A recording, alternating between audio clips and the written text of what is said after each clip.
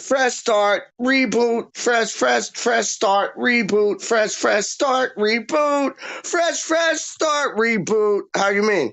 Yo, my name is Peach. I have two lovely, jubbly, beautiful people with me. One goes by Declan, but his last name ain't Rice. It's Rise. Close. No cigar though. Declan Rise. It still ain't Declan Rice, dog. Real things. And then the next one is a man who forged his irons. He irons his forged, but it's only like one of the members from the where they forged their irons. You know, kind of like the McDonald's logo. Like it's like the arches. Like, yo, you forged the arches. This man forges his irons. Straight up. That's just how it is, man. What am I today? I am that. Yeah, just peachy. It's in the back. I meant it to be like a full out like big thing, like big thing, like just peachy. You hear what I'm saying? I'm just peachy. Yes. It's always a bit of that, that's whack. And then, when is this man coming back? Please come back home.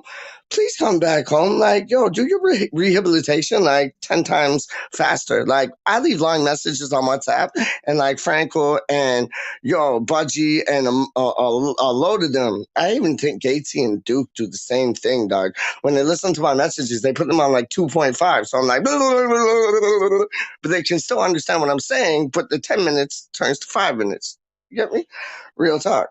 Anyways, big up this man. He's always at the carousel chilling. Can't ever forget Adam Franco. If it wasn't for Mr. Franco, none of this would be going on. So thank you, Mr. Franco. Enough respect. Just stay away from them youths at the carousel, dog. Like, I heard stories, dog. I heard like how you snuck up on a man who labels himself like West Ham unofficial, dog. Like, the mad things. And then big up the man here. Straight. Much love, Peach. Thank you.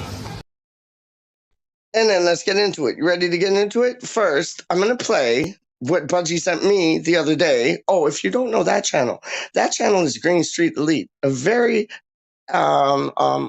delectable, delightable, indeedly, and positively the bomb. Check it out. Green Street Elite, if you ain't already. My G, Mr. Budgie, and Kieran comes on the show, like, just to be a prick from Brisbane and give us, like, weather reports that we're all dreaming of, but we won't get because we're not in Brisbane. You get what I'm saying? But anyways, big up, Budgie. Watch this.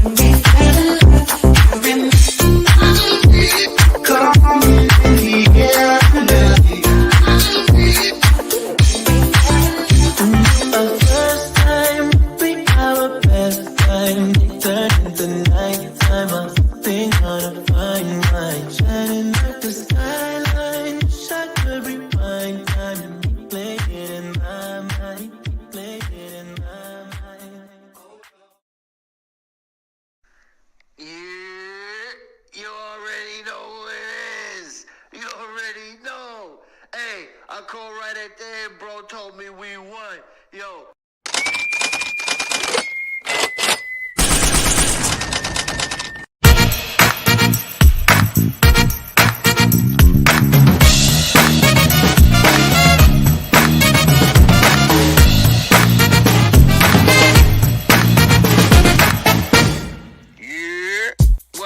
my brother. Listen, just giving you a shout real quick. This the last one, you know what I'm saying? The best for last. Young Picciarelli, what's going on, brother? Hey, brother, hey. Best for last. Young Picciarelli, what's going on, brother? Hey, hey. Y'all heard that we won. What's going on, brother? Hey, I know you the voice of positivity. Young Picciarelli, what's going on, brother? Hey, hey. What's going on, brother? Hey, hey. Hey, we hit a rough patch. That's what you do sometimes, right? We dropped a couple games. I know you the voice of positivity, so don't let nobody get down, right? Nobody gets down like on my watch. Yo, Homer, calm down, dog. Homer, calm down, dog. Like, yo, put the bat away. Come out nicely and play with your West Ham jumpsuit on. You know what I mean? All day. Hello, everybody. Welcome to West Ham Random. Today, I'm joined with two esteemed colleagues. That sounds like dope. I can say that because they are really like colleagues. Like, my people, my friends, like my blood, like well, not my real blood, but like my blood is if blood was like in friendship and heart things. I mean, my hearts. There you go. Like you seen that show, I Heart Abby Soda. I heart these two men right here, doc. Straight up, 100%. First, he hails from a small little town, village, whatever you want to call it, Peterborough, where when I went to Lincoln, I stopped off there, ran down the street, went to the local pub there, smashed down 3 pints of their local ale, which was dope, which you can smash 3 likes on this video, which is dope because you got game tonight, dog. You got game tonight. So introducing all the way from Peterborough, it is the one, the only, Declan motherfucking Rise. I don't What hail up, my from dude? Peterborough. I just live here. I'm from Hornchurch. So Whatever. Stop lying. Yes, Stop I'm lying. not Stop from lying. This Peterborough. I just man's live here. Peterborough United all night long, all day Oh, long. God. He wants to be West Ham, but you know, he's just trying to like find cracks into like ways to like get in with West Ham, dog. Homeboys Peterborough. You know, he's posh. He's posh, dog. You got posh Peach. You got posh Rise, dog. Straight up. Don't know. Yo, who's the next person, dog? You introduce the next person, dog. Nah, I'll let you introduce it. I'm not very good at No, introductions. Brendan. No, I'm not Yo, I introducing. introduce one, and you introduce the other. Nah, I'll let you introduce. No, I'm not doing it. You gotta run it, dog. You gotta run it. I don't know what to say. But apart from the man's one of the nicest people I've ever met. He's a legend. Boom, boom. And he always has little nuggets. It's like he don't walk around with dog biscuits. He walks around with little pieces of nuggets, dog. Yep. To bring him in. The nugget man is in the place to be, Mr. Gatesy. How are we, gentlemen? Brand Very mother good, thank spanking you. ducking fucking new, man. How are you? I've noticed something very, very wrong with your intro credits, my friend. What happened? What Well, happened? there's a lot of people that are on there. There's sort of like you've got Jake, you've got Duke, you've got Reese, you've got you've got Milesy. Where is Gatesy? Where is someone Gatesy? missing. It's alright, I've don't been have a forgotten in the picture. past, Gatesy. It's alright, I've been forgotten in the past. I don't have a picture, dog. I was trying to find one, and it was like I couldn't find a picture of you, and I couldn't find a picture of Kieran. Honestly, those are the two, and I was like, oh man, Yes, I'm missing a picture of lovely Kieran and Titch. I don't have a picture of Titch either. I don't have a picture of Titch. No, swear to God, Titch, Kieran, or yourself. Like, we'll have to sort that one out. Or Cam, even Cam, dog. I don't have a picture of Cam. Yeah, you'll have to sort that one out, mate. No, I know. Yeah. I got to do some work. Peterborough's not that bad. I mean, I've because my company's from Peterborough. Is it really? So I've been to Peterborough a few times. It's all right. It's a quaint little like pass through. It's Depends like on what part of Peterborough you're in, I guess. I mean, you know, what part of Peterborough are you at? I live outside the city, but it's just I much prefer London and stuff, and I wasn't born in Peterborough, so I'm not from Peterborough. Yeah, no. No, he's Peterborough born and raised still. Don't listen to him. He's No, Peterborough 'cause born and the company raised. that I work for, they're Golly. they're in Woodston. Okay. I'm not actually sure where that bit is. Ah, And it's not that big, is it? Yo, so Raj, Peterborough actually has a city, dog? yeah, Yeah, Peterborough it's is a not. city. Yeah. Wow, I didn't know that. That's like Yeah. Chelmsford. When I went to Chelmsford and they had like that town square, town center type thing, I was like, whoa. They have a Cooksies there, don't they, JC?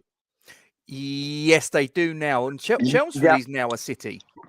yeah, yeah. The biggest surprise to me was Colchester, because like when I used to go back home to Colchester, like because my mom and dad lived there for a bit after they moved out, like East London and that, and it's like Colchester. It's a nice place, but I remember it being like a town, and then all of a sudden it's like a metropolis. Like it's massive now. Yeah, well, they got all the building works that we've got round where I live in Dartford. Any spare Yeah, bit of land, right?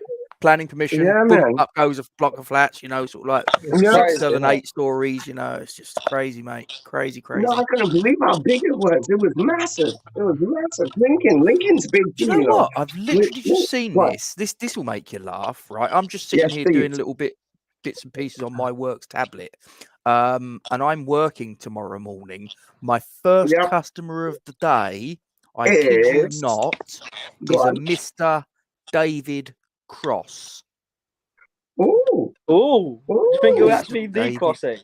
I very imagine, much doubt it, because this is in sort of imagine. this is like near Crystal Palace sort of Yeah. area. So I You doubt never it, because I know, think though, he buggered off back to Manchester, didn't he?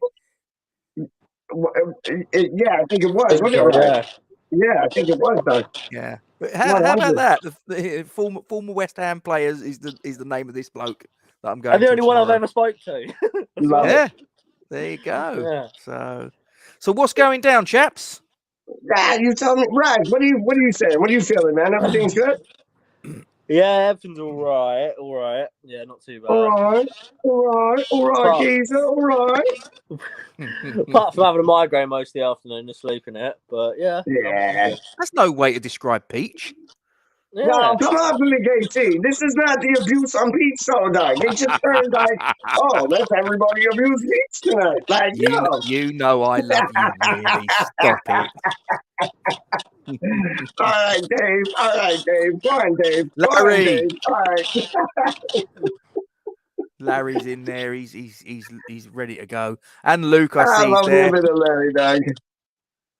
Colchester did used to be the capital of England. Yes, I think Wow, so I was never knew Winchester. that. I think Legend. Winchester was at one point as well. Really? I've got a I funny never knew feeling. that about Colchester. And Luke's from that neck of the woods. So if I'm right, he's going to comment and go either yes or no. But I'm fairly sure Winchester used to be at one point the capital of England as well. I wouldn't doubt it. I wouldn't, and Luke, he's quick with it. He's smart with it, so he'll know for sure. Yeah, definitely. So have Gatesy, we all had a good Friday? Yeah, Gatesy. Well, I don't care about Friday. Is it Saturday or Sunday? It's Sunday this weekend, isn't it? Yeah, what the game? Yeah. Is it what time? 2:00. 4:00 or the 2 1 o'clock. o'clock match? Or 2 9 o'clock o'clock for match? you. It's 9. 9 for Okay. you. Yeah, I think. So that's like what? That's like 1 o'clock, 2 o'clock. That's 2 o'clock your time. Yes. That's what we just said. Gotcha. Yeah, But yeah, there's gotcha. something else we need to really talk about. What's that, my man? We're going to Sevilla twice. Yes. Come again? Yes. Come We're again? going to Seville twice. Do you know something? Right. What? I've seen all these things about Seville. What? Oh dear, they're this, What? they're that. And listen, they've done brilliantly in that competition, 6-time winners of it. But they're not unbeatable. They went through against the team that we beat comfortably, home and away, in Dinamo Zagreb, and they beat them by the odd goal in 5 over 2 matches. As far as I'm concerned, I'm like, listen, it's a fantastic challenge, and we need to embrace it. We need to embrace the challenge and not shy away from it. And if we go out, we go out, but let's go down swinging. And you know what, Gatesy, big up Milesy. How you doing, my G? Yes, Milesy! Evening. Milesey's in the building. Milesey's in the building. Rah, rah, rah. Rah, rah, rah. I'm in You bed. know what though, I was Gatesy? about to say, are timed you it in like your shed or are you in bed? You're in your bed. Oh, dear. I'm in bed watching Masters Snooker. okay, Hello. let's stop talking about man to man in bed watching like Master Snooker, dog. Like, no, not on this channel, dog. Not on this channel, That's dog. How do rated you mean? XXX. Yeah, I know. Like, what's this channel turning into, dog? Like, Rated no. XXX. XX, rated XXX, Fuji rap, Yeah, we and Polo. know the But balls I'll that are show you being this, potted, Gatesy. don't we? Gatesy, shush, headmaster, shush for a second. Yo, I'm showing you, Southampton in the FA Cup reminds me of Seville in the Europa League. Like they're both teams that aren't flimsy, but they're not top notch, but they're there. And those are the teams I want to play. The ones that are there. They'll give us a good match. The best team will win on that day, on that given day. Remember, the ball is round, and those are the teams I want to be playing. Teams that know how to play football. And we get the best out of them. We're on the way to the final in both competitions, man. And just looking at that comment there that Luke's put about we can only just beat Kidderminster, I completely understand where you're coming from, Luke. But I do think that fundamentally that even if it was psychologically, I believe the players underestimated Kidderminster and they only took them seriously after we went 1-0 down. And then it's a little bit of a struggle. Whereas we won't underestimate Seville. We absolutely will not. No way. Did you see all the other shit that's coming out about the Kidderminster thing? Apparently, we're not giving. I heard some of our ticket revenue. No, it's the TV money. The gates, yeah.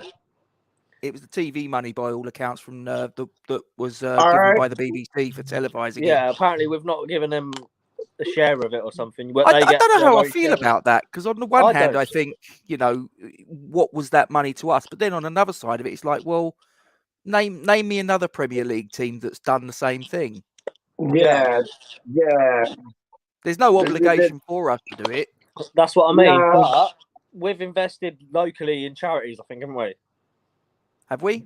Yeah, I think that's what I've seen. I think that we've invested locally, but a lot of the other teams give back to the smaller club to help them or something. But I don't have a clue what's going on. Yeah.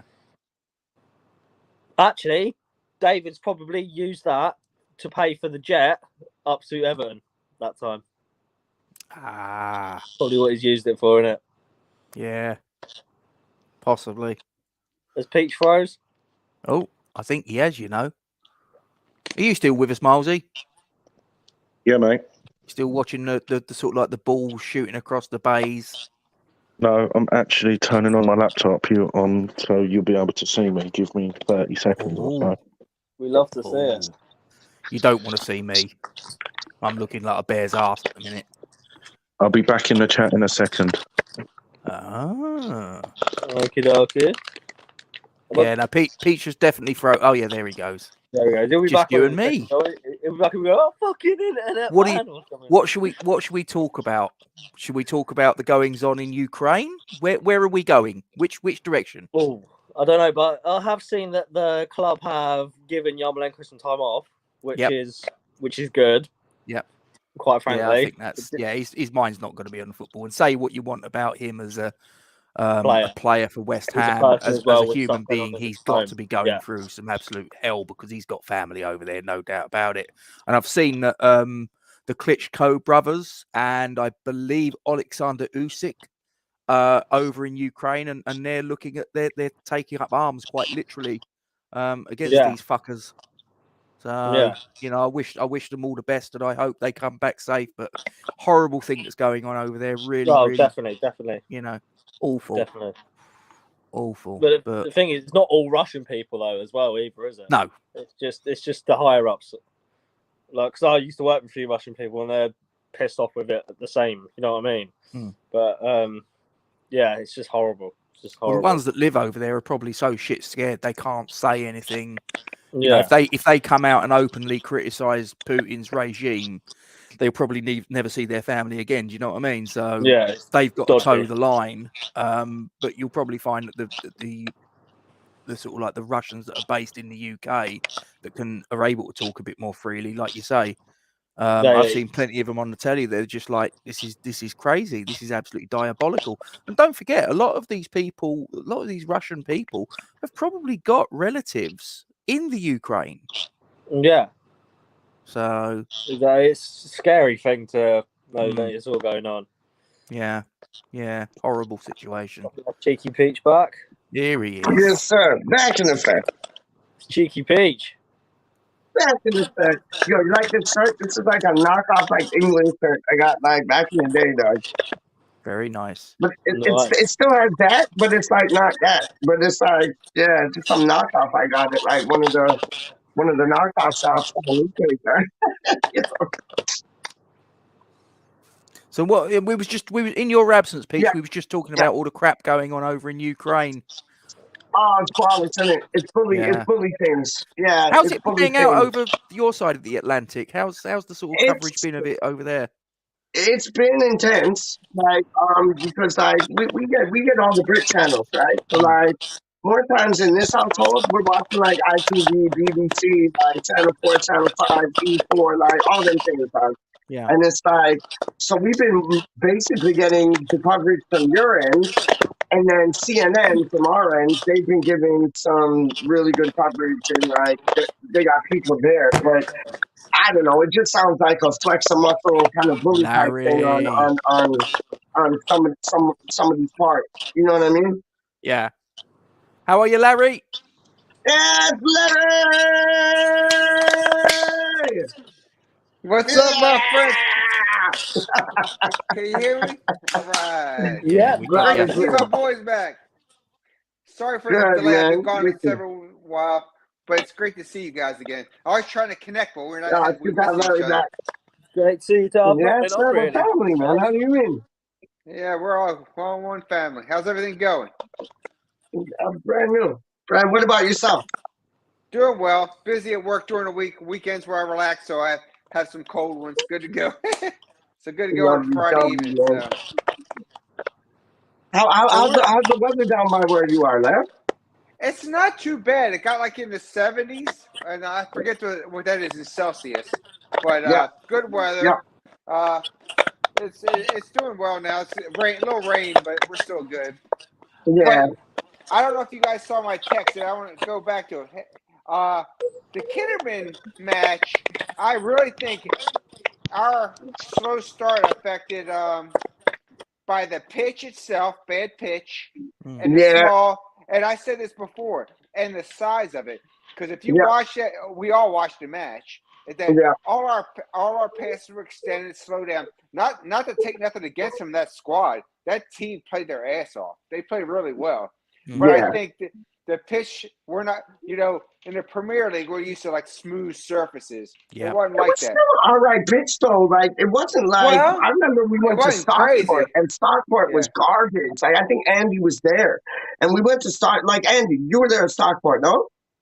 No, I weren't at Stockport. No, I was at Kidderminster. What was the match that you said FA Cup and the pitch was shit?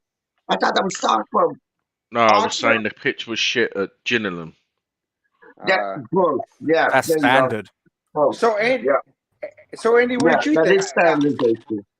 I thought the Kitterman. I know at least the first half we were overpassing the ball. We could. It's like we could.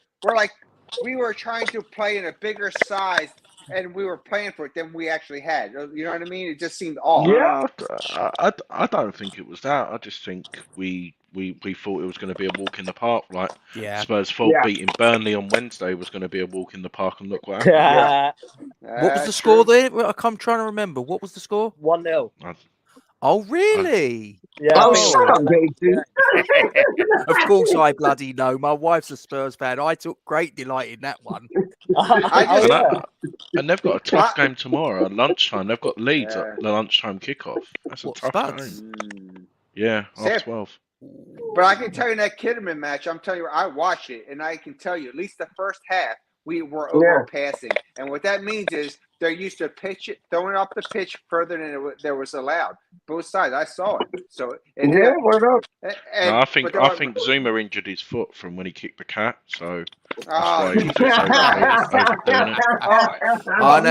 it. Careful, Milesy. Careful. Careful. We can't all be perfect on this channel. Can't be bantering. Are you feeling okay? That's brilliant. Yes, Milesy. You can't be bantering, Milesy. I love it. I love it. I love it. Nah. I love it. How was Miles's day today, man? Tell me about Miles's day today, dog. Like, how was it, man? You chilling? It was nice. I had a nice breakfast stick for breakfast. But hold on. Yeah. What was the breakfast? What was the breakfast, dog? A breakfast French stick. Oh, yes, please. Yes, please. Walk us through it, Milesy. What was it? Yes, thank you. Well done. This is I need you on here, dog. Well done, bacon. I have to have it crispy. Okay. I do too. I like my do you have streaky bacon? Do you have smoked, unsmoked? Oh, yes. Bring back bacon. Smoked bacon. Yeah. The fried egg has to be, the yolk has to be a bit runny. Yeah. Yeah. It has to be runny, guys. Yeah. And it was the big long sausages as well. And with a bit of ketchup, and I had a bit of brown sauce in it as well. I went for both. I was being brown sauce and ketchup. Those are like two worlds colliding, dog. Brown sauce and ketchup is like two worlds colliding. And then for lunch, I had a Tesco meal deal. What do you have? A Tesco meal deal. Can't go Not too bad. What was in the Tesco meal deal? BLT sandwich. Lovely. Okay. With pickled onion monster munch. You're baconing it up today, dog. Right, You're it today. I think Pickled onion Milesy likes monster munch. bacon. Oh no! A little bit. You don't know what I had for dinner yet. And oh my days! What do you have for dinner, dog? You got a whole pig for dinner, dog. On the rotisserie. And then I had a Lucasade Sport orange. Orange, good. Top it has to be orange, dog. And then for dinner, my mum went to Tesco and got a gammon joint, and I had that with French stick for dinner as well. Crusty bread, love it. Yes. Do you want to know all like a ciabatta baguette, dog. How do you? All I'll be eating today is one of them Rustler's burgers. Milesy eats like a king. Milesy, you eat like a king for a day. He does, dog. I love that. Talking of animals, I'm actually going to Colchester Zoo tomorrow as well. Wicked. Yo. When you get back into like your domain there, tell all the animals I said what's up, yeah? See you later, Paige. Bye, mate.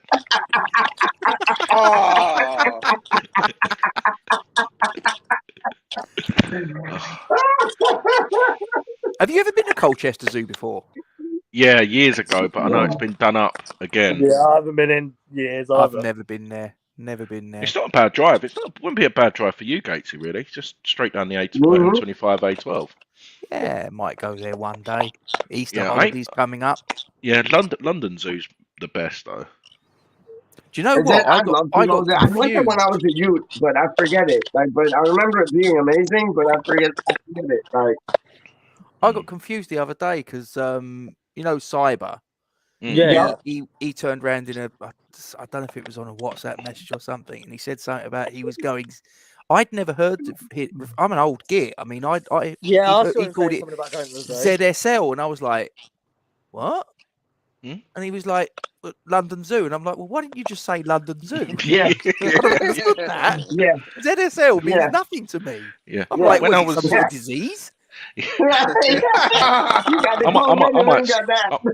I might say that's why I can't go into work on Monday. Sorry, I got the ZSL.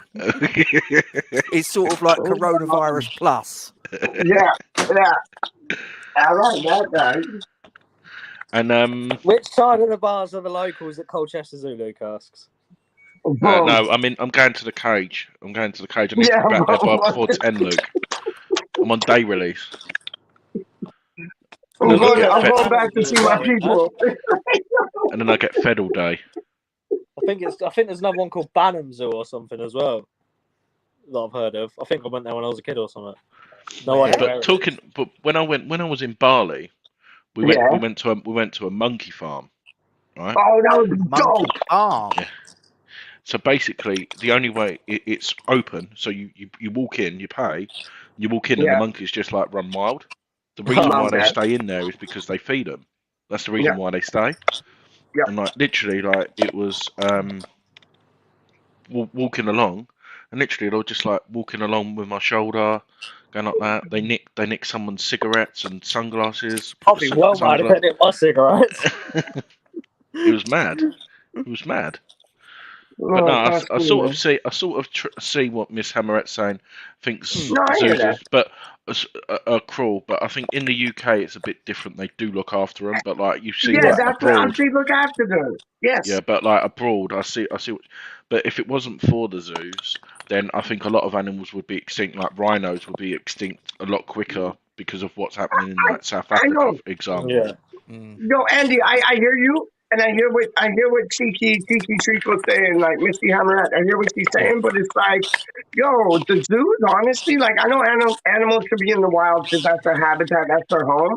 But it's like imagine if you're an animal just chilling in like Africa or wherever, and then like, dang, you get like you get to get on this truck, take you to this place where they're gonna feed you, look after you, show you love. It's like that's like the VIP like resort for like animal stars. And I'm sure like we look at it like, oh, poor animals, they should be in the wild. But those animals are probably like licking their paws like I'm in seventh heaven right now. Like honestly, man, like yo, they probably love it there. I've just seen Luke mention big cats. Oh, don't get me started on big cats. What meerkats? What meerkats? Zoom! Because they go zoom, zoom, zoom.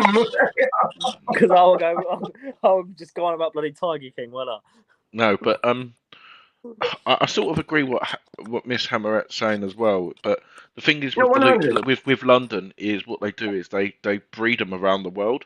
So once they've produced back, then they pass it on, and then a lot of them do eventually go back into the wild. It is like a cycle, but I agree with what she's saying on one aspect. No, I agree with what she's saying. And there was a place in Florida called SeaWorld, Mozzie, and they were really like not treating these dolphins and like killer whales properly, and it was disgusting to see. So when malarkey like that goes on, I don't like it. No, but if the animals are getting looked after, fed, and shown love, I love that. But it's like it's honestly like retirement homes, man. Like you could send your mom and pop, like mother and father there to like a retirement home, and they treat some of their patients like shit, man. So it's like zoos are like retirement homes in a sense, man. You know what I mean? Like I don't know, just like peace, wisdom. There you go. You got released back into the wild though, Peach, didn't you? You tried about 6 I zoos. did after I behaved myself. They kicked him out of them one by one. Like no. After I behaved myself and I was on like good behavior, they're like, okay, you can go back into the wild. But there was a bit there where like I never knew if I was going to see this like part of life again, man. But no, I'm back into the wild. Yeah. Yeah. Peach is the crime watch for zoos. There you go. Dr. Zoo. There you go, man. 100. Not green eggs and ham. It's like green slips of jam. Shall I start with a controversial West Ham topic? Yes, please. Yes, okay. please. Right. This is open to you four and to the guys in the live chat. Does Benny start on Sunday? No. Oh no! Let's start with Larry. Go on, mate. Thank you. Finally, I said that earlier. I don't think so. I think that interaction with him. He already was in Moyes' doghouse, as we call it here in the U.S. And the thing was his slow coming off the pitch. Granted, Benrahma has a valid point. We all know that he gets pulled off more than he should. Was he the worst guy on the pitch? No. Should he have been pulled off? No. But his reaction to do that and on a dire time when we needed the seconds was wrong. And I think Moyes says he's a disciplinarian. So no matter, I think for that fact, I would delay him coming on the pitch. Fair. Milesy? I actually think it does. And this way thing it is, I think him coming off could be a blessing in disguise. Okay. The way he reacted, because I've never seen him. I wouldn't say I don't think he cared, but he actually showed passion, which I've never seen before. And I think the fact that he's been pulled off, he's probably thinking, if I get a couple of goals, if I'm involved straight from the start, hungry, wanting the ball, I think we could see a dangerous side to him. But if I was David Moyes, I would be playing him and Vlasic and dropping Antonio on Fornals. I think we're at home. Away from home, Fornals is a must starter, but at home, it doesn't really matter for me if Fornals starts or doesn't. Here's just to expand on that, Milesy. You say about the passion aspect for Benrahma.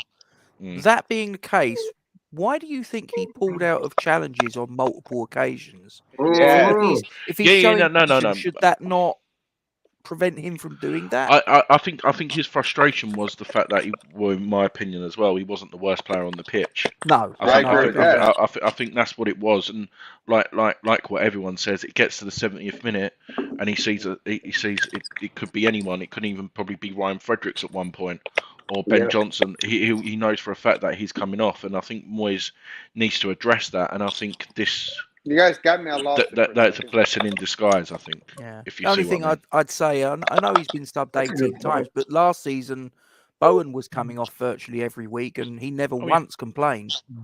So I just think no. I'm just trying. You know me, Gatesy. I try and make positives out of it. I agree with what everyone says. Everyone's entitled to their opinion, but I still think him coming off, I've not seen that side of him, that passion, if that makes sense. Yeah. So I think it is that frustration and of what's happening. And when you think of it, Yarmolenko's not going to be in the squad.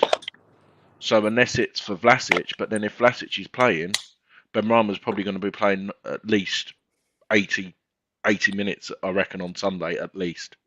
Fair enough. And I reckon him and Vlasic is the key. I think if you get both of them two playing, I think they can unlock doors. I think. Yeah. Fair. How about you, Reese? Can you guys hear me? Sorry, I lost. Yeah, we can still hear you, mate. We can still hear you. I'd play him. I'd still start him, but I'd start instead of bringing him off for Vlasic, I'd also start Vlasic up front as well. Like instead of I like that, right? That's what I was saying the other day on the stream, because same as Miles is saying, I reckon that Vlasic and Benrahma together could be something special that we've not seen yet. So and I hope you guys and with Miles, I hope you don't confuse what I'm saying. Do I think that he should come play? Yes. Now, what will Moyes do is my question, because Moyes says he's in hard ass, and every time I see in different sports and all that, when you have that type of interaction with a coach, it's a form of disrespect. Now, I like the passion. I'm with you. But my question is, what will Moyes do? That's the unknown. But that would be swept under the carpet. That happened on that day. That would have, they've talked about it after the game, and that would be forgot about. Just think of all the stuff what goes on behind closed doors. They don't drag it out forever. So but this unfortunately, it was in the public domain.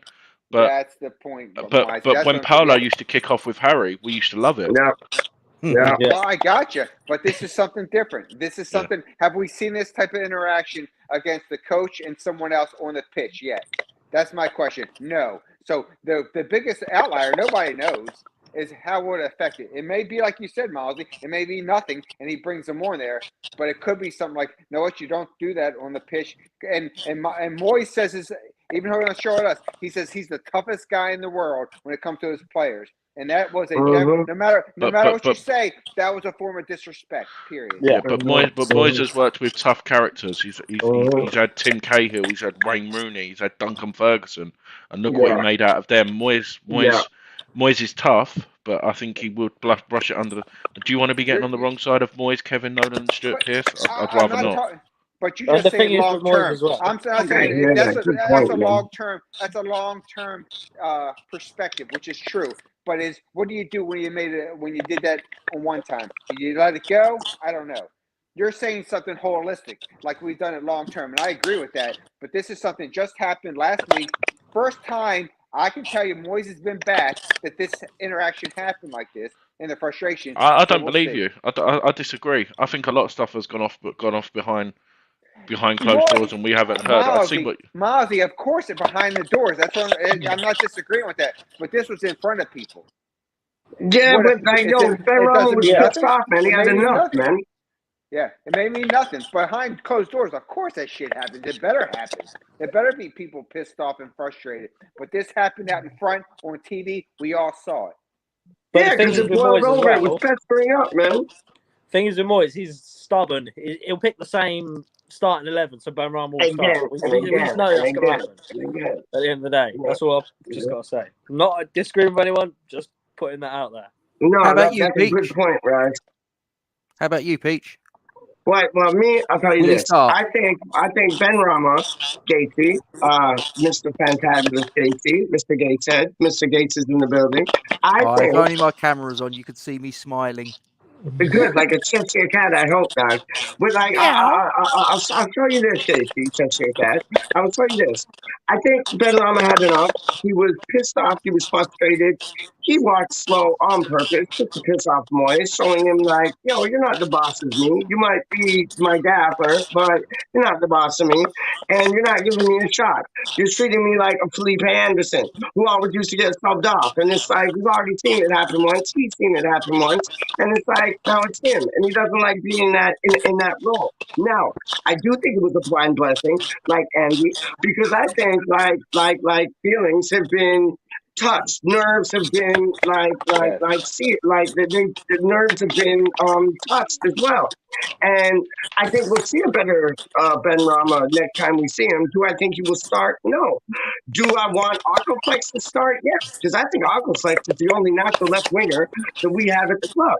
And if you're not going to throw him in now, then Moyes, you're stupid. If you're not going to give Chesters a chance when Suchek is playing like shit, then you're stupid. If you're not going to give Harrison Ashby a chance, who would find Bowen like the government found Saddam Hussein, then you're not giving the right people a chance. Because these people could come into this squad, they could brighten it up, freshen it up, have other players looking over their shoulders. Shit, am I going to be on the first team sheet next week? I don't know. That's why I'd like to see the youngsters come in, do something better on the get dropped. I want to see more of Vlasic, and I want to see the youngsters. There you go. Don't know. Peach for Prime Minister. There you go, Peach or PM. How do you mean?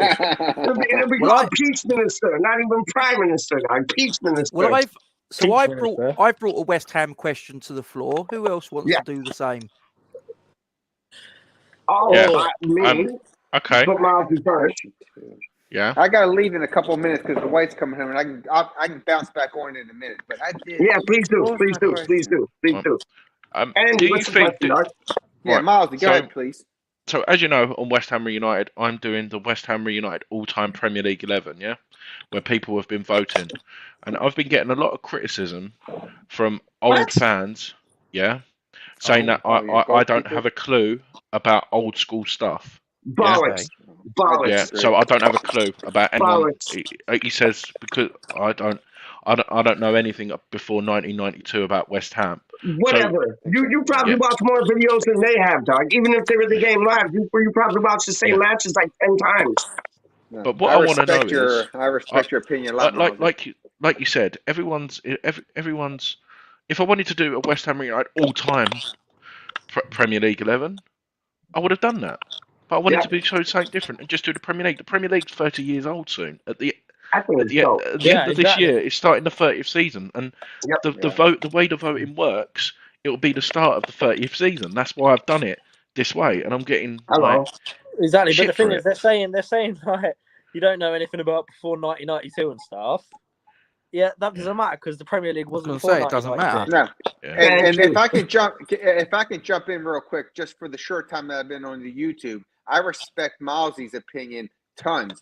I don't vote on the best goaltender because I've always told you guys I've only started following West Ham in 2019. If I tried to make if I made an educated guess on the goaltenders, would be rude of me. You know what I mean? It'd be like insulting. I'm trying to learn the history, but I don't know it. So for me to select so that's something what like that, see that's what I've done as well, is because you've done good. I do it I do it in two groups. I do it in two groups. So I've split the Premier League up in half. So the first group is the first 15 years, and the second group is the second 15 years, and then the top two in each team go to the final. As it stands at the minute, the voting closes in 24 hours' time. Ludo McCloskey will be the all-time West Ham United Premier League goalkeeper. I can't say I've got much memories of him, but it's a public vote. Yeah. So I can't really remember it too well, but I do remember. Being funny though, you're getting stick for something that's a public vote. Why? I don't know. Gatesy, you should see it. I had a row with. We might as well talk about West Ham fans, because I got called a plastic West Ham fan earlier by an old person. Never. Oh, really? Yeah. Apparently, I remind him of an Arsenal and Tottenham fan, because all I said was, I can't believe the amount of fans who have booked flights to Seville, and stopping the likes of people who will definitely get tickets, like bondholders, because the prices have gone up. And I've got told, who do you think you are, labelling us, you're a plastic West Ham fan and all this? And then the dude blocked me, but I've got it all on evidence. It's mad. Good. Can I say one thing real quick? Can I say one thing real quick? Because I'm about to leave in a second. Sorry, Milesy, when I think, and Rise, I want to include you too, but Milesy, Gatesy, Peach, I started following West Ham a couple years ago, and I got into and learning about West Ham from you guys. And for them to do something like that, guess what? We all know it. It's social media. Social media, you'll have people that join, and they'll chat just they know what they think. They get their kicks off saying bad things about people. And and you guys probably know it more than me because you got your own channels. I'm just a follower, and I like to be joining when I can. But I know it's never disparaging to you. I hope not, because I can tell you, Andy, Gatesy, Robert, Peach, Rise, you guys are good, and I appreciate it. I can't jump on as much as I want to because of work and stuff. But, I mean, I hope that doesn't it'll piss you off, of course. But I hope it doesn't dispel you from doing what you do, because I learn from you. I learn from you all the time, Ozzy. I have my passions as a learner, and I hope I don't want to insult nobody, but I'm just telling you what I feel. But I learn from you guys so much. It's like me casa su casa, dog. It's like, yo, you learn about West Ham, we learn about like how to barbecue. Straight up. Like, yo, it's a win-win. Check the private chat quickly. On the, what's that? You do it, right? Because my phone's all messed up. Yeah, no. I'll put something there for you to look at. I can't even see my phone right. Hold on, I'm gonna gotta get on my computer because my phone's like half of the screen's green, can't see shit, and then I can see like the end of the comments, like on lads, if you, that's it, and then like tubers, some more. Like I can't see shit. So give me 2 seconds. Right, okay, no worries. I saw that one up too. Yeah, sorry, that was more of a rant more than anything else. It wasn't. No, listen. I don't understand why anyone would get abuse. Right, so here we go. So I can tell you a few of the comments because he hasn't blocked my West Ham United account. So this is what I've done. So this is the tweet. Obviously, like I said about the what's it called? About obviously the fans, because someone who I know who's a bondholder has had to pay over £500 for flights instead of like £200. That's crazy. And then he's wrote back. I'll tell you what he fully said. Slagging off fans who support a team and then defend. No, sorry, that was the second comment he wrote. And let me see if I can find a better one. It's stupid though, Monty. It's silly, man. It's like, why are they saying those things? Like, they're kind of like, they're trying to justify why you support West Ham. They can pick off, man. You know, here it. Oh, sorry, he's deleted some of the comments. But he goes, slagging off fans who support the team and then defending it. Is that what West Ham fans have now become? It's a fucking embarrassment. You're no different to an Arsenal or a Spurs fan, a West Ham fan criticising West Ham fans who want to travel. Welcome the typical new breed West Ham fan. Whatever. And I wrote back saying I've been supporting this club for 30 years, and if my YouTube channel stopped tomorrow, I'd still be going West Ham. I'm not thinking of myself. I'm thinking of others. People who go to home and away games all year round and having to pay over the odds to go to an away game. Yep. And then his response was, I'm doing the best thing to block you out my life. You're a typical West Ham scum. Pussy. P.S. Fuck off. Pussy. Hang on. Not being funny, but you have a point. He can't be a West Ham fan, can he? He is a West Ham fan. And this is his bio. Yeah, he called you West Ham scum. Yeah, and he went, and then his thing was brought up on a diet of Moorhurst and Peters, born in the East End of London, die-hard West Ham fan, and always got an opinion. And his picture is of Bobby Moore with GSB out on the West Ham shirt. Right. Okay. Yo, that's some bullshit, guys. That's some bullshit.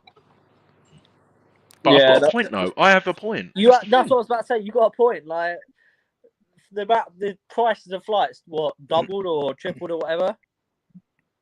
And like, I saw they went up ridiculously. I think, you know, from 2 figures to 3 figures easily. Yeah, but no, like I said, he's blocked me, which is good anyway. But it's just a criticism. It's calling me like a young, calling me like a Tottenham or Arsenal fan. Yeah, I don't know. I mean, you guys are sort of privy to a few messages that I've put out a little bit earlier today, and I got to be really honest with you. I've found this last couple of months really tough to sort of grind through. Do you know what I mean? It's horrible. It's a cesspit. I've not been doing hardly any shows, or I've been doing sometimes I ain't even been doing previews for show. I'm enjoying the break away from it. I just want no drama. I want to go to the football, and like I've been getting. Oh, what's that? Who's that? Me. Oh, it sounds like a Dalek. Oh yeah. No, sorry. Yeah, no. No, I'm the same as you, Gatesy. I've like took a break from it, and it's like I only do it when I want to now. It's like I'm not going out my way. Like I said, I've done this reunited Premier League 11 just to get someone interacting instead of doing the same post-match and preview, getting shit for that. Just having an opinion now means that you're having wars with people. I don't want that. I don't want no drama. Oh, don't get started on the wars and opinion thing. I think we all know what that's all about. But no, I'm like crazy. I said, I know how you feel, Gatesy. Though I really know how you feel. I've been in a rut as well. It's like you can't even like wipe your ass without someone having an opinion on it. What tissue paper did you use? Oh, you can't use Andrex. Do you know what I mean? It's like that. That's how it's gone to now.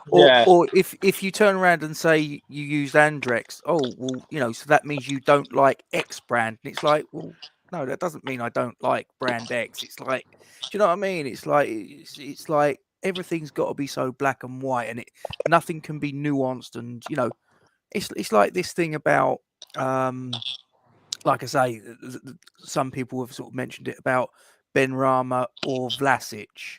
And it's like, you know, Vlasic hasn't really been given a chance in a lot of ways. You know, I discussed it with Duke. He's played 382 minutes of Premier League football. Who is that? I don't know. Is that Peach? I don't know I think that's Peach, yeah. No, it's not me, dog. See? No? You got me there. It's not me, dog. Oh, you know, and listen, it may well be that in the fullness of time, I might sit here and look back at the signing of Vlasic and say he was a complete and total dud. But quite honestly, right now, how the hell can I judge him on 382 minutes? Right. Sorry, gents. I found more comments. I've missed a couple out. This is another one. So, obviously, I said about that. And he went, "What? I'll go where I want to go. I'm a supporter. I don't need people like you telling me what I can and can't do. Didn't see you in China for the Asia Trophy. Was you there? Question mark. Does that make me a better supporter than you? The new selfish breed of West Ham supporters are a disgrace." Is that you, Reese? Yeah. Oh, take me to your leader. Oh. Yeah. So that's what he said. The new selfish breed of West Ham supporters. Yeah, so, and then he goes. So are we seriously saying that because you didn't go to some poxy match in China, that you're not allowed to voice an opinion? Is that where we're at? Yeah, and then he went, "I remember when we used to be a decent football club where fans supported each other, not themselves and their self-interest. Another plastic bag fan carrying Karen and Anorak with another sad look at the YouTube channel. # embarrassing. Oh dear. And then the last comment was, I've now unfollowed you. Do the same. I only follow real West Ham fan. Can't stand people who just know Premier League. West Ham fans is all about themselves and elite few followers.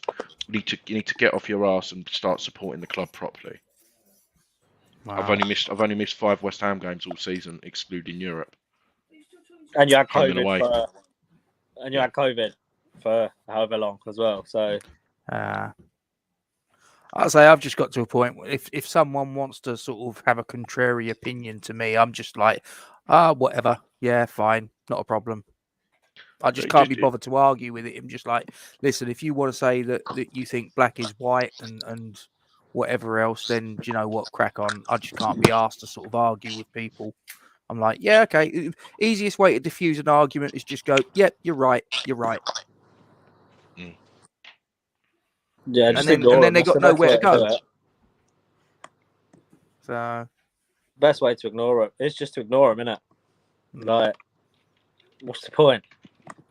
Yeah, but it's like I say, with social media and it's like I say, just the last couple of months, I've just sort of really sort of thought, I don't know, I don't know if I want to sort of like, you know, put myself open to that sort of nonsense. Do you know what I mean? But like you said, Gatesy, you started it, like a few of us. Like all I want to do is like talk about West Ham. Like it's good to have debates and stuff, but you shouldn't have to be, well, not scared, but the thought of going on social media and the thought of being, well, not abused, because that's abuse is a strong word, but like deal with shit for trying to do something good and sharing your knowledge and feelings with West Ham fans. Yeah. I mean, and just looking there, WHU 57. Listen, I can disagree. I can disagree with these two good gentlemen here. I can disagree with any one of you guys in the private chat on any given subject matter. Doesn't mean I'm right. Doesn't mean that you're right. Do you know what I mean? It's like you can have a disagreement, but you don't have to make it personal. Do you know what I mean? It's like you can just go, you say this, I say that. We disagree. Okay, fine, but we don't have to fall out about it, and we can sort of carry on as friends. Not a problem. I just don't like all the sort of like the nonsense that goes with it. All the sort of like, you know, like what Milesy's saying there about people saying, "Oh, you're a plastic fan because you didn't go to some game in China." Really? Yeah. It's bad. Yeah. But like Miss Hammerette's just wrote in a comment, I got called a job's worse because she's a mod on West Ham Fan TV. It's just absolutely perfect. Like them guys on West Ham Fan. I go to the majority of the games with them. They're not just Ryan, Nicky, Scott, Graham, Dan from West Ham Fan TV. They're my friends. Like I talk to them outside of going to the games. Like I speak to them, a lot of them daily. Just like, how are you? Like stuff like this, and that's what people don't see. That's what people like we don't all see. speak daily, pretty much, don't we? Like or whatever. That's what people need to understand. It's just a different life away from YouTube. Like us talking here now is the same as us giving each other a message or anything. I've just seen Luke's comment there. I don't disagree with you. Do I, Luke? I know he does crack me up. Yo, finally I got my camera to work, man. All my days. That took like 2 hours. Sorry, boys. It's alright. What are you saying, Milesy? Yo, that person who said that shit, they're scum. They're stupid. They're dumb. They're cupid. They're dumb. No, but mate, the best thing about it is I've gained 4 subs today because of it. Not that count for subs, but you know what I mean. No, like people are probably looking like, I want to look at that. It's not about subs. Like I don't like what Gatesy's mentioned. You've mentioned Peach. I think Budgie's mentioned connection, dog. It's about the connections. Like I don't care if 10 people watch my post match of Wolves on Sunday or 10,000 people watch it. At the end of the day, I'm giving my opinion. Yeah. It'll be more important. It's not a competition. No, exactly, Gatesy. Exactly, and it would be more important to Milesy, as well as yourself, Gatesy, as well as me, as well as Rise. It would be more important for like you and Gatesy to show up, or like me and Rise to show up. You know what I mean? It's like that's where you like Gatesy says you can like stink your teeth into like some meat. You know what I mean? Like you can sink your teeth into some meat and have a chat like about West Ham with your friends, your people in the chat. Because out of the 10,000, 10 million that are going to be in it, you're still going to be looking for those nuggets, as Gatesy would say. You know what I mean? And those nuggets are beautiful people, man. You're right, Peach, because like I've mentioned, like Gatesy will probably say it as well. Like at Leicester away, I saw a lot more people than when people were watching it on the telly. Like I noticed Zuma and Dawson, I've never seen them like that before. They were in each other's ears. They were shouting at each other. They were organised. They were bossing it around. When you watch it on Sky, you're just watching the game go round. Do you see what I mean? Like I'm not saying that because I'm at the game, I've got a bet. But what I'm saying is, you get different aspects of what you see at the game. So people should be listening to both sides of it. No, 100%. And when you're at the game, you get to hear what they're saying to one another, like how you said Dawson and Zuma, like they were having to go, like and Antonio to like I could even see this on the TV, like Antonio having to go with Ben Rama, like why are you getting stuck in like and trying to challenge when you're backing off the challenge, like you don't want anything to do with it, like. No, trust. I hear you. But at the game, you see and hear that, feel that, get a bit of sweat on you from the players and that. Like it's a different environment, atmosphere to view a game at. 100%. Like I'm absolutely buzzing of going to the Saints game on Wednesday. Proper FA Cup tie under the lights. It's going to be such a good game. Yeah, man. What do you fancy for that? Like, because I was comparing like Sevilla. Can I just jump in just real quick, Peach? I'm sorry to cut across you. I've just seen that comment from WHU57 right at the bottom there. If whoever that individual is that's taking, as it's quoted there, suffering horrendous abuse. That's really unfortunate to hear, and it's stories like that really do make me sort of consider whether I want to carry on with this sort of stuff. Do you know what I mean? It really is that sort of nonsense that goes on, and whoever that person is, I feel genuinely sorry for them, because that shouldn't happen. Simple as. Let me just say, Frankie, I will put headphones in, but my phone's charging. So, what's it on now? It's on 12%, so.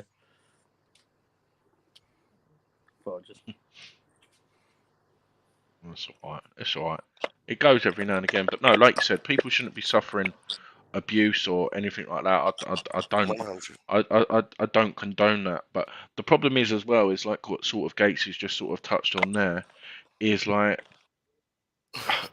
when you announce yourself on the YouTube world or even any social media account, you're in the public domain. People know your name, they know everything. I'm not saying it's right, unless you can't just stop one, because it will carry on. If you're gonna, I'm not saying like stopping YouTube, but like you said, like Twitter, unless your Twitter's restricted, so you know who's following you, like your Facebook, etc. They're gonna know what you're doing. So like that's the only other way I can suggest is obviously making stuff subscriber only. Like I think you can. I think any you don't have to be monetized, then you, to make your stream subscriber only, do you? I don't think so. I think you're right, Muzzy. I think so. I honestly think you're right. No, sorry, I'm just yeah, no, No, you're talking science. Honestly, you're talking science. And the last thing that I'd like to see is, oh, Rise, sort your shit out, dog. That is like, it sounds like I'm in like what is it? It sounds like I'm in the Matrix. Like straight up, thank you. But maybe it's like, you are. You never know. The blue pill, the red pill. Maybe like I took a yellow. You never know. But it's just stupid when you get you get like to even cross his mind in thinking like I should stop doing the YouTube thing. I'm talking about Gatesy, and it's like that should never enter his mind. Like we're West Ham United. You understand the whole united part? Like, we're united. But when man and man want to talk about West Ham, it's like me. And it should be we, all of us, because we support the same club. But like, are we just gonna argue for the sake of arguing, have a row for the sake of having a row? Like, no, like, just like support all and all support. Like, Gatesy, that thought should never go in your mind, and it sucks that it has. I hate it. Yeah, I hate Casey, it. that Like, sucks. Peach, you be on right. man. You do comments. I'll have my camera off, Done phone them. locked, so it will charge quicker. That way, Okay, done them. that way I can See, shut this is headphones how we in work. and On the fly, Yeah, dog. fuck How it. you Yeah. Peach and Rise on the fly. Go on. Well, Hey, can I say one real thing to You get can, you can say whatever you want, dog. How you mean? I'm sorry, I was back and forth because the wife came in and stuff like It's all that. good. It's all good. Gatesy, you should never think what you're doing and stuff like that is not good. It's crazy. It's needed. It's needed. As I stated earlier, you were one of the main channels I came back on, and all the and I personally look when you're going to, if I can make it, because I do work a lot, and it's not that I don't want to be part of it. It's just I might be gone. But I know when it's in my time, I want to know when your pregame is. I want to know when your postgame is, and I want to know all your stuff. And then I'll watch online. And I think I think you know, Gates, that I try to give your best. But you should never think that you know. And what you did for Isla and stuff. But every day, every show, dog. If it wasn't at the beginning, it was at the end. Am I wrong, Lowell? Yeah. You're down like Charlie Brown. Boss. Yeah. I mean, like I say, it's just like I say. This last 2 months, 2.5 months, it's just I can't lie. It's been tough for a number of reasons. It's not all been YouTube. There's stuff going on around the periphery that I don't really want to go into, but it's it all impacts. Do you know what I mean? And it's and like I say, I mean, sort of like hearing, and I've heard a few stories of late about certain people getting that do this YouTube thing, and look, we don't do it to get rich. We don't do it to get famous or infamous or notorious or anything like that. I mean, Duke and I started Forged on a complete whim. We just and we're flying by the seat of our pants. We literally are, even a year and a bit later. So and like I say, just lately I've heard and seen certain things that have really made me question: do I really want to? Yes, you do. Put myself in a position where I could get slings and arrows chucked at me, like I've seen certain other people getting. Do you know what I mean? No, but you won't, because you won't, and I can promise you that. And if that happens, like, I'm taking the next flight over to like Dartford. I ain't even playing with you, dog. No, real talk. I ain't even like, I'm like that. Like, shit goes down, I'm there. Like, you'll just like be there and like turn around and be like, Peach, what the fuck are you doing here? Like, Peach, you need your zoo passport though. You need your zoo documents. Well, listen, I got the animal. I got the I got the animal documentaries, like the documents. I got the monkey, like passport, dog. Don't worry, Peachy, the pumpkin monkey's in the place to be, dog. So like that's what they used to call me at the zoo, dog. Pumpkin monkey, Peach the pumpkin monkey. So no, I get all my things sorted, but I'm showing you, Gatesy, what you bring is. You bring nuggets, and I take the piss out of it because I love it so much. And you dig up, like, our DJ is trying to find the perfect record to play at the jam at that precise moment. You do that with nuggets of information you bring. I've been impressed with Milesy on his pre-match show the other day when we were playing Newcastle. He was bringing out like, yo, facts. And that's dope to see. I come on this shit, I talk shit. But it's like we all have like a different thing that we do. And we all appreciate what we do. You know what I mean? Like, and Peach, sorry, really I've got to stop you a sec. I've got to stop you a second. Man. Please do, man. Please do. We can't. I want to see whether Luke's okay. If you can put his last comment up. What happened to Luke? What happened to Luke? I'm really worried about Luke. Yeah, that doesn't sound like him at all. You're taking a piss. I reckon someone's like got his phone or something. If you can have no idea this, please don't make me be like, wow. Hey, I'm telling you, I know the nicer side of Luke, so I can see he actually said that. To you guys, he'll be a prick. But anyway. Nah, Lucas. That's because he is. Yeah, friendly. Yeah, Gatesy just kind of like nailed it. Like, yeah. But What? It's Gatesy. Would you consider like 8 out of 10 or like 9 out of 10 or like 10 out of 10? Are we talking on the scale of prick? Yes, we're talking on we're on the Prichter scale. On the Prichter scale. Out of 10? Yeah. 26. Yeah, I was thinking about a million, but 26 just sounds right. Like, Luke, yeah. I like 29, like if you add them up. I love it. But he's my kind of prick. Yeah, that's what I'm saying.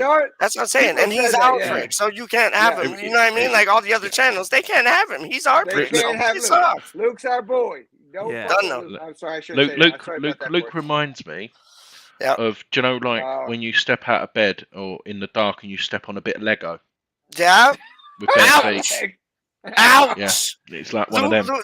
Luke reminds me of like Luke reminds me of like if Boise was like from like Devon, he's like the Devon Boise, like straight up. He's like Boise from Devon, dog. It's and he has the laugh too. Like when he laughs, hear him laugh. He has the Boise laugh. Yes. Peach.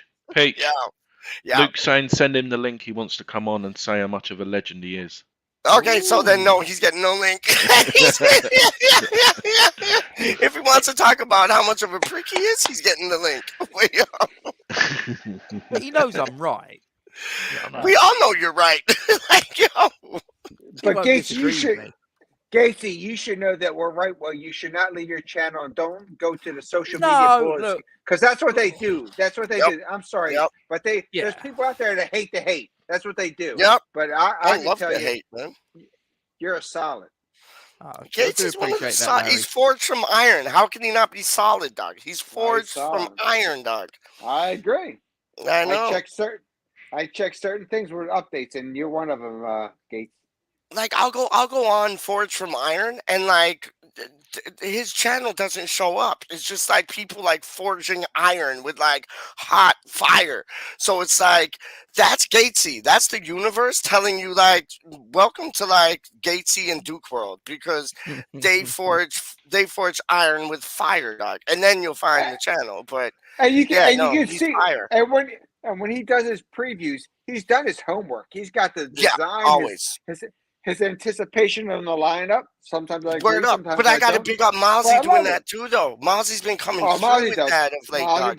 Like real things. Not that he wasn't before, but he's like now it's a different level.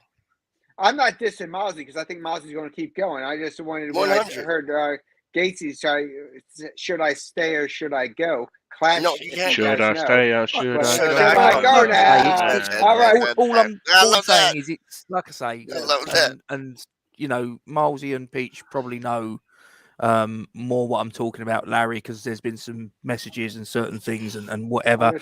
But you know, like I say, it's just there's been certain things that I've been seeing over the past however long, and it's just made me sort of look at it. And like I say, I'm seeing other people getting stick, other people getting dug out, and like I say, I'm just sort of like I'm thinking sooner or later that could be me. Do you know what I mean? Yeah. And I'm not too sure it's something I really want to sort of get involved in. I just want to sort of like, I just want to sort of like, you know, do what we do, not try. We don't go out there to upset people. We don't go out there with the intention of pissing people off. We're not going to agree all the time, and that's life. Do you know what I mean? But you know, for Christ's sakes, we should be able. You know, we're all adults. You know, if you think, for example, you know, on a given match, player X should play and I don't, we should be able to discuss that and go, do you know what? I don't agree. We don't agree with one another, but you know what? We're adults and we can draw a line under it. And move exactly. On. It's like our comment. Me and Mods were just having a back and forth a couple about an hour ago. Larry. Fuck off. Fuck off, Larry. You got told and scalded at the same time, dog. But that funny interaction is being at a pub. You have that at the end of the day. We're passionate about our opinions, and we go on. And guess what? I'm gonna buy Milesy a drink, and that's how it is. Yo, you can't buy Ozzy just one drink, dog. That's like giving a dog one biscuit. If you buy a drink from Ozzy, you're going to have to go like 10, 12 deep. I've talked to this man when he's been under the influence of 20 drinks. And I'm not talking just like 20 beers. I'm talking like 10 beers, 5 shots, and then 5 mixed drinks, like, or 5 straight clean drinks, like neat drinks. Like, yo, yeah, you just said. On that comment, just want to pick up there. From Miss Hammerette, because I would like to any of you guys that are watching that are not aware of this. This one, Jake, right? No, the one that was just up. Okay, I got you. Hold on. This one? I'd just like to point people in the direction. Jake did a stream on West Ham Unofficial earlier today. And I was in the live chat, and Larry was in the live chat as well. Where there's an appeal going for a lady who is suffering with dementia, Alzheimer's. Alzheimer's, and she's 59, if I remember correctly, which is absolutely ridiculous. You know what I mean? And they're trying to raise some funds. So if I can point anybody in the direction of that stream, he's pinned the Just Giving link to in the comments section. If anyone's got a couple of extra quid that they can sort of give to this appeal, it would really help this family out, because honestly, and I'm going to be real open and honest here, one of the things that I got to be honest, I've probably struggled with a little bit of late, is my grandmother's 91 now, and she's struggling with her memory, and there's certain people that she doesn't recognize anymore that quite honestly she should know who they are, because she's obviously suffering with a similar illness, and it's really tough to see someone going through that someone's little by little losing who they are, and you have to watch that. So if any of you guys that are watching, that have, like I say, can help, even if you sort of like just a couple of quid, do you know what? Every little helps, as they say. And you know what? And my hat's off to young Jake Cox, because the stuff that kid is doing, not just this stream, all the stuff he did for Isla and various other charities, Iron Supporting Food Banks, things like that. 100%. I mean, he's 14 years of age, and this kid is absolutely, top quality young man. Way. And I'll show you this, KT. Like him doing it, like big up young JAK to the E. What's up, Dad? What time? What you thinking? 7 o'clock? Or 7:30? Yeah, that sounds dope. You've got someone in the green room, Peach. Sorry, but that was, I know, big up Luke. That was my dad. We're gonna have. I already told Gatesy, but we're gonna have cod and chips with some mushy peas. Well, shit! Maybe some Heinz beans, dog, and some brown sauce, like real things. More vinegar on them chips. You don't know. But I'll show you this, though. I'll show you this. Like Gatesy bigging up Jake is dope. Like big up JAK to the E, because he's 14 years old. I don't care if he's like 44 years old or 84 years old. Just him as a human being and a person, what he does and what he puts into the universe with this West Ham thing, it's structured, it's controlled, it's intelligent, it's what you want to hear, it's solving your problems, because you're thinking, oh, well, what's going on with this player? Well, yesterday I found out Kufau had a groin operation. I didn't know nothing about that, but Jake showed me. You know what I mean? So big up Jake for that, and big up like everything that he's done. What Gatesy said with the Isla Foundation and the food banks and everything. But Gatesy, you can't like take yourself out of that, because never. Thank you. Yeah, you've been doing this Isla thing before a show or after a show or every show. You were doing it every show. Started all the time. That's what I'm saying. Listen, no. You're being too. You're being too. Take it. Strap yourself up and take it, dog. Right now. Go on. Peach had a channel. There was 2 channels I knew at first. It was Jake's and your channel. That's and it. who kept me involved in it was your channel, and Yep. you were one of the main reasons. So no matter what you think about all the bull crap and all that, that's why I always try to add you to everything, is that I always respect you, because you were one of the first people in YouTube land that educated me on West Ham. When I Like, yo, that's a Gatesy and Jake do though, Doug. And I'll show you, man. It's like hello, bye bye. But it's like, yo, I'll show you, man. It's like your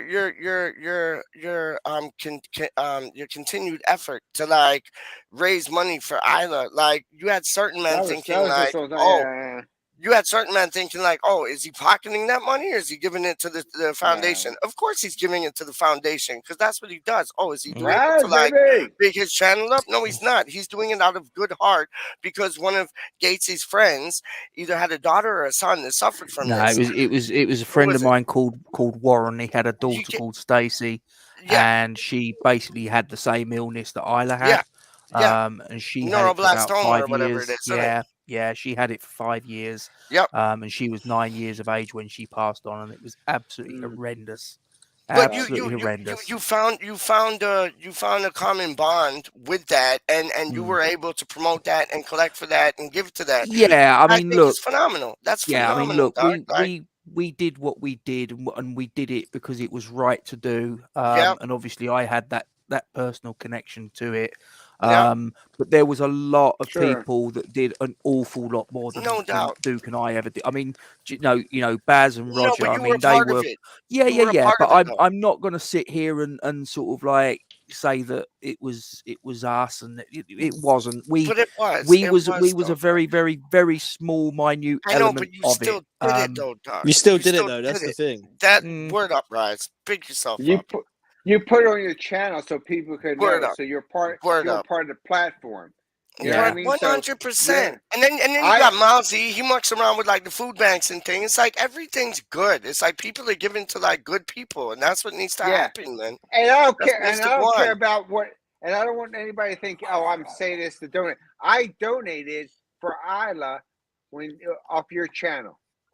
So imagine me of one many. I know, and I'm not saying that because I donated. What I'm saying is that you were a reason why me of many probably donated that they wouldn't have had if you didn't open up that channel. That's all I'm saying, or that that plea or the. Well, I say we made whatever difference we made, however big or small it was. It's impossible to say.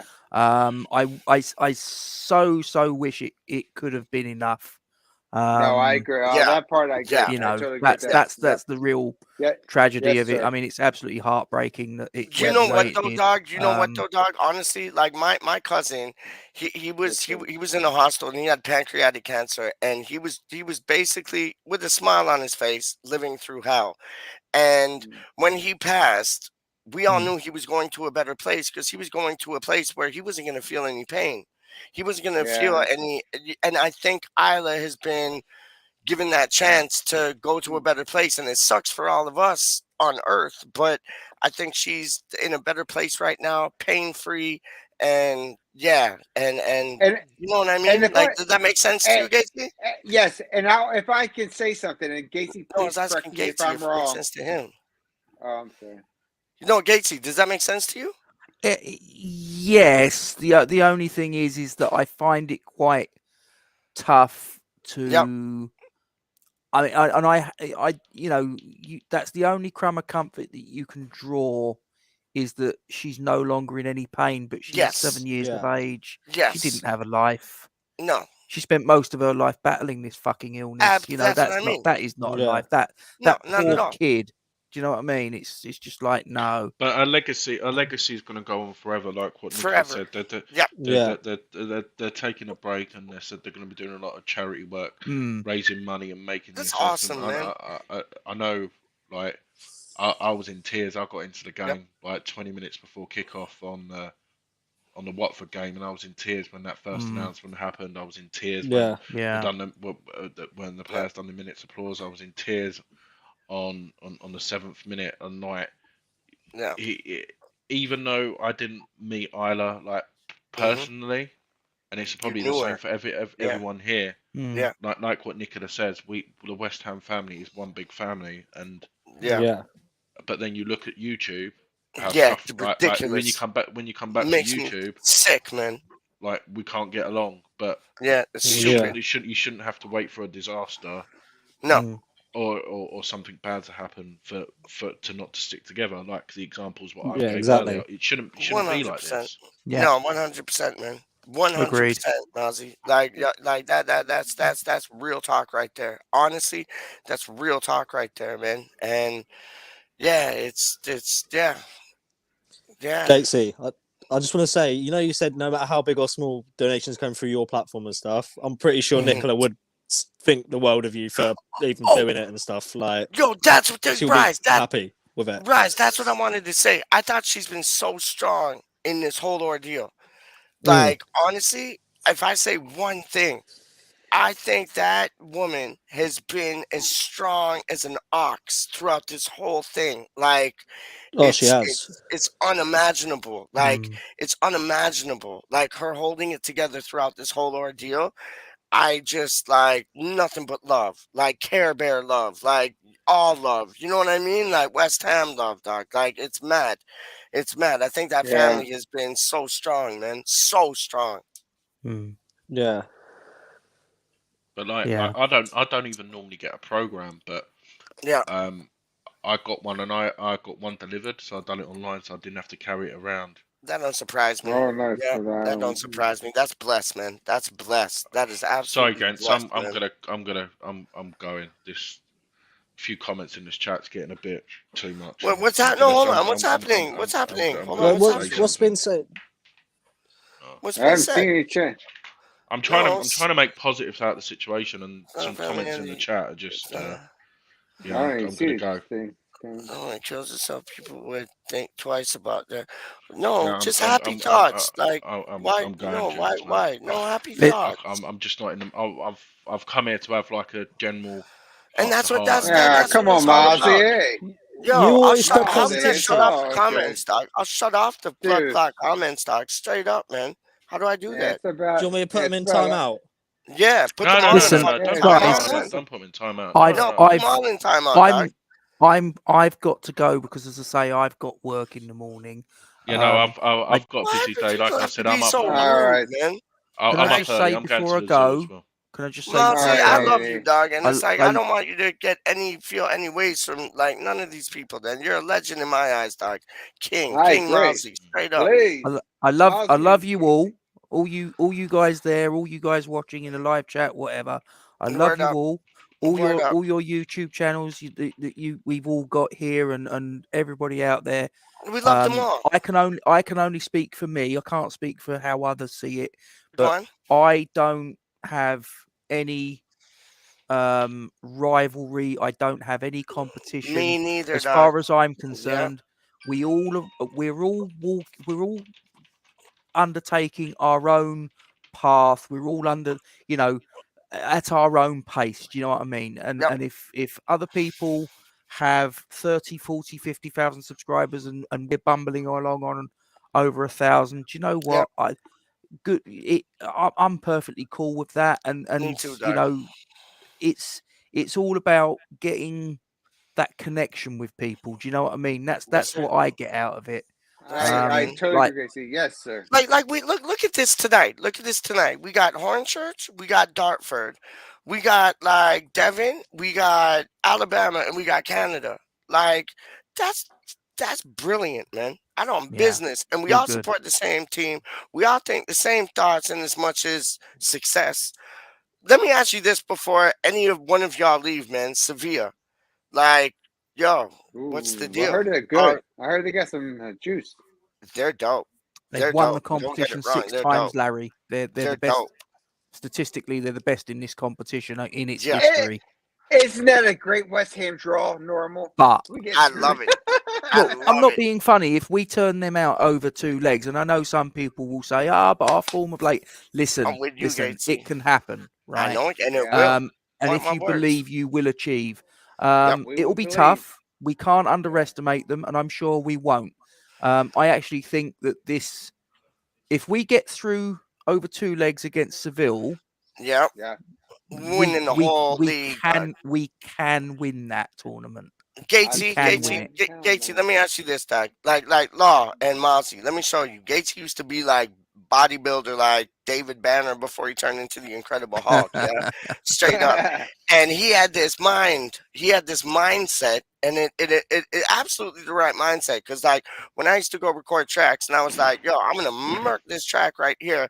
Came out bananas, like best flowers in the world with like like a chicken tikka masala on top. It wasn't bodybuilding, to be fair, Peach. It wasn't bodybuilding. It was powerlifting. Okay, sorry. Oh, so you know when you get, shit. you know when you see, okay, Peach got schooled, but Sorry, like mate. you know, no, don't ever boom. be sorry. Like school me all the time you want, dog. But it's like, yo, homeboy got the weights and then lift him up like halfway, and then lift him on his chest, and then that's lift some him up like shit. that.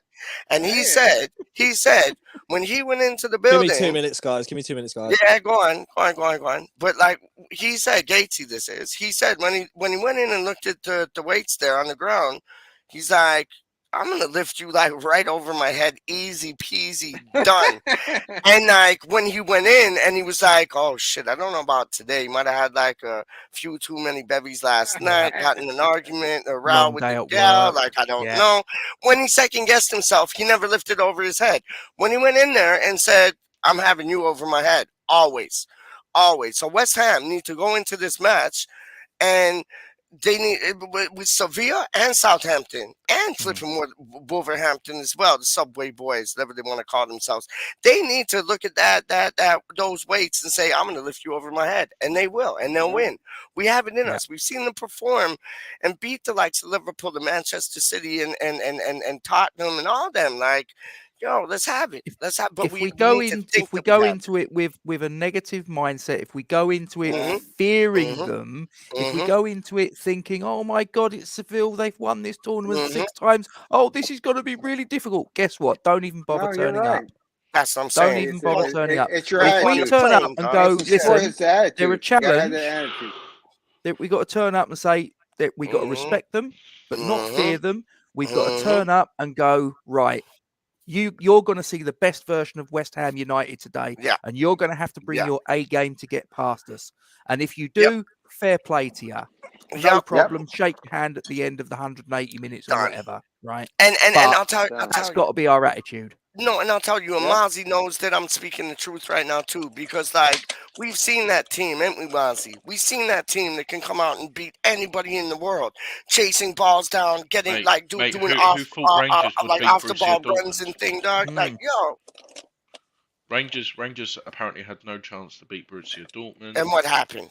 You get I me? think Yeah. me personally, I think we'll beat them on set pieces and counter-attacking football, Mhm. like how we beat Liverpool, like how we Mhm. beat Chelsea. So it'll be Mhm.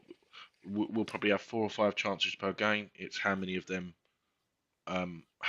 we take. But yeah, gents, the same as Gatesy. Me and Gatesy Yep. probably say our goodbyes together.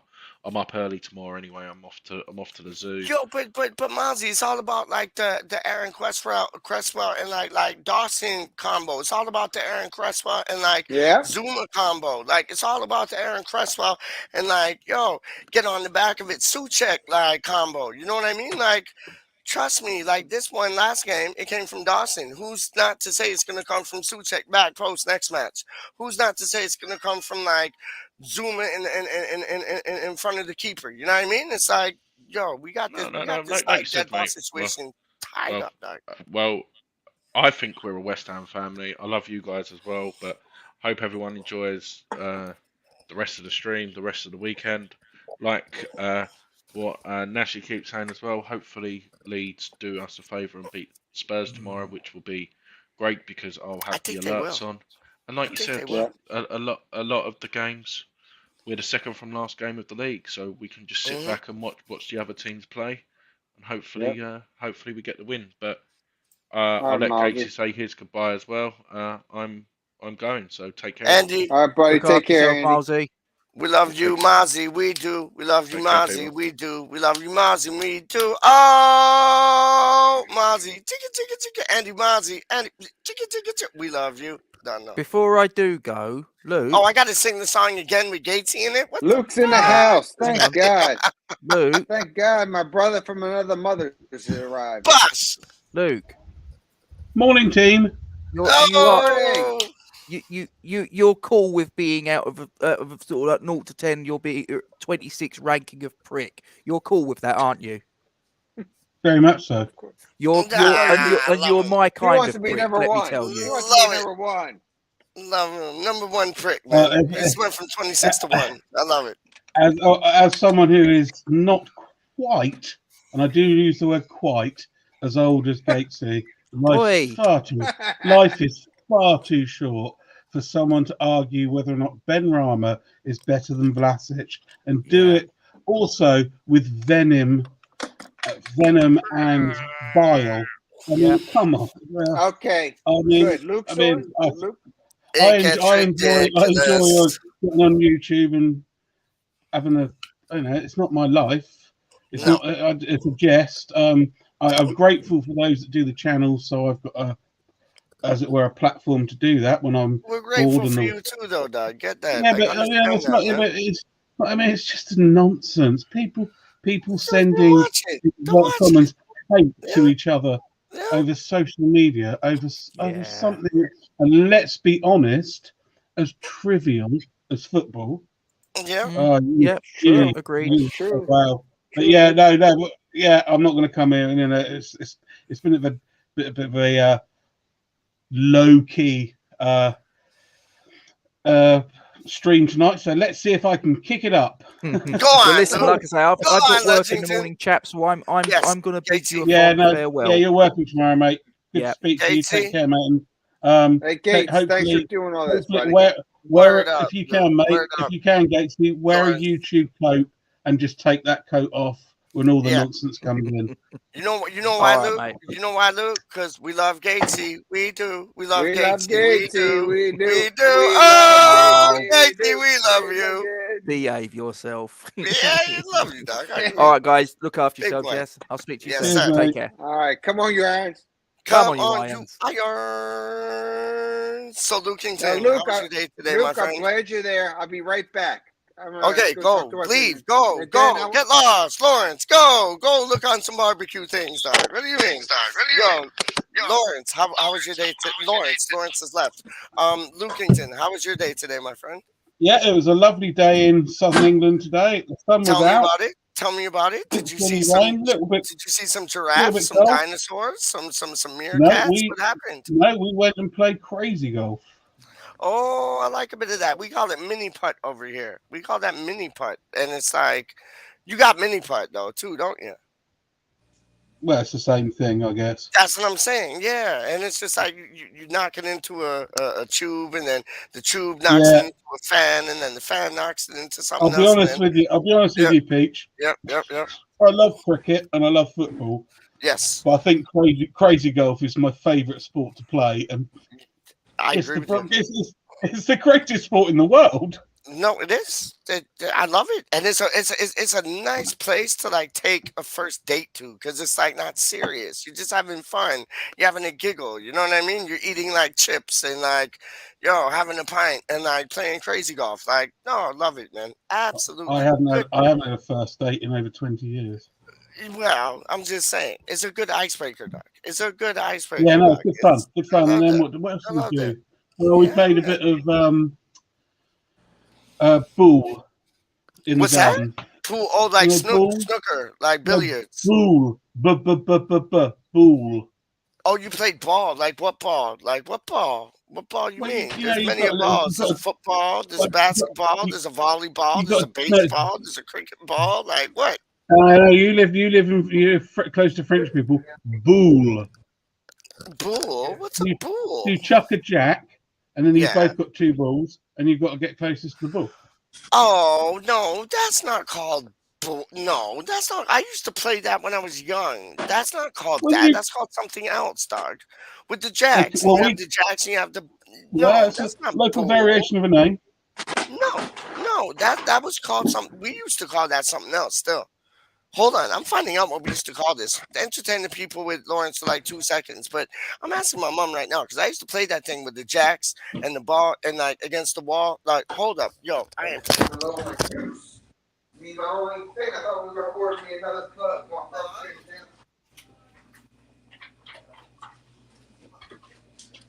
The stream's taken a very strange turn. They've all disappeared. It could be like Cluedo. One's gone to find out the Canadian name for the French game of boule, and I believe the other one's gone to barbecue. You're already got some, you ain't getting no more. Oh. No, we've got one back. Yep, we've got the barbecue man back. I'm back. Hold on. Trying to plug in. I'm losing my iPad's losing its juice. Well, that's the problem, isn't it, with your reliance on Apple products? Yeah, it's true, Luke. It's all Apple here, baby. Can you hear me? So what we got on the barbecue, mate? What on the barbecue? Apple. Nothing tonight. I worked today, so I was trying to relax and stuff. So nothing. But tomorrow, I got me 2 fillets, steaks. Then I got some chicken thighs and some chicken wings.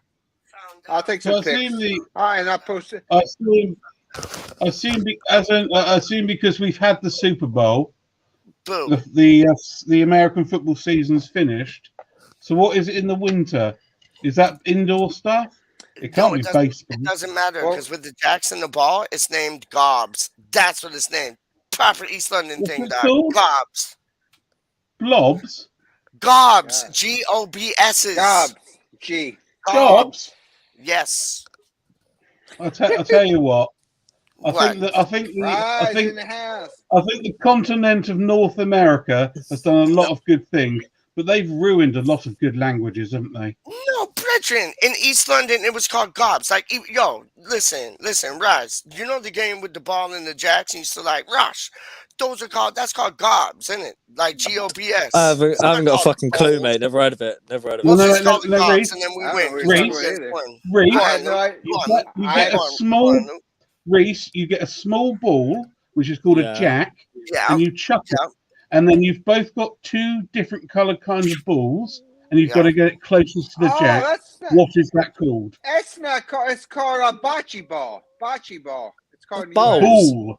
Balls. Oh, balls. Now, I'm thinking of the little jacks, like that you get the like 4-prong, 5-prong things. You throw them up and grab the ball. Yeah, jack. The balls. Jacks, isn't it? Yeah, Luke, no, Gobs, jacks. Yeah. Oh, the rubber ball and the stuff. That's different too. So I don't know. Nah, I'm back anyway. I'm not. Bryce is back in the building. Bryce is Lawrence. Reese, you need to invest in some new tech. No, he doesn't. Yes. He's fine, Doc. He's fine. Well, if I get this job I'm going for, definitely I will. When I say invest, steal. Yeah, you go. Oh no. If I get this job I'm going for, I won't need to steal because I'll be minted. Like backhanded things, Doc. Yo, Lawrence, what do you think about putting in Ashby, Flex, and Chester's like in the team to play Wolverhampton? Why not? And have Sonny Perkins on the bench. Like, why can't we go to these youngsters for like a nice kick up the backside and like a bit of excitement? Like, be different. Like, Peach, you just made my day. So I have an opportunity to discuss this because my opinion's been on the chat is that we didn't sign anybody. We're not doing well. So we need to invest and we need to start bringing up the under 23, at least on the bench. And that's what I said. Wouldn't it be and I think a better way to frame it then is name your first 11. Okay, I'll name my first 11 right now. Areola, Cresswell, Dawson, Zuma, Ashby, Chester's, Rice, Flex. Chester's is a striker. No, he's not. Flex, Lanzini. Hold on. No, don't even worry. I'll go on to him later. Flex, Lanzini, Bowen with Vlasic up top. and Perkins on the bench. And to answer your question, Mr. Lukey Luke, Chesters is not a striker. I have put him as an inside left. If you watch the match he played against Manchester United, him and Oko Flex played a beautiful pattern. Oko Flex passed it back to him. He was playing inside left at the time, scored like a Lanzini goal with his right, went right in the top right. Beautiful. Now, I said this to somebody from America, from American Hammers. Big up American Hammers TV. They're the best shit. And it's like, yo, so I talked about this with a person from there, and they're like, no, Chesters is a winger. I'm like, no, he's not. He's inside left. And then you're like, Chesters is a striker. No, he's not. He's inside left. Doc. Trust me, his best position that he plays is inside left. He could be branded as a striker, branded as a winger. That's not his best position. Mark my words, Doc. I watch football. Peach. Trust me. And Peach knows his stuff. And thank you so much, Peach. And the thing, and that's one point is that we don't have another striker. Antonio is not a striker. Yeah. And I told you in the last chat, this guy is a winger. It's proven. Yeah. But we need to move. I say Bowen's a striker. I say he hangs more in the forward than he does. He's done great. His assists are great. But that's what I'm saying. So why would you put him central when he can like create so many assists and come in off the like left hand side, like or sorry, off the right hand side with his left. Like I put Vlasic up front before Bowen, Lawrence. Honestly, he's central. He's central. No, I got you. It's central. So what do we? But Peach, what do we do with Antonio? The guy loves to win. Yeah, bench him. Frickin' Bowen. Yeah, no, bench him, like, let him have some time to ponder, think. Like, I haven't been performing, really. So how many times do you have your striker throw the ball in? Why do you think Antonio is going onto the wings so much? Because he is. Because there's nobody out there. That's what I'm saying. I see what you're saying, Luke. I see what you're saying. Because there's nobody out there. Akko Flex is the only true left winger we have. That wasn't what I was saying. What I'm saying is every single footballer, professional footballer, does exactly to the letter, if they can, what their manager tells them. Word up. But if he's on the wing, then therefore that he has been told to go on the wing. I hear you. He's been told to go on the wing. Yeah, no, 100% law. But it's like, okay, put somebody more central in there, like Vlasic, like Perkins. They play more central. We bought Vlasic as a striker. You're going to see Moyes convert him to a striker, even though he's a winger. He's going to do the Arnie on him, and you will see that. Like, Vlasic will come up as striker for us, man, and he'll perform better than Antonio. This wasn't like a buy Vlasic deal, like, for 1 year. Straight up. Let's see what he can do. This is a buy Vlasic deal, like, yo, we're going to see the best out of him in the second, third, fourth, fifth year, dog. Trust me. And look, my question is, why do you have your striker throwing the ball in? Granted, he can get it to the center. 100%. Yeah, exactly. It's ridiculous. And he does it all the time. If my striker's throwing the fucking ball, he's paying. Well, I'm saying, Luke, let me finish real quick. What I see from Antonio is he's more of trying to set people up instead of being the guy that should be set up in the first place. He's trying to be Superman, Lawrence. Like, he's taking it all under his own skin, like, all on his shoulders. Like, you guys hear me, though, yeah? I hear right. Yeah, I was going to say, it's like Roy Hodgson putting Harry Kane on corners at the Euro 2016. You get me. What the fuck is that? You get me. Why is Antonio on throw-ins? You get me. Why you going to have your target man taking the corners? Why you going to have your target man taking throw-ins? 100. I think West Ham's problem is, my team for Wolves would be Fabianski, a back four of Cresswell, Zuma, Dawson, and Ben Johnson, because I believe Kufau's injured. Coxwell? Or Longello? Cresswell. Okay, good. Cresswell. I thought he said Longello or Coxwell. I didn't have no idea who Coxwell is. That's what I'm thinking of. Like, when did we sign him? Like, yo, that's had to bring it up. It's called a Coxwell. Okay, so you're having Cresswell one side, Johnson the other side, and then you're having Zuma and you're having Dawson. Done. Then I'm having Rice and Souček. Okay. Then I'm having Ben Rama, Antonio, and Bowen. Yeah. Then listen to me. Listen to me. Then I've got one more player, and this is West Ham's problem. You've got 3 options essentially: Vlasic, Lanzini, or Souček, or maybe Kral. So okay, no, that's 4. Kral. No. But then you've got up front. No, yes, you're talking about up front. You're not listening to me. I've got my 3 up top. I've got my definite starters. Yeah. Then West Ham's problem is that other midfielder or striker or defensive midfielder. You want 3 in the middle, Doug. It's which one of Lanzini? Now you've thrown me 4 nails. Don't say the K name. Don't say the K word, dog. Do not say the K word. Yeah, but then you've got to so you've got to work out a system to have Crawl. It's that midfielder or striker. It's what do you do? Because I don't think Lanzini, Vlasic, and Ford. It's just something in that midfield isn't working. I put Lanzini in there. Real talk, I'd put Lanzini in there. Vlasic out of the 3 that you picked up top. Vlasic in the middle. Antonio on the left and Bowen on the right. Done. Or if I could put Antonio on the right. I like that, Peach. I like that. Yeah, put 100. Antonio on the winger. I like that. Yeah. I like that. I'm down That's with what he's that. playing. So let him play that. Do you want to hear my team for Wolves? Do you want to hear my team for Wolves? No, we don't. Lawrence, how was your day today, my friend? Go on, Rice. Obviously, I want to see Areola starting some more. Yeah, but I don't think he'll be starting against Wolves. He'll be Fabianski in goal. Obviously, Cresswell left back, Ben Johnson at right back, Zuma and Diop in the center of the centre backs. No Dawson. No. Wait. Striker.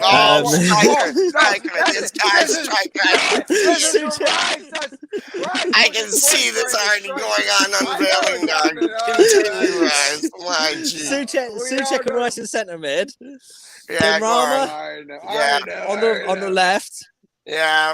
Bowen on the right. Yeah, and then who's up front, Rice? Vlasic and Dawson up top. With Dawson. There you go. There you go. I flipping knew it. And you know what? Rice, I don't doubt Rice, that. I would never hate on you. Okay. I don't mind. Imagine seeing like Dawson up front and score like 2 goals, like score a brace in the game.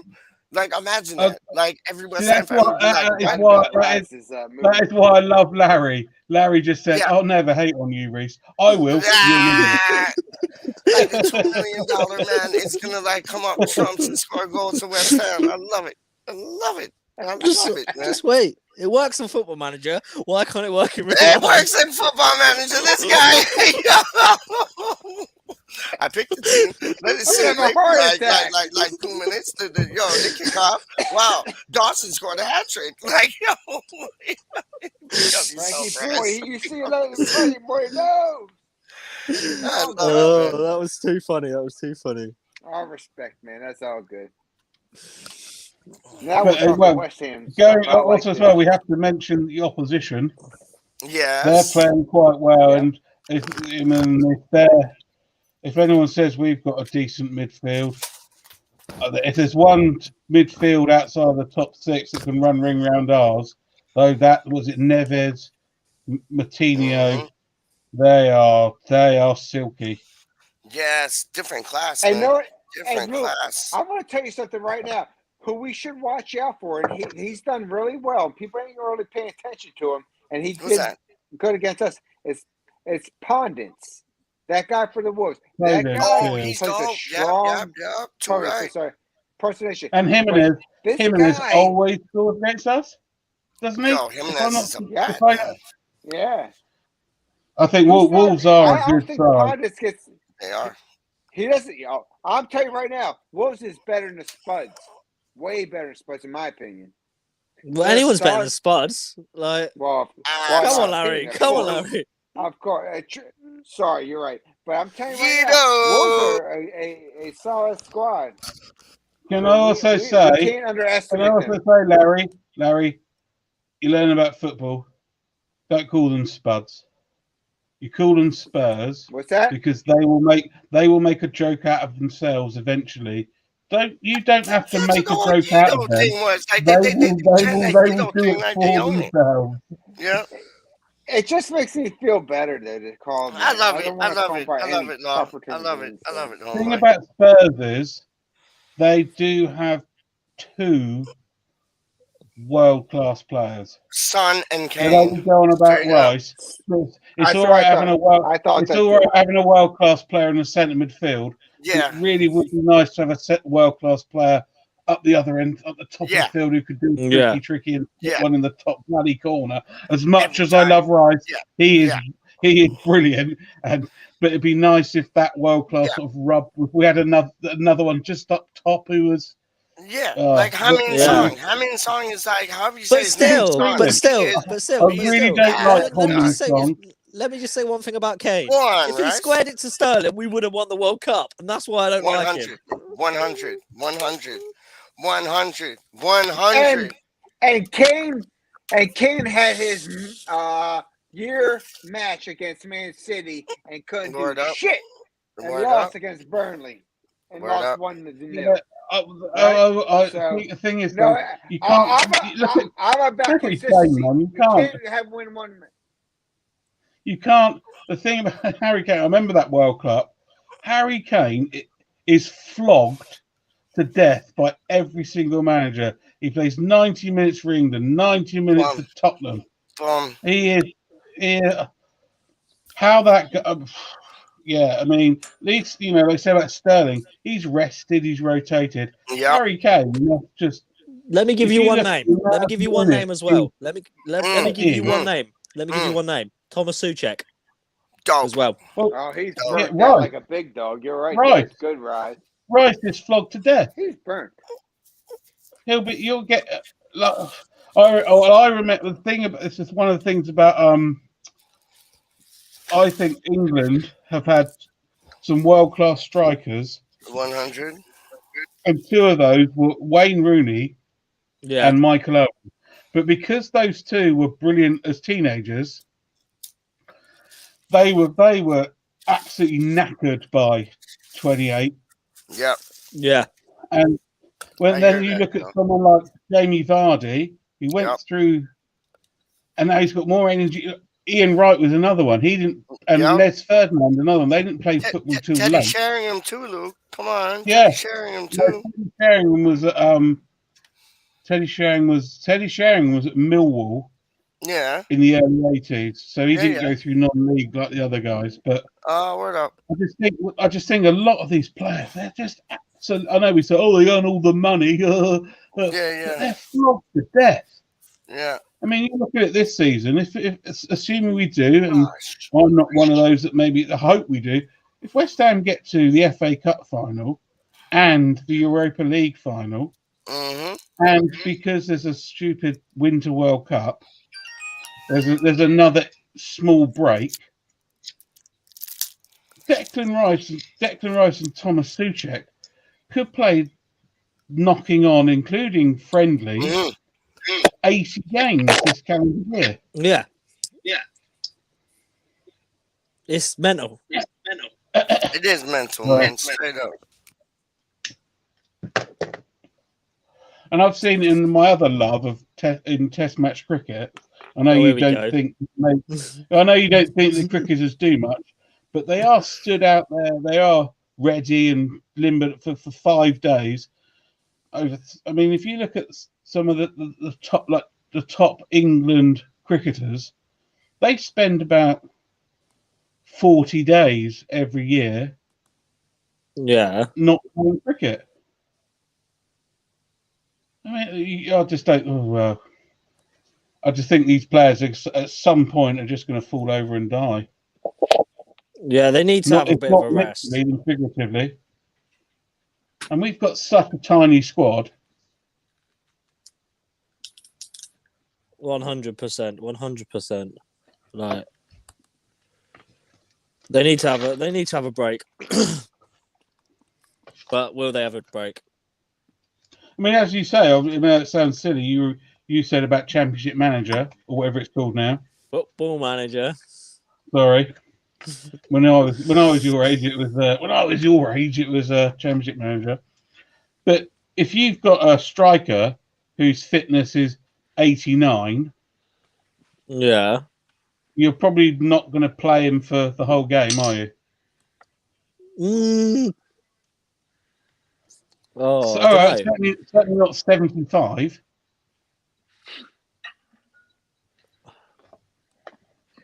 In Football Manager, stats are out of 20, not 100. That's FIFA. No, I meant the fitness. Oh, so percentage. Oh, yeah. So if you had 89%, you'd probably think about not playing him, wouldn't you? Well, if I didn't have anyone else to play, then yeah, I'll play him. But if I didn't have no one else to play, then if I had other people to play, I'd probably bring him off the bench or take him off early or something. Who are we talking about? I'm sorry, I missed out. I came back. Oh no, we're just talking about Football Manager. Like if like players' percentage of fitness or something. Harry Kane and Thomas Soucek and Declan Rice. Yeah. Some of those could play up for about 70 games this calendar year, and they're just going to be absolutely. You just can't do it. I mean, also as well. No, if they're playing the World Cup in Qatar, indoors in air conditioning. Hot as shit still in Qatar. Well, no, but none of. I don't believe. I've been there. Qatar is hot as nuts. But they're playing indoors in air-conditioned arenas. I don't believe. Okay. How many international players have played in indoor arenas that are air conditioning? I know they do that in American football sometimes, don't they? But Luke, is it air conditioned or is it temperature controlled? If it's temperature controlled, they can condition it to the climate that they normally do the pitch. So you can't say, okay, like you're walking to an AC and it's like now it's 70 degrees or 60 degrees. If they set it up to how a normal, it depends. I'm being the devil's advocate. I'm being a devil's advocate. But I'm saying whatever they do in American football to control the climate, that's what they're doing. I think they. Yeah. It's definitely going to. It's not going to be like I need a jacket on, but it's going to be something where it's going to be optimal, where it's okay to. Like me, I was getting hot, so I took off my sweatshirt. That it's doable. So I don't think it's going to be. I think it'll be fair though. Actually, if they do that, because I can tell you right now, in the Middle East, that you can't do it outside. It'd be ridiculous. But it's a bit more problem with that, because I think basketball they run about a bit, but they are running in football they're running in football for 12 kilometers a game in climate controlled.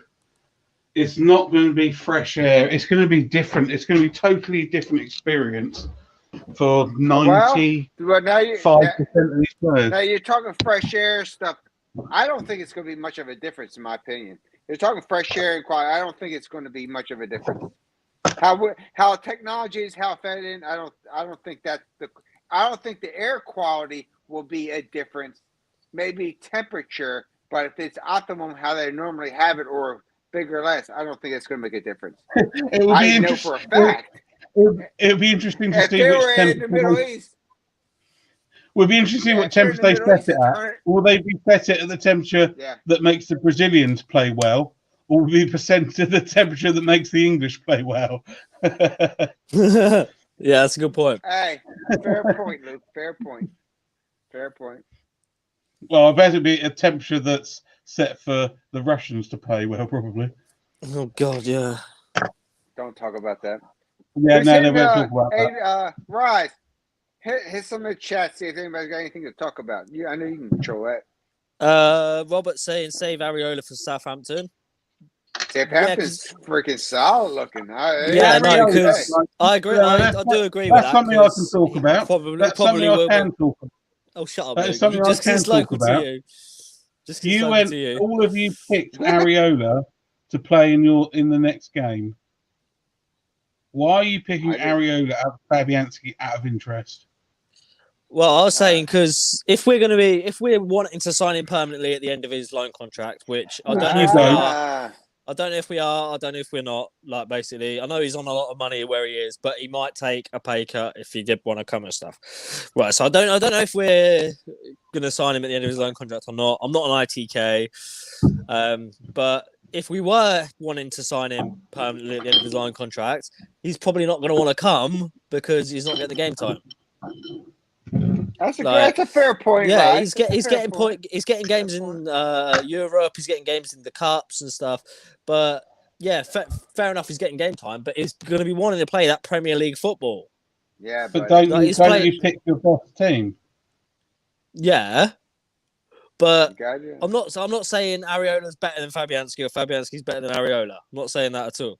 But I would like to see how Areola fares in the Premier League more. So basically, what you're saying is you are being a director of football / owner, and you've signed a player, and you want to pick him so you can see how he plays, just in case you want to sign him, rather than the manager that picks the best goalkeeper for the day. Yes. No, I'm joking. I'm joking. But no, we love how Luke Moyes does obviously rate him because he wouldn't play him in the cup competitions as well. Well, he played him in the Europa League. I'd be interesting to see if he plays against Seville, because I think Moyes saw that group and he was quite right. I looked at that group with. I think Seville's going to be. Robert's got a point about that climate control body. What you want about? Will they let the rain in for the English teams? Shit. The Middle East don't rain much, buddy. Don't give it. Well, the problem is that you can't let rain on synthetic grass. Can't you? Just in case it's got sand in it and anything else, it will all be filtered water. Guys, I've been in the Middle East a long time. It doesn't rain much. Trust me. You ain't gonna worry about that. Oh no, they're gonna have to have a sprinkler system or something then. Well, you must have been. You've been to the football grounds. All the sprinklers come from the bottom. There's no net. They're gonna have to build. They're gonna have to build some sort of rig or something. Rise wants a rainbow garden where it goes. Have you not seen most football stadiums?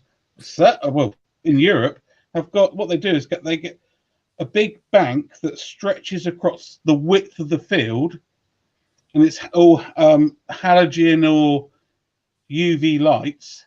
That's on wheels, and they just roll that across the pitch, back again, and all the time. That's how they let a lot of the grass isn't grown by natural sunlight. Let's put it that way. Oh no, I know. It's not completely real grass though either, is it? It's a lot of it's like astroturfy. Did you see I can tell you in the United States the astroturf went away, so it's pretty much natural, and they just learned how to cover it up, and then how to water it properly. So the astroturf died several years ago because there's a lot of injuries with them. The players' cleats were getting stuck in there, and all. At least in the U.S. That's all I can talk about. But the astroturf went. Can you Google stuff and put pictures on the live stream? Yeah, I can do. Give me a second. I'll have to do it through my phone because my laptop's doing something. What am I Googling? Right. Yeah, we need to get the chats going too there, Rise. Aren't you the champion? What's going on, Rise? Japan World Cup Stadium pitch on lake. What's it? Pitch artificial on lake, yeah. This is brilliant. If you've not seen this before, Larry, this is why the Japanese are just like, yeah, we'll do that, but we'll do it better. What one am I looking for? Japanese are pretty smart individuals. There's a stadium in Japan. I can't remember which one it was. I think it's the one England played Argentina at. That they've got a pitch, and it's on air, and the stadium's next to a lake, and there's no football, they float the pitch under the stadium into this lake, so it gets all this natural light, and then when they need this turf, float it back in. That is smart. Look, I'm seeing if I can find a photo of it. I think it might. Is it Kyoto? Yamoke. I can find it. Let me have a look. It's just amazing.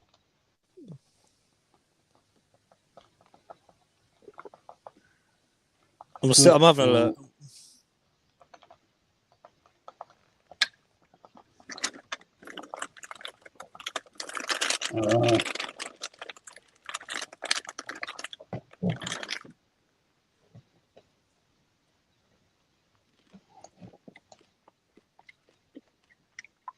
I can't find anything. Is it Kyoto?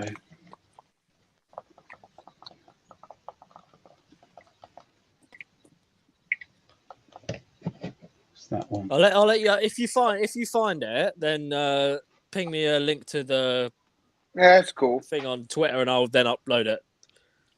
Hey, Rice, can you hit some of the chats? Because I think they're gonna. Yeah, there you go. You already did. Yeah, you're the man.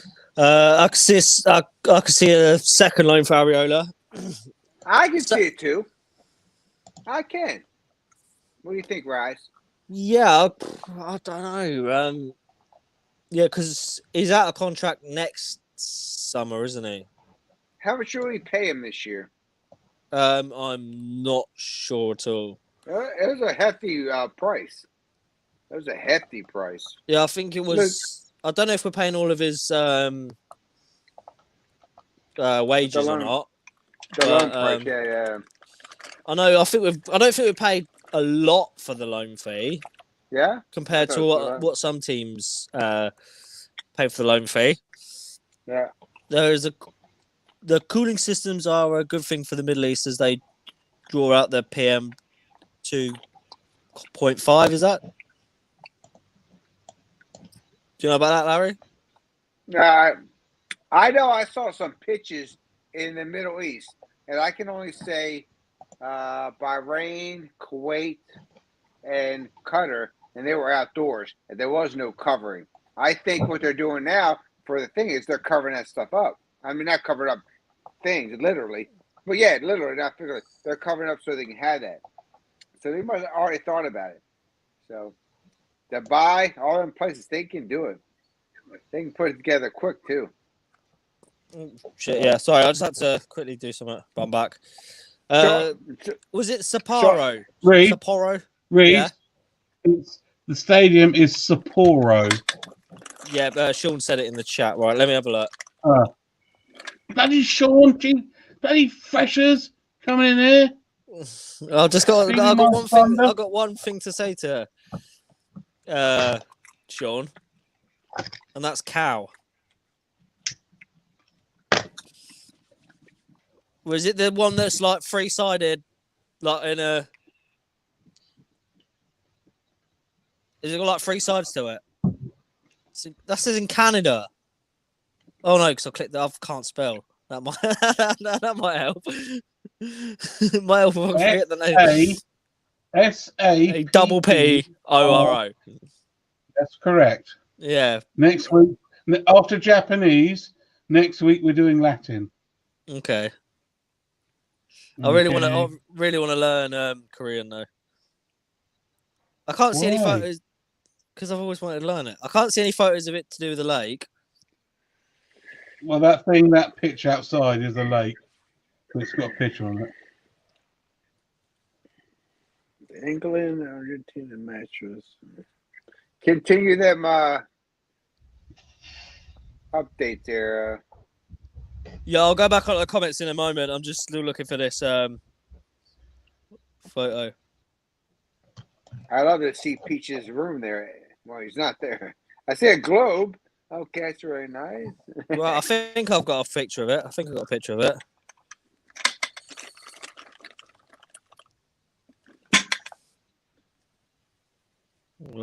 a picture of it.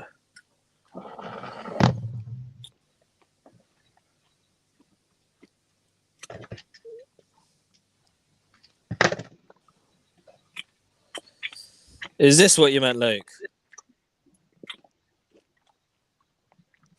Like that? Ooh.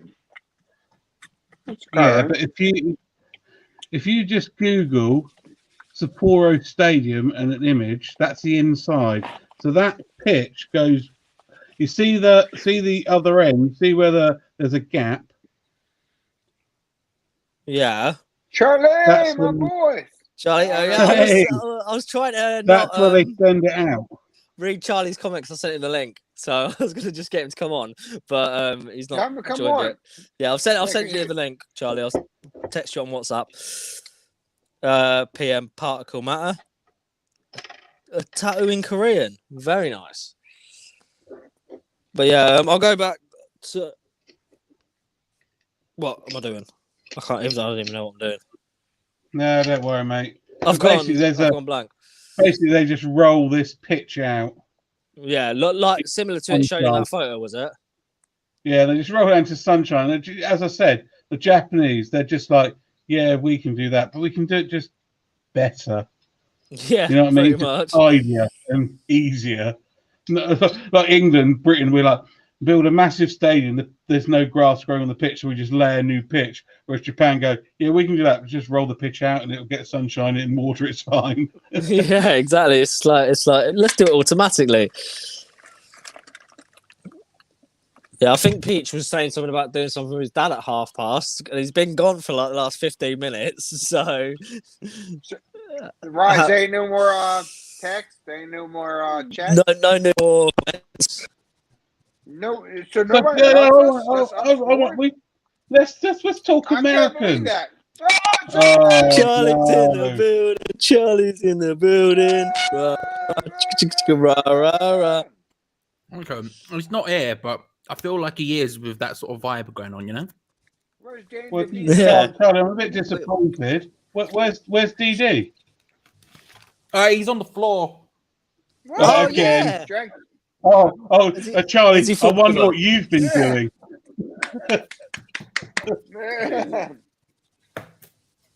You know, he was in the way, so he had to go on the floor. Understood. You know, he was in the way, just lying on the floor. No, it just fell in there, love. I don't know what happened. Mate, I get what you're getting at, but remember, he is cardboard. I don't know how well that's going to work out for anyone. Hey, guys, where you're going with it. But Danny is not real. How dare you, Lawrence? He's as real as you wish him to be. Sorry. It's fine. How is everyone? Very good, Charlie. Very good. We spent the last half an hour trying to find a picture of the Sapporo Stadium in Japan. Then you turned up. I did when I clicked on it. I did hear you just shouting like Japan Lake picture, Japan Sapporo. I did hear it a lot, and I wondered what was going on. Fair enough. You got your Pokemon cards out and went, well, I haven't got that one. Listen, I ain't got any of them. Not anymore. They're all in somewhere in my mum's house, probably. Yeah, it sounds about right. But Charlie, we went down the rabbit hole about how the World Cup will be in the Middle East, and we had the different things. And we have two questions that I wanted to ask you, because I know you're about the human rights. It's in the Middle East. It's in certain areas there, and then we all thought, and I thought that is that it's too hot there. Now we're talking about, and they can pay for it, the controlled environment, like a dome. But overall, what do you think about having the World Cup there? It doesn't sit right with me.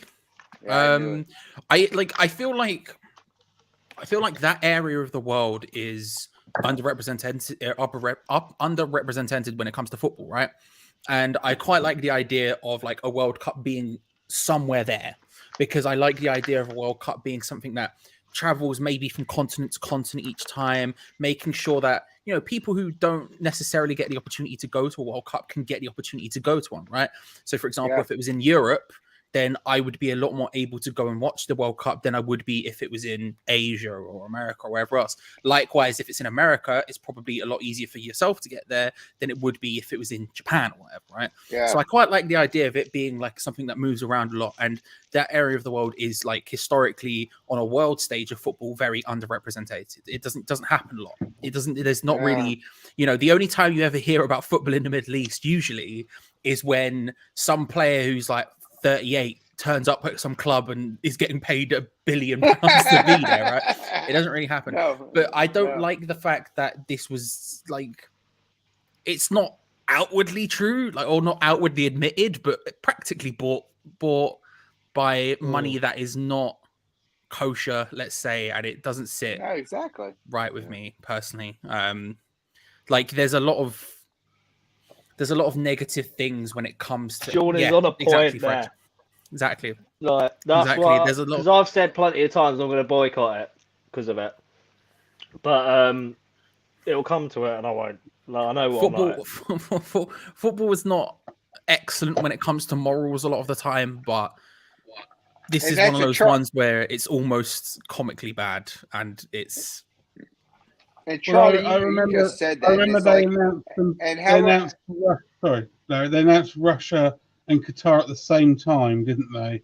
Which was the first time ever. And I'm always the one for taking where you can politics out of sport. And I didn't have a problem with Russia being given the World Cup. Obviously, machinations and we lost our computers aside. For the fact they've had a history in the football. If you look back to the old USSR, they've got to semi-finals, they've got to finals, blah blah blah blah. I think, have they won the European Cup? If not, some of them have maybe won some of the other European trophies as clubs. But then they went, Russia, all right, I can cope with that. I can see that, and I'm quite happy they've got it. It's a beautiful country, taking politics aside. And then they went Qatar, and I went, oh. Well, I'm guessing Putin bought that one, and I'm guessing you went, I'll keep you sweet and buying that one as well. Just, as you say, building the stadiums, the fact that all those people have given their lives building these stadiums under awful conditions, and I just think,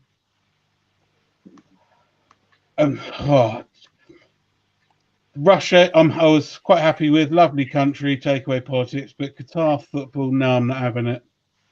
Not having it at all. I was still in high school when they released all these, what these World Cups going to be. That's how long ago it was that they. I'm very old. I'm older than you, and I remember Australia being dissuaded from bidding because Australia, they said, well, it's going to have to be a Winter World Cup. And they were dissuaded from bidding, even though they put a really good package together. Because FIFA said, no, has to be a Summer World Cup. And then all of a sudden, 6 years later, it got changed. I'd love a World Cup in Australia. That would be cool. But I want to say one thing about the construction in the Middle East. I want to let you guys, I want to educate you a little bit. Some may know this, but the people that are building these buildings and all this, these are people from Philippines, from India. They're suppressed people. They treat these people, I'm sorry to say, almost like slaves. Very low income. They get their money and they send it back to home. So it's not like, okay, well, they take their passports, Larry. So it's not a good thing. And I'm not trying to disparage anything. But I'm just telling you facts. And it happens. And that's why it's always, because I've been over there for many years, many different deployments, in good times and bad. And the country relies on this, I don't want to even say service, but people that work, they come from India, Philippines, and all that, they pay them hardly anything. And they're the ones that are constructing these stadiums and all the other stuff. And that's the sad part about it, you know? And I think that's like with Charlie, he's apprehensive about supporting something like that. because I know, well, I think I know about Charlie. I'm not going to say much, but he's a very respectful and cares about social issues. And if it's wrong, then it's wrong. And sometimes over there, even though they have a stadium now that they built, it's wrong. And I have my problems with it too. I go back and forth with it. So I do want to speak for you, Charlie. But that's the problem, as Reese says about boycotting it. How are you going to boycott the World Cup? I was never ever going to go to Qatar anyway. Let's be honest. I'd rather eat my own arm than go to the Middle East. Yeah. And also as well, if I was going on holiday, my wife's going to come with me, and I'm not going to go to a place where my wife is treated like a second-class citizen. I'm afraid. Yeah. Oh, definitely. And I'm sorry, Charlie. I apologize. I never meant to speak over. No. Don't worry. No. I don't. So I just thought you. You listen. Sorry, let's be honest. You said a lot of nice things about me, so I'm completely. You go as long as you're complimenting me. I don't mind you saying whatever in my name. That's fine with me. Don't worry about it. I think it's difficult, right? Like, because it is one of those things where, I understand. For example, what Luke is saying there about the idea of like taking politics out of stuff when you can in sports specifically and stuff like that. And I think this is just one of those instances where it's just so comically bad that it's almost impossible to, even if like it's so just. If this was only Fools and Horses, and Del Boy said, "I've lined up the World Cup in Qatar," Rodney would go, "We're not going to do it, Del. It's impossible." No. True. It's so bad. I agree. And it's like I say, it's one of those things where Charlie, you're being called out. Every time. Listen, Fo knows. Listen, I'm a respectful guy until. Fo knows, listen, I'm a respectful guy until a troll rocks up in the chat. Then all hell breaks loose. But until that moment, I'm as respectful as they come, Fo. How dare you? But yeah, no, I think it's just one of those occasions where it's just like, and boycotting it. I mean, look, it's one of those things. We'll see. I'm probably going to. And by boycotting it, I mean just not watching it. Or not watching it and not putting it, and at least not watching it in. Because the problem is with this kind of situation is it's money. That's ultimately what this is, right? It's money, and they pay money in order to what's the term? Sports wash their reputation. So, and what matters to them is the money at the end of it. So I think even as fleeting and weird a gesture as this feels like, even just not watching it through official channels is enough to make people think twice about it. That's what I mean. Because that's what I'm going to do. Even if I'm going to watch it on a stream like I do. Yeah, because then again, it all feeds back to the top, and the top is FIFA making the decision to take the money for this thing to happen and ignoring all of the bad things. Whereas if there is enough of a pushback to say no, then that's how these things change and not happen again. Unfortunately, like FIFA is a very is a organization that loves its money. It does love its money, and so it's a difficult. Yeah, thing. But I think that's. I mean, I know again negative Nora. It's when you're watching the Olympics and you're seeing McDonald's and Coca-Cola flashing around the side. And I bet none of these athletes have ever eat. Well, they certainly don't eat McDonald's regularly. But then, as I said before, when people said, "I want GST out," there's very few organic chickpea farmers who have made multi-billion pounds that will want to invest in a football club. It's unfortunately it's a dirty world. No, I think you're right. And I mean, I think we were on the show together, Luke, when we spoke about this before, when Newcastle happened. And I think I make you right when you say that. I think there's levels to it, and I think there are people out there who could do it. You know, the guy who's trying to buy Arsenal from Spotify has made his money through Spotify. It's still taking advantage of certain people, but it's not in the way that, you know, other people do. But it's something. But it is a difficult, slippery slope. But it is one of those things where, like, I think it's so difficult for us because we're at the bottom and we are the product. Do you know what I mean? We're getting sold. The FIFA isn't selling really the World Cup to Qatar, is it? The FIFA is selling everyone watching the World Cup to Qatar because that's what they want to get at. And that's the thing you want to get to is the people at the end of the day. They want all of us to watch it and then have a different mindset of Qatar after the fact. The world, I remember, like in the sort of the throes of the Russian World Cup and just after, I kept hearing these conversations about, oh, when we went, the Russian people, they were so nice, they were polite, everything else. And I'm like, that's what Russia was banking on. Russia is banking on everyone going there and talking about it and being like, oh, actually, it's a great country. You know, I had a great old time, you know, forgetting to mention that there was literally essentially political broadcasts before the fact telling the Russian people and people like ultras who would usually cause trouble, you have to be as sensible as possible. Obviously, we're going to come down. It's a press country. At the end of the day, it's in a press country. It's one of those things where, like, that's what they're selling. That's what FIFA are making the choice to sell is us. And then it sort of falls onto us, as difficult as it is for us to make decisions and feel like we can do anything to change that. That's where it comes down to is our individual choices, because at the end of the day, I know this is never going to happen. I know this is pie in the sky thinking, but let's just say, for example, everyone went, actually, no, I'm not going to watch Qatar through, like me and Reese and Luke, you might watch it through the BBC. Lawrence, you might watch it through Peacock or whatever, wherever it gets shown or whatever. Let's say we all just chose not to do that. Then all of a sudden those platforms are going to turn around to the FIFA and be like, this is supposed to be one of our biggest money earners, and you picking these lot has given us massive problems. So why the hell have you done it? And then all of a sudden they're not going to do it again because that's FIFA's entire deal.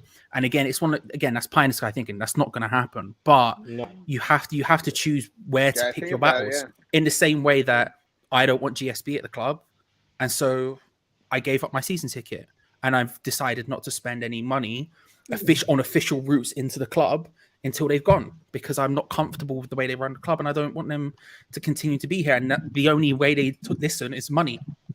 And so you have to pick and choose these things. It's so difficult, but it's impossible. It's so difficult for us because, again, the reason they could trade our views and everything is because football's not an interest like many others, you know, in the idea of, you know, football's a religion over there, but that is kind of true. You know, it is totally a thing, you know, everyone watches it. Everyone loves it. It's not something you could just easily trade in.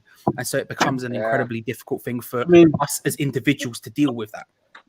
Going back to the old brown paper bags of money and the corruption to get the gains, as it were. I do remember. I'm old enough to remember that before we got the London Olympics, what was that, 2012? So we must have bid for that in what, 2005 maybe. Yeah, it was definitely we got it, I think, in either 2000 and do you remember it got announced the day before 7/7? Yeah, it was, 7/7, you're right. So I reckon we sent Prince William, we sent David Beckham, we probably sent Elton John round the world. If we'd have dug up the corpse of Diana, we'd have sent her on a world tour if we'd have called that Olympics. And that's the funny thing, isn't it? It's all about this, as you say, levels. These people in suits making these decisions. I mean, that guy in the World Cup, was it Jamaica? It was one of the Caribbean countries. He was just hoovering up money and gold watches and cars. Jack something. What was his name? Yeah, Wallace? Maybe. I don't remember. I remember the guy. He was like mad corrupt. He was insanely corrupt.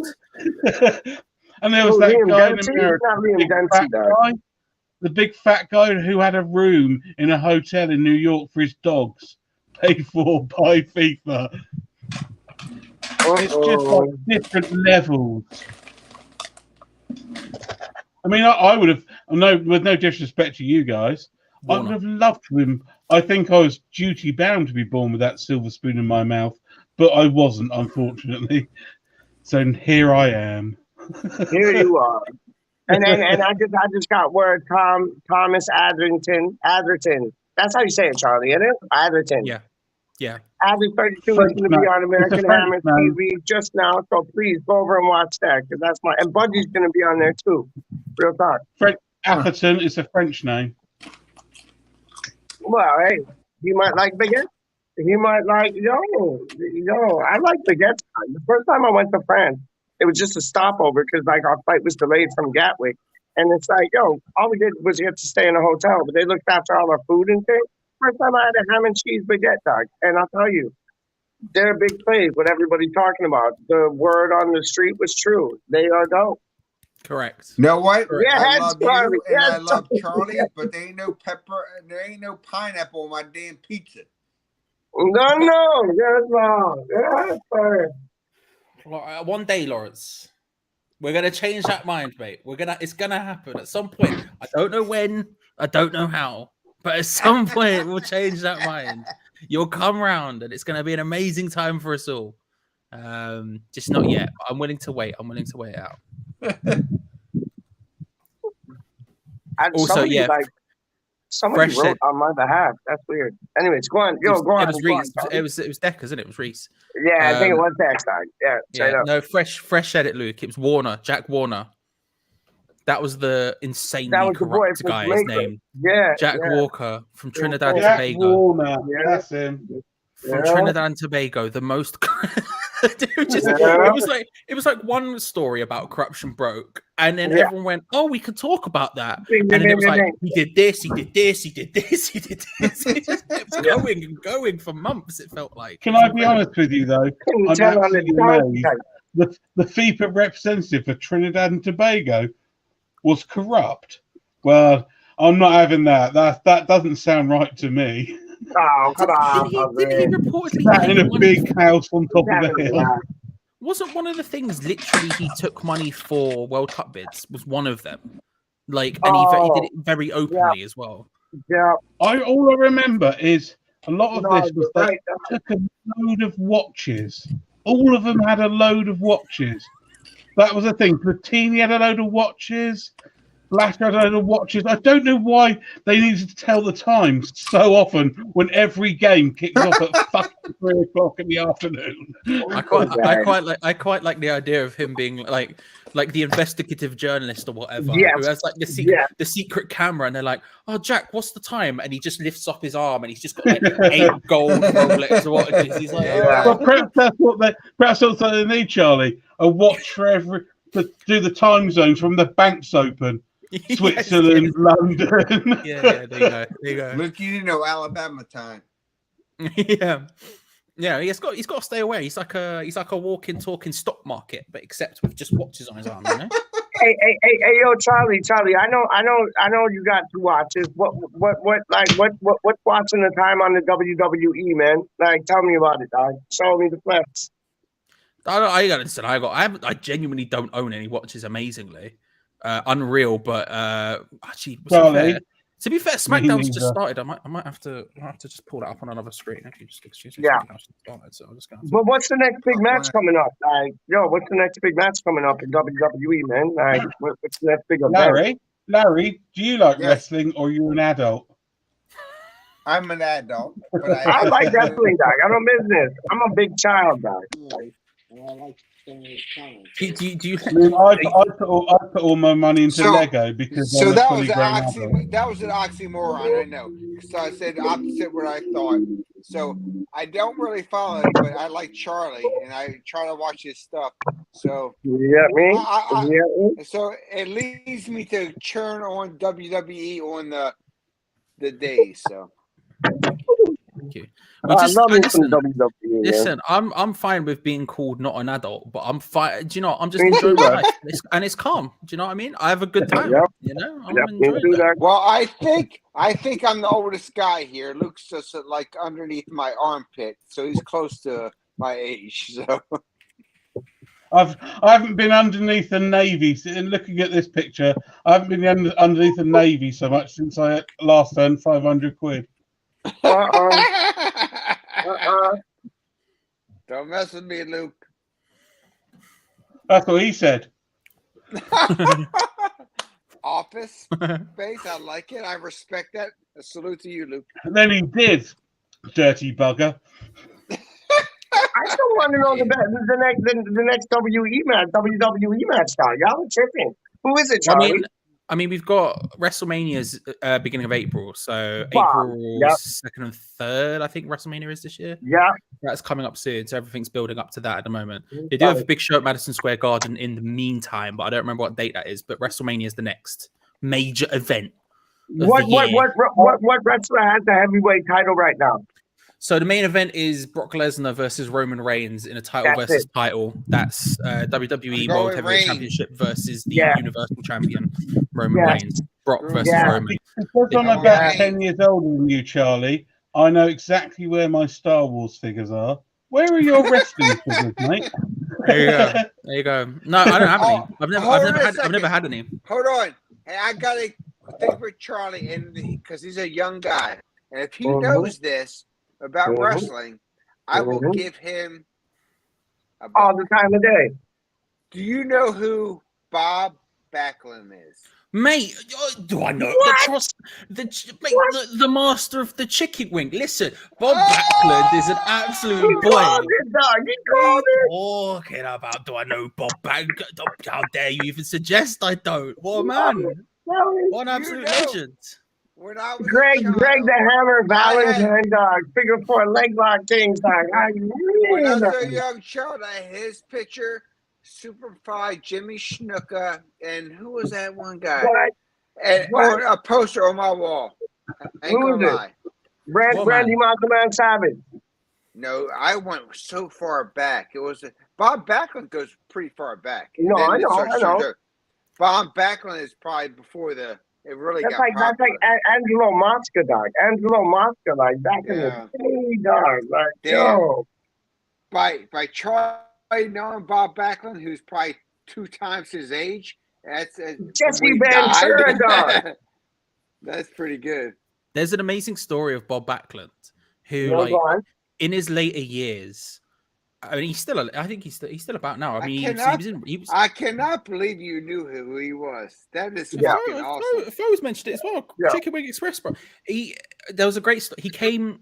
He's sort of around all of the time in WWE in the background, like because he's a legend, right? So he held the championship for donkeys, like for ages and ages and ages. Yeah. So he's sort of got free pass to do whatever. But apparently in his later years, he's just a bit. What's the polite way of wording this? Fat, out of shape. Just completely wild, right? And there's this story about how he, like, one of the younger wrestlers went up to him to sort of talk to him to sort of pay their respects or whatever, and he was eating a banana. And there's something about this is just always blown my mind, and I don't know why, but it's this idea of like Bob Backlund, a legend of the game, right? Being in for donkey shit, like one of the biggest channels. He unpeeled the banana completely and then ate it from the middle. And there's something about just such an. It's just like, what do you mean? What do you mean? That's such a weird thing to do.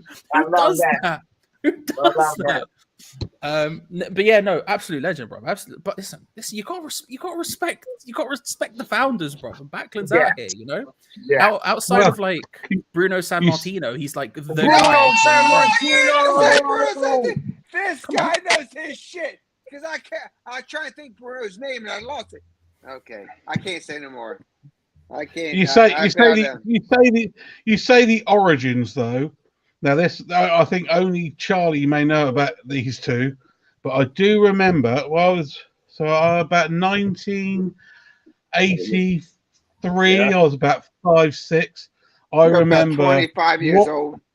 Yeah, watching and then recreating with my granddad the Big Daddy and Giant Haystack moves. And if I remember correctly, Haystack, I remember him. Big tall. If I remember correctly, this may be an amalgamation, but I think they also had a load of midgets. Yeah, they did. Yeah, they did. Yeah, they did.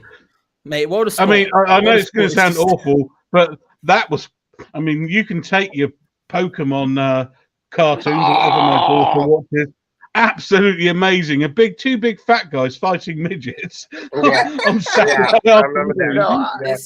There's something about like haystacks and like there's something like just they're such cultural touchstones in the UK.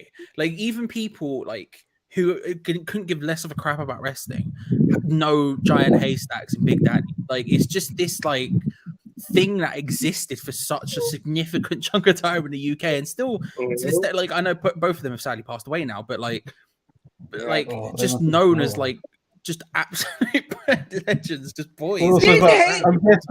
I'm guessing if you had Big Daddy's name, you would his actual name, you would probably be a massive beat people up. Shirley Crabtree. yes, Shirley. There's lots of things in the playground you're going to get taken the mickey out. So you're beating midgets up, aren't you? It's a thing. It's a thing. But yeah, no, absolutely. Kendo Nagasaki, all of them back in the day, bro. There was a whole generation of talents. And then they brought World of Sport back, and they had a couple of them on like when was it? 2000. Again, Phono in the chat, because Pho probably knows more about wrestling than I do. But when they brought World of Sport back in 2017, maybe, and there was a couple of them on. There was a couple of them on at the beginning before they had the whole. Have you watched those old World of Sports with Fred Truman, where they do the old Skittles and the?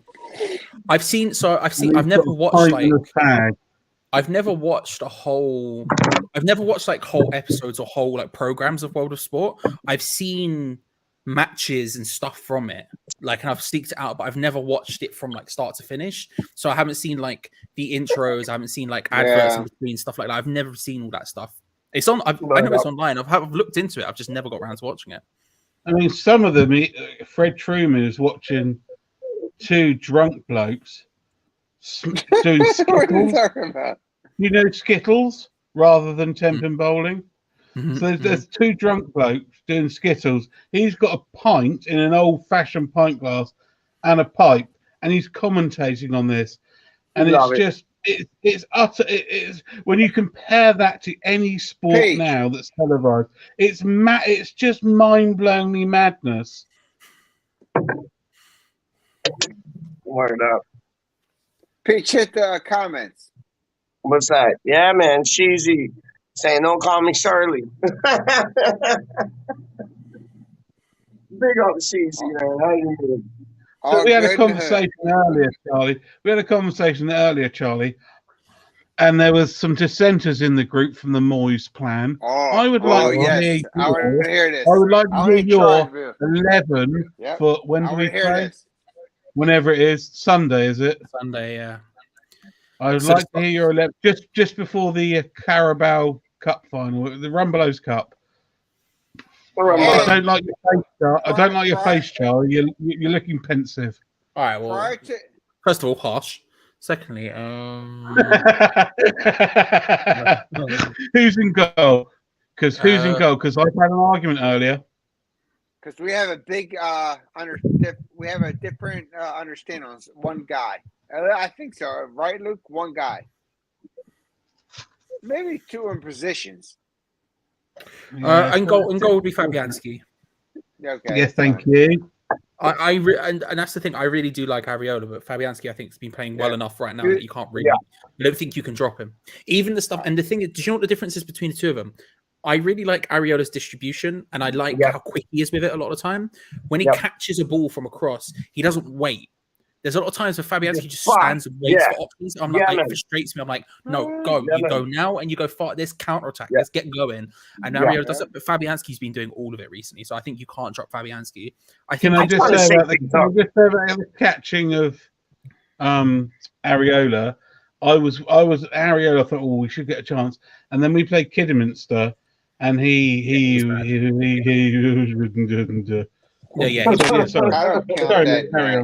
Don't count that match.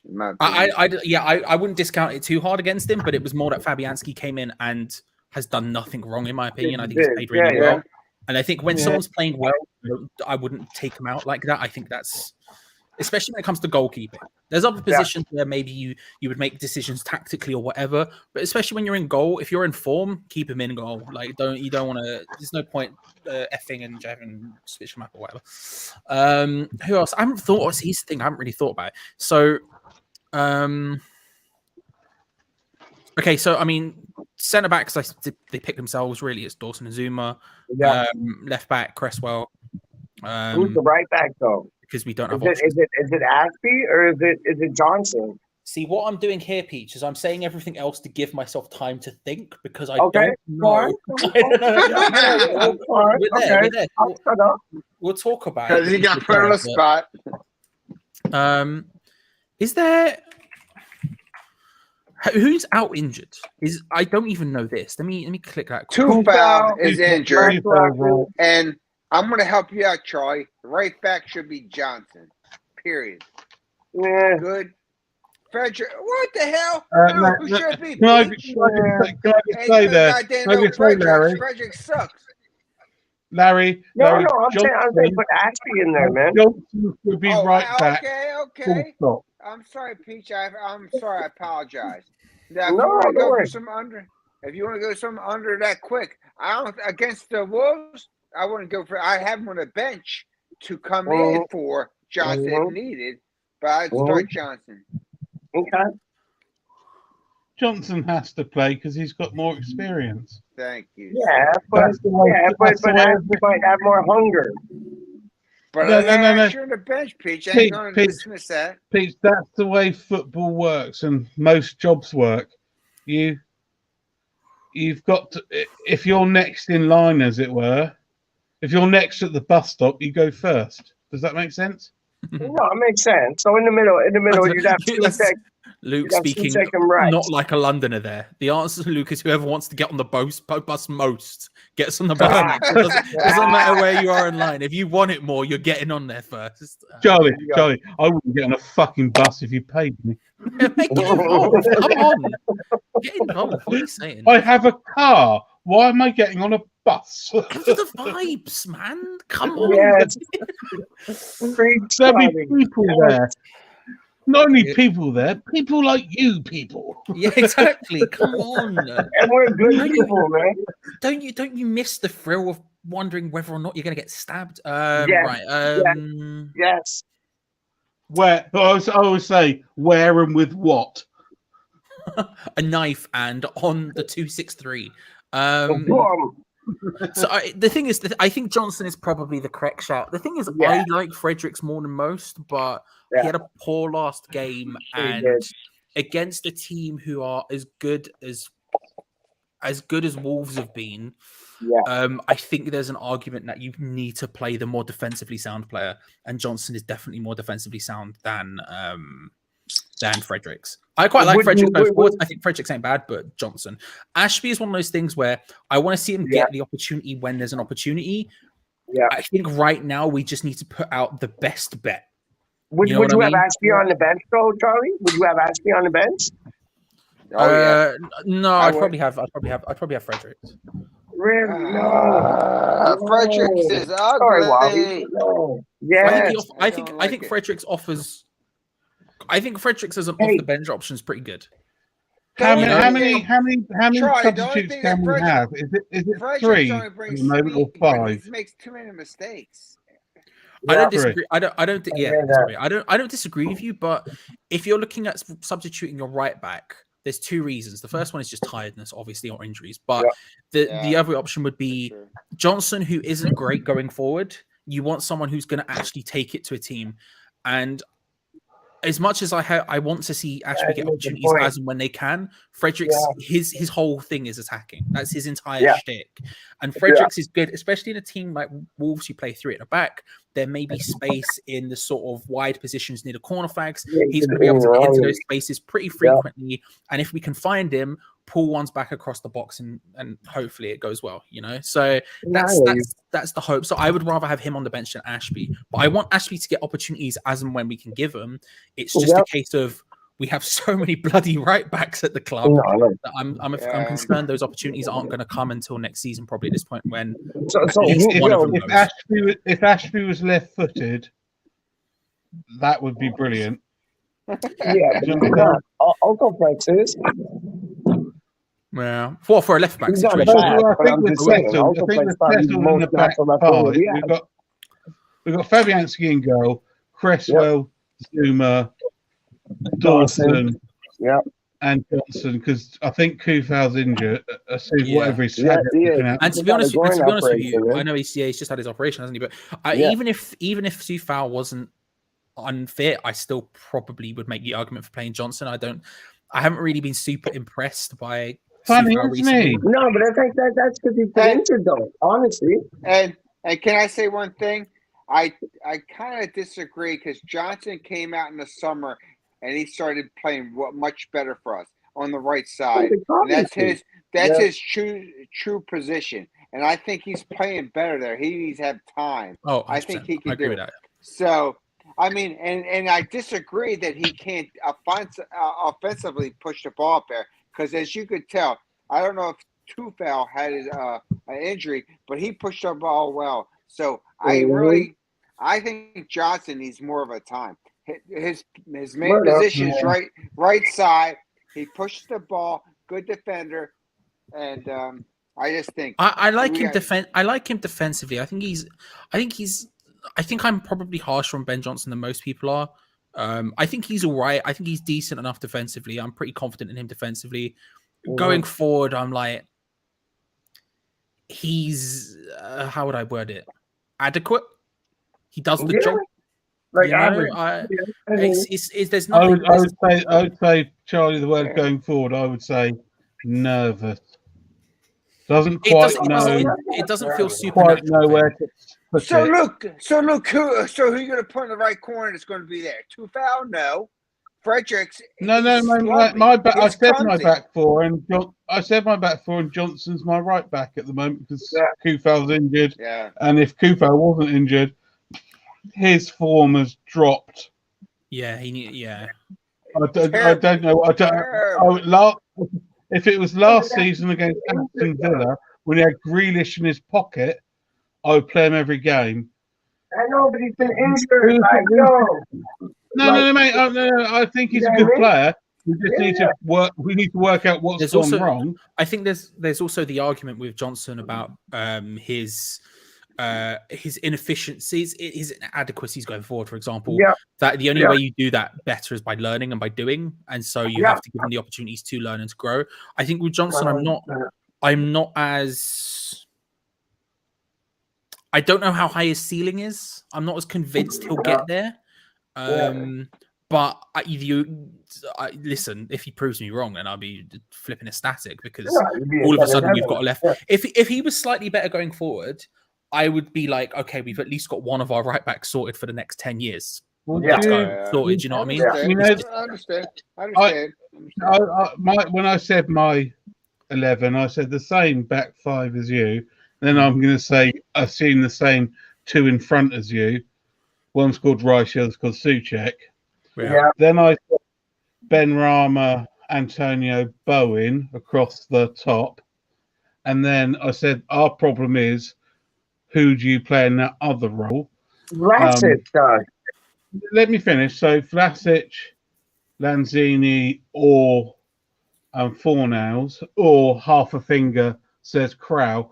Could you theoretically see Johnson, because the fact he's a unit and he's good with his feet, move into centre midfield? Can I answer that? Yeah. Could I? I think we forgot how Johnson progressed over the summer. He started out in the summer in the preseason doing all this thing, playing really well, jumped in. Now, he didn't get much opportunity. I think we have not gave Johnson enough time. I think he's going to be explosive. And I would put him up there, period. I'll tell you, Luke. Look how we said in the first half. If you watch, go back to the tape, and all the matches he had in preseason in the summer, he played outstanding. He started well in the beginning, and then for some other reason he got hurt. It fell off course. But I have before faith in Johnson. Before I let Charlie answer my question, I'll say Johnson isn't to be a right back. Sorry, he's not fast enough, and he doesn't put in a good enough cross. That's all I'll say. I'm not too concerned about pace, although obviously it's an issue. But Sufal's not that fast either. It's just he's so good at crossing, and he's also so good at defending. Sufal is he's got two attributes. he's good at tackling, and he's good at crossing. And there's not much more else to his game. He's got good positioning as well, but there's not much more. And he's a shit house. Always a good thing. Always a good thing, in my opinion. Yeah, you want someone who at any point is liable to just get in a scrap. And I respect that about him. I really do. I think Johnson has to be given the opportunity to get there. I'm not convinced he'll get there, but he does. I would at least like to see him given that opportunity. Thank you, Charlie. Because honestly, like he's got some of that stuff. He is a decent defensive player. He doesn't have the innate positioning that Kufau has, but again, you can grow that. Yeah, I don't know. We'll see how it goes. The centre midfield question, I think, is interesting.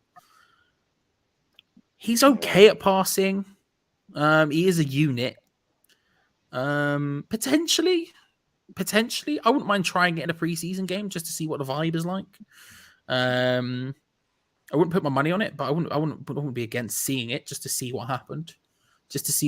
But I suspect his future lies at right back and right back only.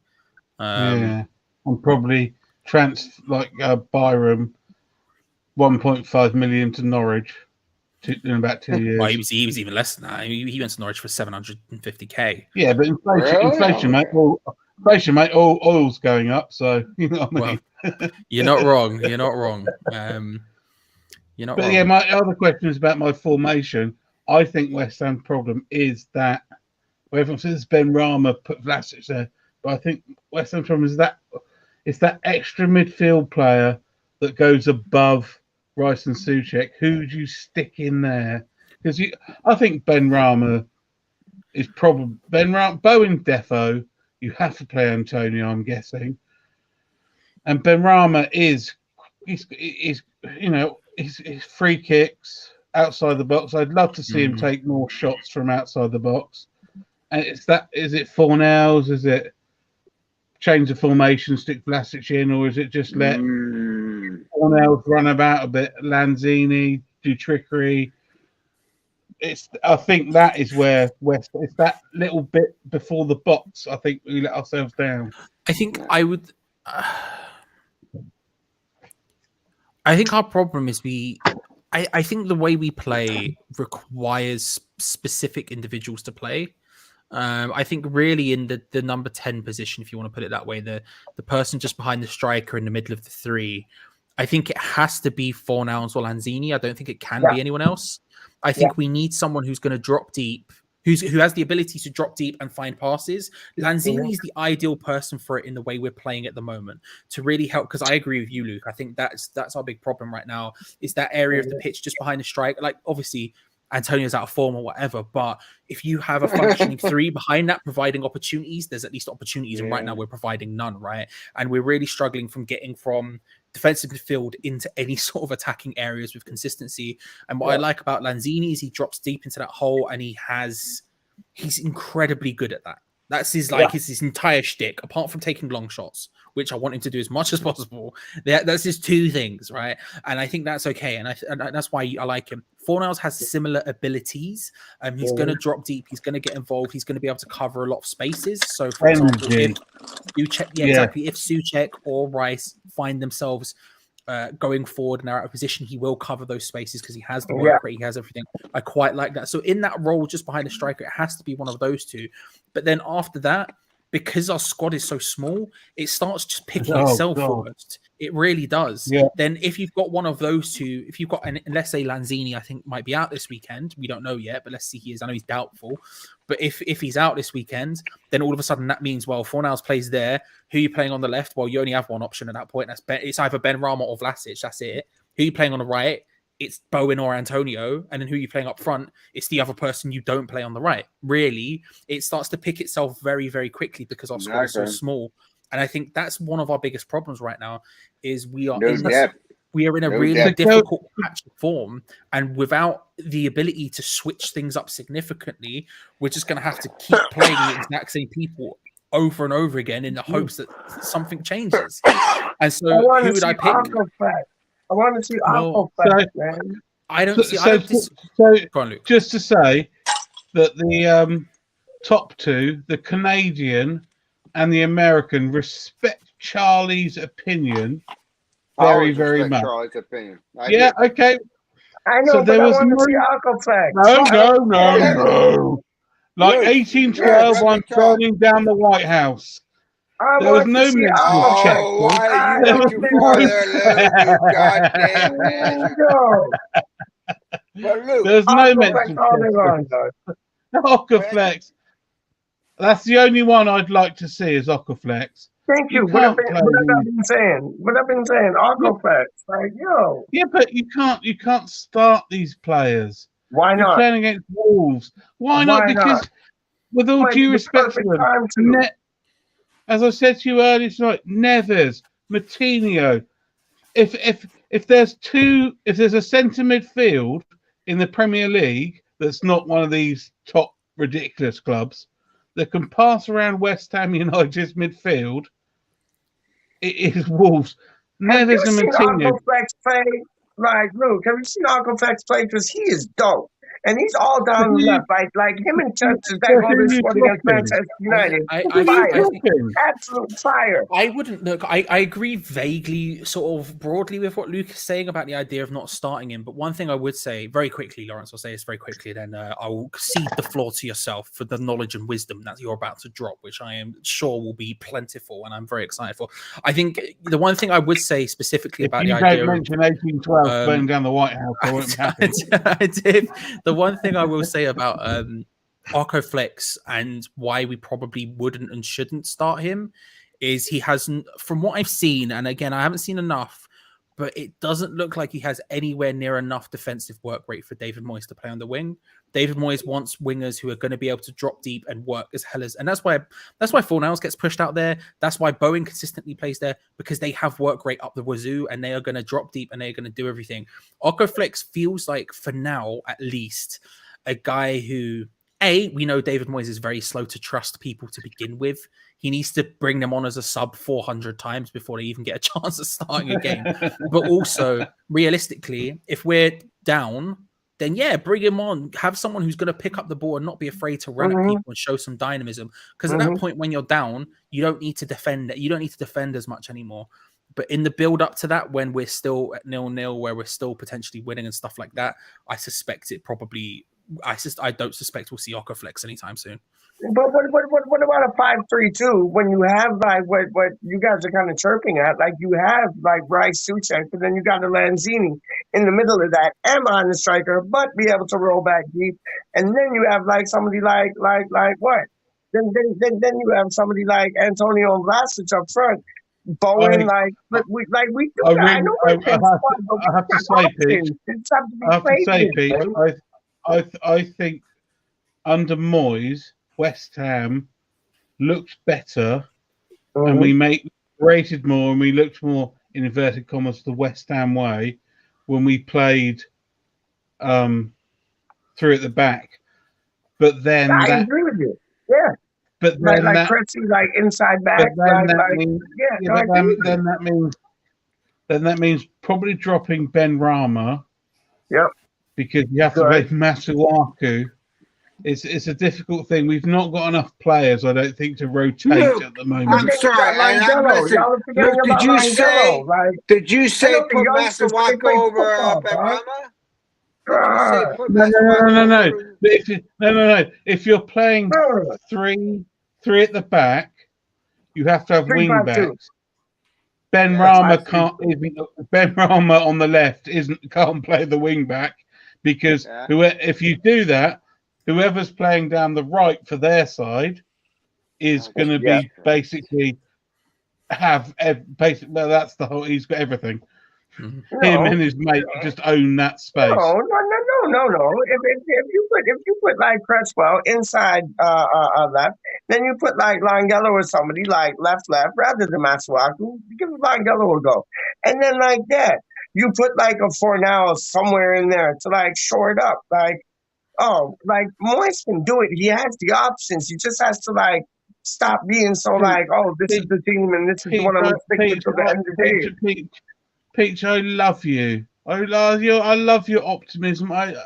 You're the no, but it can go on. Yeah, mate, but you can't just say right, Longello against Wolves. You're playing wing back, and you've got to do. Exactly. I got you. Thank you, Law. You can't. Lawrence, what were you going to say before when I interrupted? Sorry, mate. Yeah, sorry. Well, shit. I ain't gonna lie. I lost my train of thought after all this interaction. I'm trying to. He was going to say Longello, then I pissed on everyone's chips. No. You didn't piss on nobody's chips, though. We like malt vinegar, not your piss, straight up. And the salt? No. We want proper salt, but no. I'm sorry, Charlie. All this stuff going on, I lost my shit. I was like, I don't know what the That's totally fair. That's totally fair. I just wanted to make sure that the option was there. If it was there, I respect it. I respect it.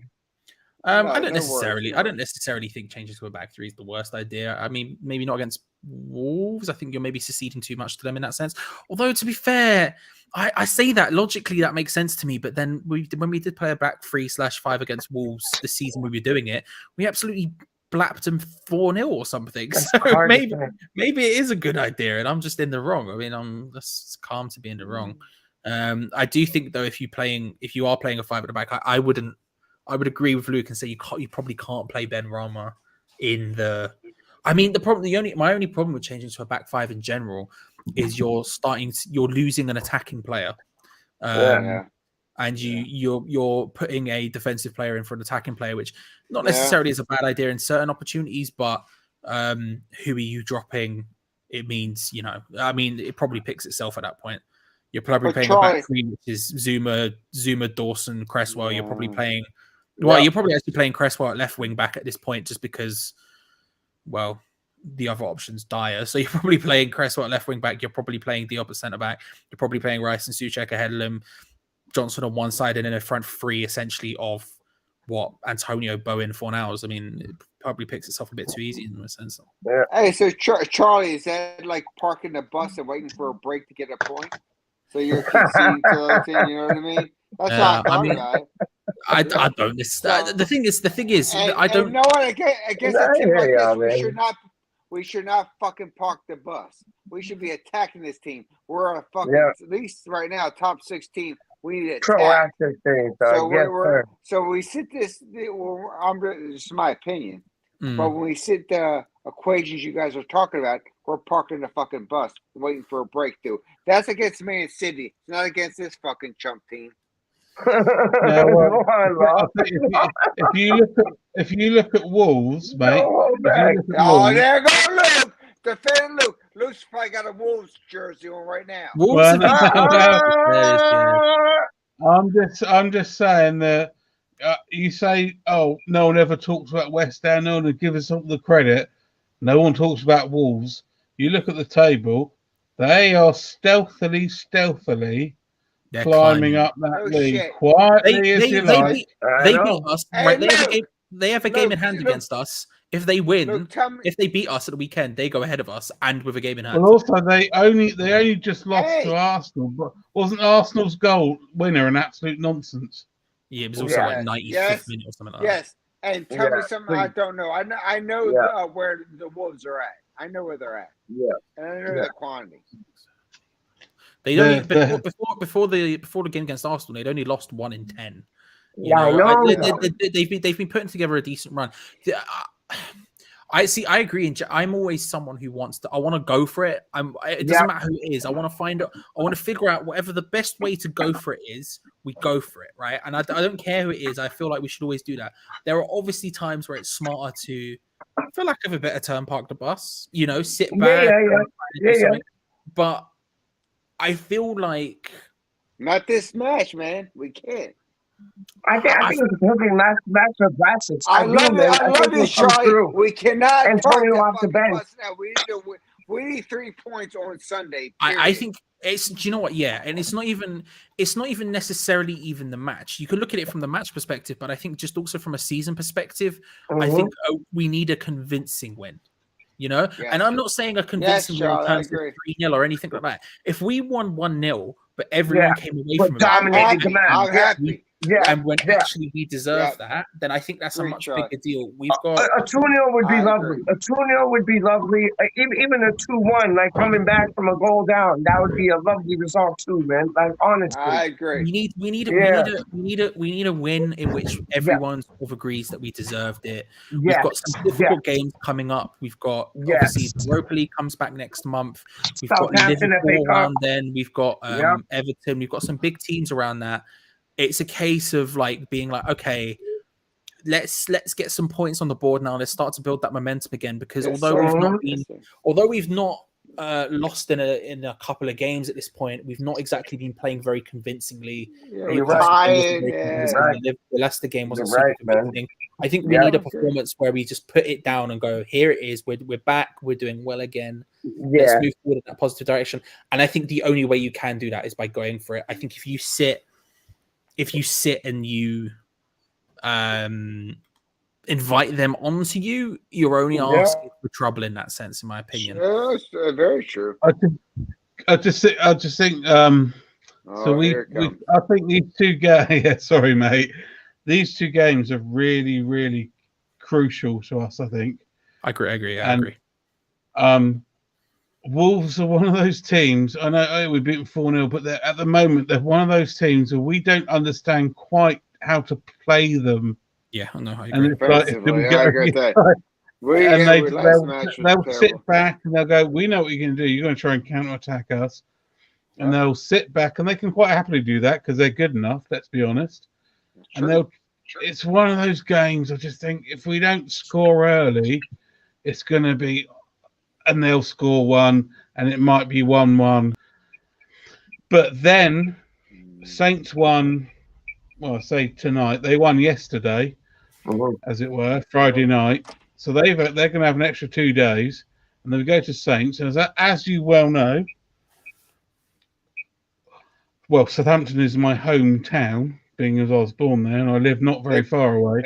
Southampton are good, and they are very, very confident.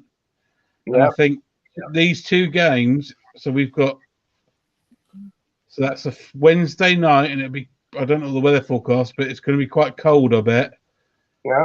Down at Southampton, it's windy, it's grossy. Having just played Wolves that look good, if we don't score early against Wolves, I can see us losing both of those.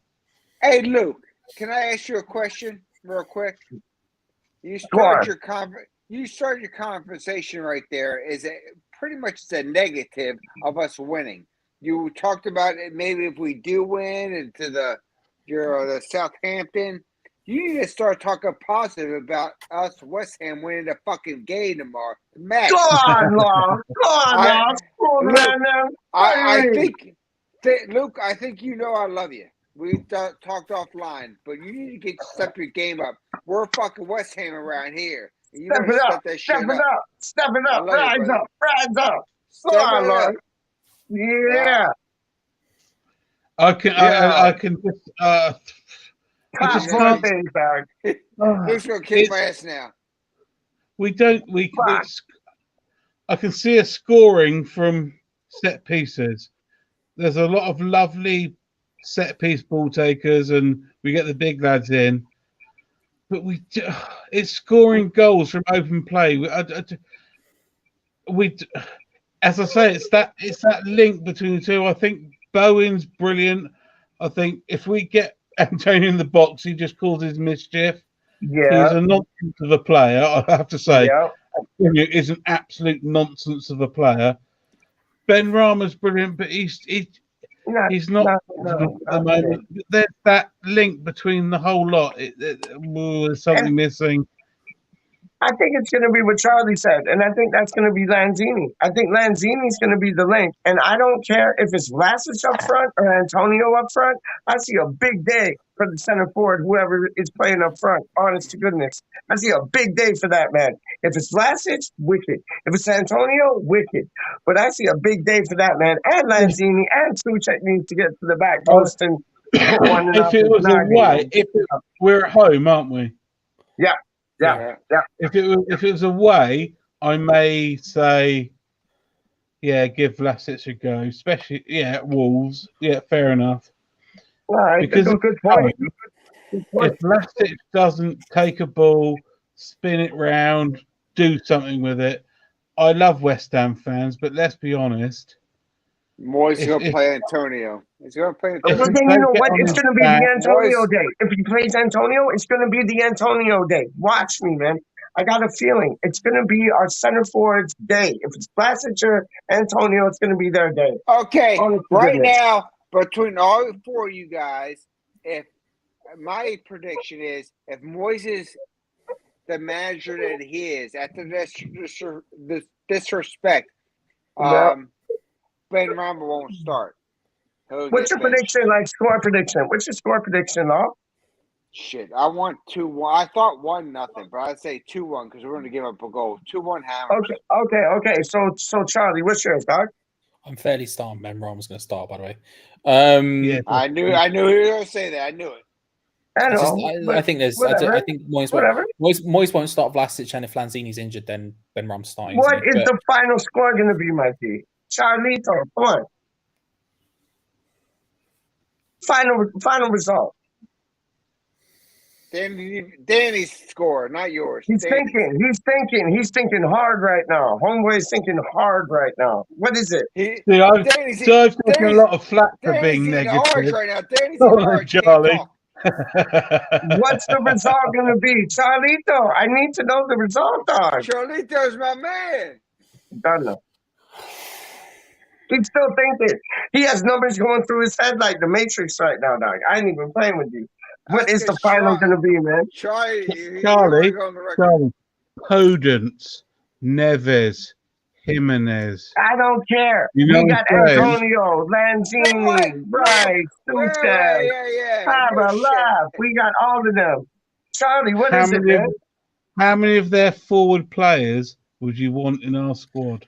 I don't care. I'm asking for Charlito's result, dog. What is the result going to be, Charlito? Because he's thinking about it hard. Don't make me shut down. I think it's going to be 0-0. No!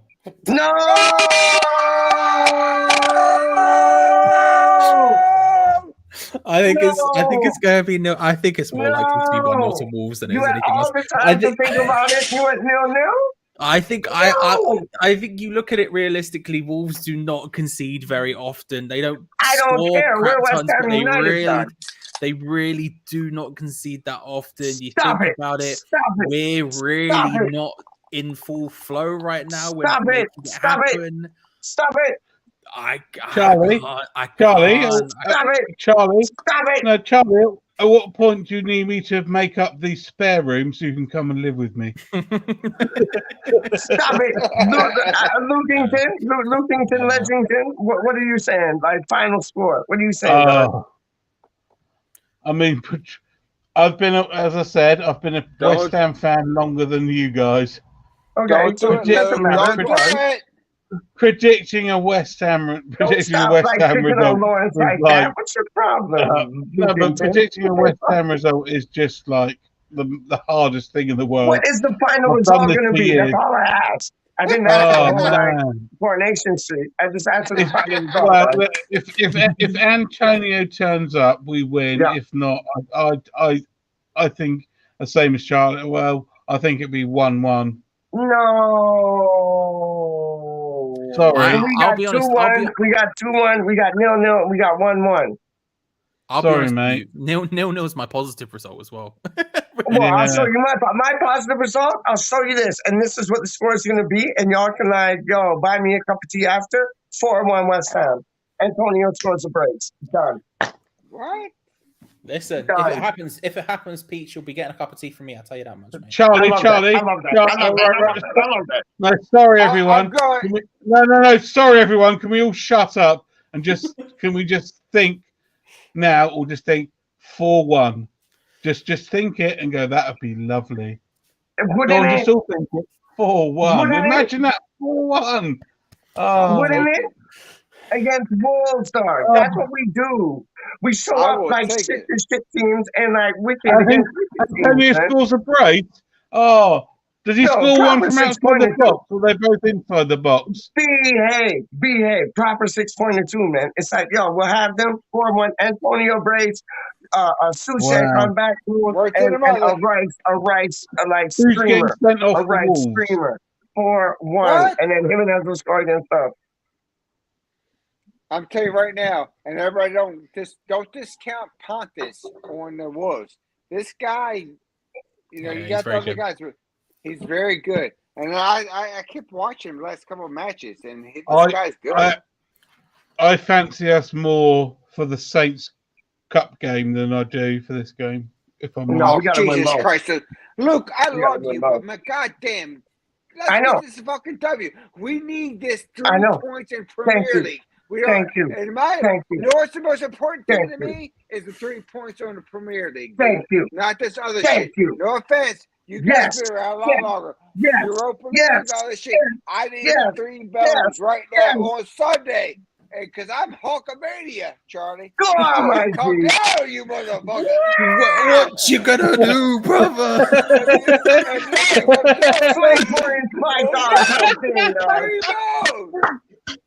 Did you just call Charlie a motherfucker? Charlie, I'll rip this shirt off. Hey, I'll rip this shirt off, but I don't want to. Hulkamania, brother. Yeah, Charlie, you motherfucker.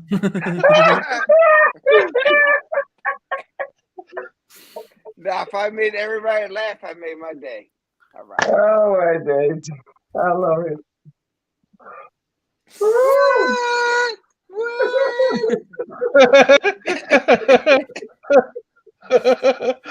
I love Larry. He's brilliant. He's the best in the He's the best.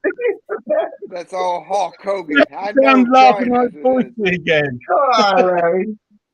Oh, my God. What is Friday? What are we talking about? Yeah, Hulkamania.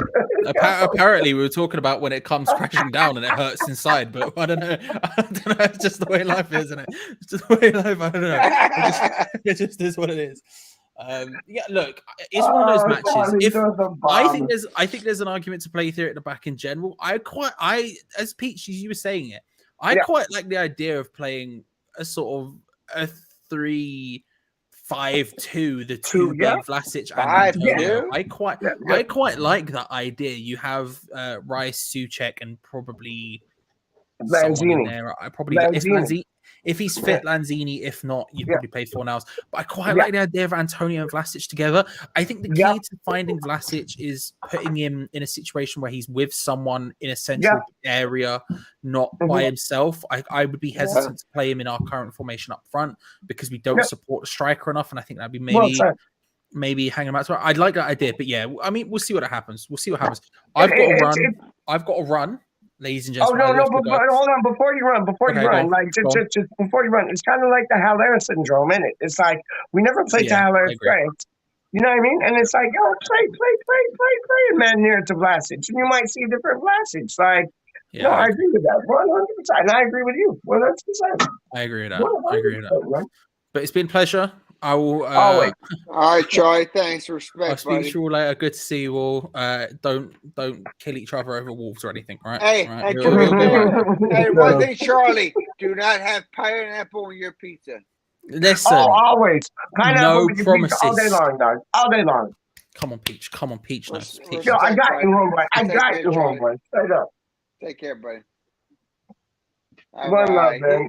Charlie, what a man. The myth, the man, the legend, the absolute bomb, diggy, dang, bomb, diggy, dang, dang. I love that boy, man. He's wicked. He's wicked, man. Charlie gave you a lot of good time. It shows you how much he likes you, Peach. And but you know what? I'll show you this. I'll show you this, Larry. Like I'll show you this. Like people get Charlie like mixed because it's like they seem to the watch alongs have fun, talk about like what's that cheese? Belly Bell or what's the cheese in the round like it's in like the round red thing like queso dip? No, it's like Bell something, little bells or like Bell something or other, Belly Bells or anyways, he like he eats these cheese things, and he has like a little Danny DeVito, like in the corner, and he talks like football and like nonsense to like the people in the watch line. But people do not understand his like his science of the game. Like they don't understand his knowledge of the game. Like he's West Ham through and through, and he is a very intelligent folk when it comes to talking about West Ham, man. And I don't think people see enough of that. You know what I mean? Like honestly, he knows what he's talking about, dog. Straight up. What is it? Baby Bell. That was it. Baby Bell cheese, not Belly Bell. Baby Bell. When you like open them up in the wax casing and shit. Yep. Man. You're exactly right, buddy. You're right. Yeah, and then there was a thing on his watch along when like every time he ate a Baby Bell, like somebody would score. So he just like started eating Baby Bells all the time. Oh, I love it. Yep. I love that, man. So Luke is going for a draw, as well as Charlito is going for a draw. You and me are the only ones going for wins, Lawrence. 2-1, yeah. 2-1 and 4-1, and then you got 1-1 and 0-0. Madness. Lukington, you have to see a win. You put the win out there in the universe, it might come back to kiss us, man. Just saying. I'd love to see a win, mate. I know you would. I'd love to see a win. I know you would. Me too, man. Look at the way we're playing. We're just so drab. Stagnant. We're playing stagnant. We need to rocket up our backside, man. And that's why I want to include the youngsters, just to like give the players who are regular team footballers in our squad a rocket up their backside. Like start looking over their shoulder. Like, thank you, Peach. I love you. That's what it reminded me of. Thank you. We did not sign anybody at all. Yeah. So what can we do? We need to bring up some good under 23 players to the bench and bring them on. Why? Because we have nobody else. Why would you do that? Because we didn't sign anybody else. That's it. So we need to bring them up. And Lawrence, you know when we signed Lingard, he performed better than he thought he was going to perform himself. Yeah. And so he leveled his game up, Lawrence, and he leveled those in and around him. He leveled up their games as well. So it's like if we don't have a Lingard to bring new blood into the system or into the formation, into the team, into the tactics, then why don't you bring one of the under 23s just to like bring some new blood in there? I'm all about that because it'll give the team a bit of excitement, a bit of a new feel. It's the same old feel. You got Lanzini looking at Fornals Bowen. You got Rice looking at Suchek. You know what I mean? The back four kind of been like mismatched like all season because we've had to go through certain injuries, right? Yeah. But then why not switch it up at the front too and have Vlasic and Antonio?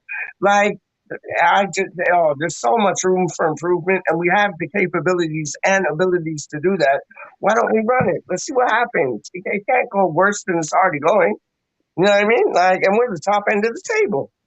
I'm down like Charlie Brown on that. Luke, what do you got to say? 100%, dog. And Snoopy is in the building. Down like Charlie Brown. Done? No. And Lawrence, like, what do you feel we need for that revitalization? Like the what do you think we need to like revitalize the club to get them playing in a different manner and different energy attitude than we're playing right now? Do you think it is bringing in the under 23s or maybe a different game plan with the players we have? Like, what is it? Well, I think right now is what we have is on our bench. If we look at our bench right now, and I have a little cheat sheet here. It's like we have like Masawaku. I wish we had Abada. I remember Abada, how we hated him. Now how much we like him now. You know, we have Noble. We have Crow. Mm-hmm. All speed for Yamaliko. What's going on for the Croatia, which is Ukraine? I mean, it's awesome. It's terrible. So we have all these things that we're hurting for. So we need to bring. What choice do we have? We didn't sign shit. We didn't sign nobody. And I saw different things saying that we had that Moyes had 100 million pounds to spend. So guess what? End of the day, we'd have nobody. So we have to bring up the young guys. And I don't like what you're saying. Bring up the guys you said. 100%. Yep. 100%. Like whatchamacallit? Is Luke still in the mix? He's there, but he's not there. Are you talking? Are you going to talk, Luke, or what? Yeah, no, I'm just gonna ask like what his envision is, like what we need to like, spark up the team, get different energies and fluid running in between, like, the connection on the pitch. Like, what do we have to do to like make it a bit different than what's going on now? Help me, Luke. Lukington. Is Lukington we need left the to building? get through. Oh, there he is. Go on. We need to get through this season. Yep. As well as we can. Yep. And sign about eight or 9 players. Yeah, 100. Because ultimately, you look at our squad. Yep. I mean, there's gaps everywhere. Yeah. But then at the end of the day, what do you want West Ham to be? Do you want them to be? I want solidified and consistent. That's what I want. Yeah, but you look at Leicester. Yeah. They won the league and then they won the cup. Is that what you want? But then they're now filtering around 14. No. I want that consistency. So I want it slowly built. I don't want it built overnight. Like I want it slowly built over time. So who do you think we can compete with? Well, right now, I think we're top 10 material, and it's dope because we've come from like basically living in the bottom half, like on the ceiling to relegation. So I think like we have improved in the sense over the last 2 years. Since we brought Moyes back in, we've got like top 6. We got like the most points we've ever finished with. We have another new striker who scored more goals than anybody who's ever been at the club. It's all there are all the signs there for a good building. I'd say that about Antonio though. He scored 40 what? He scored 50 Premier League goals. Who's that? Antonio? Has he scored? I don't think he scored 50 Premier League goals yet. Well, he's our top goal scorer, so I don't care. Yeah, but I hear that. That's our top goal scorer.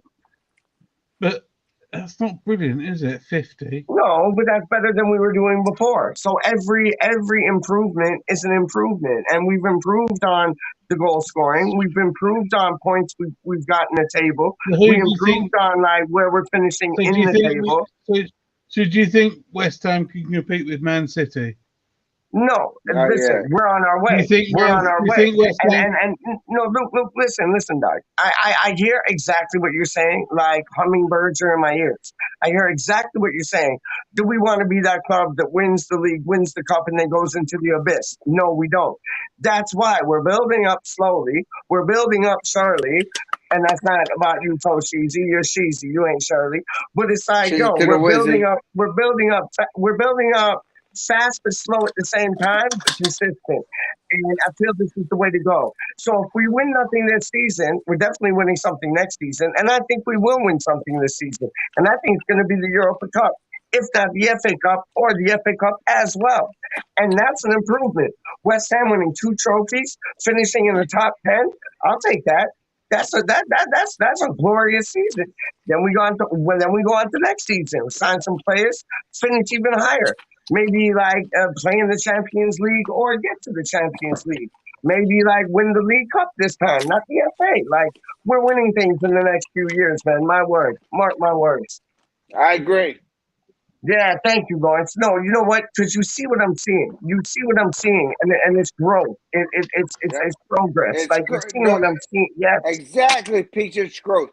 done. And I know, Luke, I know you got some knowledge, and I ain't hating on you, but I see growth and we're progression, and we're going to think positive, not negative. Yeah. I feel that, man. I feel that 100%, man.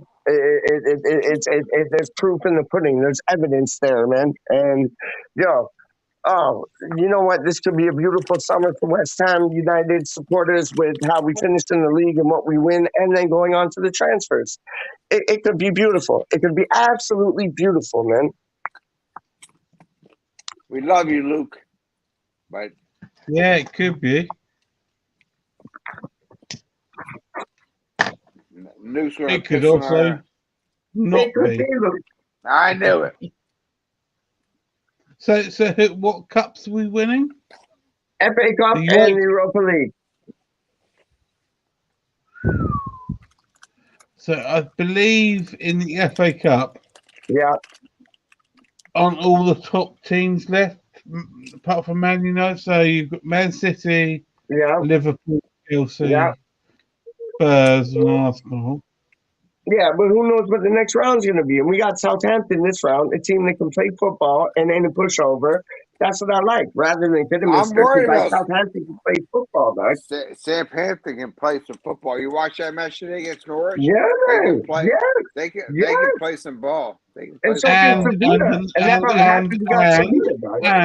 they got like 35 points. No, go on, Luke. What you saying? And we're going to win the Europa League. 100%. Europa League, FA Cup, don't know, finish 6th, 8th. I'd be happy because we're gonna get more. We're gonna get more things. We win the FA Cup and the Europa League. I'd be happy if we finished 18th. You get what I'm saying? Thank you. The league ain't had nothing else. It's all about the Europa League and the FA Cup. That's it. Like that is our destiny. But we won't finish 18th. Even if we played as bad as we could play against any team left in the last 13, 12 games we have, we still couldn't finish 18th. But it's like we're gonna finish in the top 10. We're gonna finish either in the Europa final, FA Cup final. Let's have it. Yo, and let's win those two things. It's in our capability. It's in our grasp. It's in our grasp. Wow. Your my opinion, Luke. Yeah, well, if you think we're going to win the FA Cup, finish in the top 8, and win the Europa League. No. Probably, I don't think so, mate. I do. Top 10 for sure. Top 8, yeah. Yo, I put a bet on that, straight up. I put a $5 on us winning the Europa Cup, the FA Cup, finishing top 8, and those odds would be good. If you could put a bet on that, Luke, yo, split it halfsies with me, man. Like $5 each, or £5 each. Put a tenner on it, and I'll split the winnings because that's a winner right there. Winner chicken dinner, man.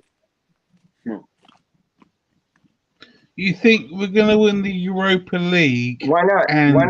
Why not? Because how? Why can't we?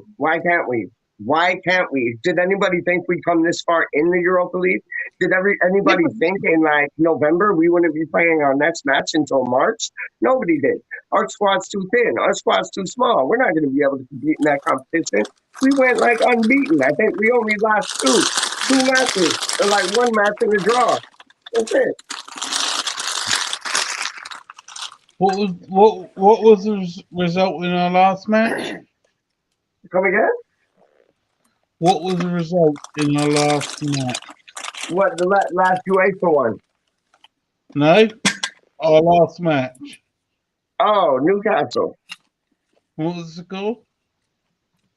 What was the score? It was what? It was 2-2, wasn't it? Or 1-1? It was 1-1 or 2-2. Mm-hmm. So we can't beat Newcastle at home. No, but you see what I'm saying? When we play, Look, you gotta stop being negative, Nelly. I know. Me and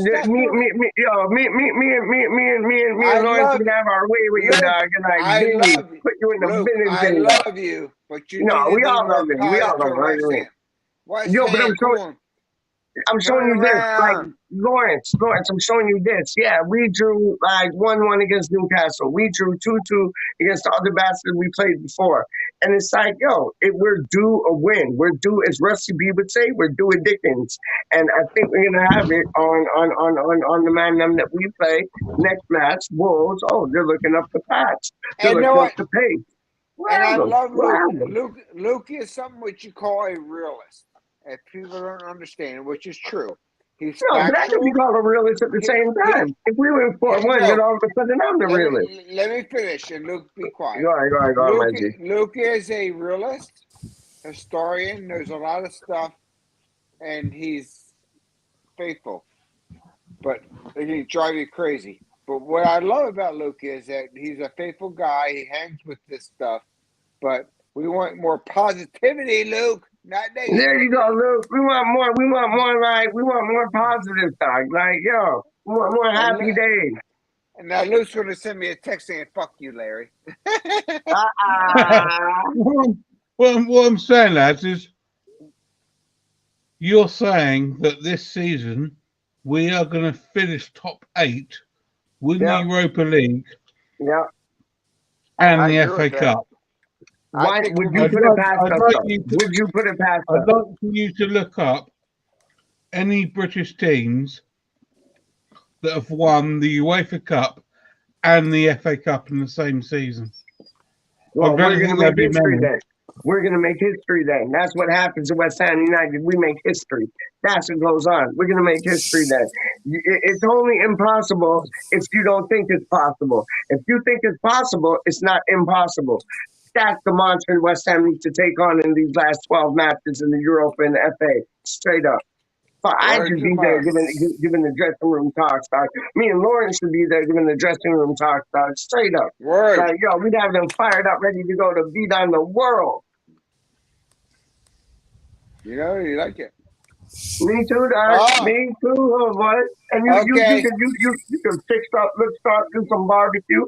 I just like, yo, I'd have a go with all of them individually. Zuma, like I'll do a Smithy, like what he did on the Red Light Comedy thing, or whatever it was called, dog. I'll say do a Smithy to like all the players in the West Ham dressing room. That would be diamond.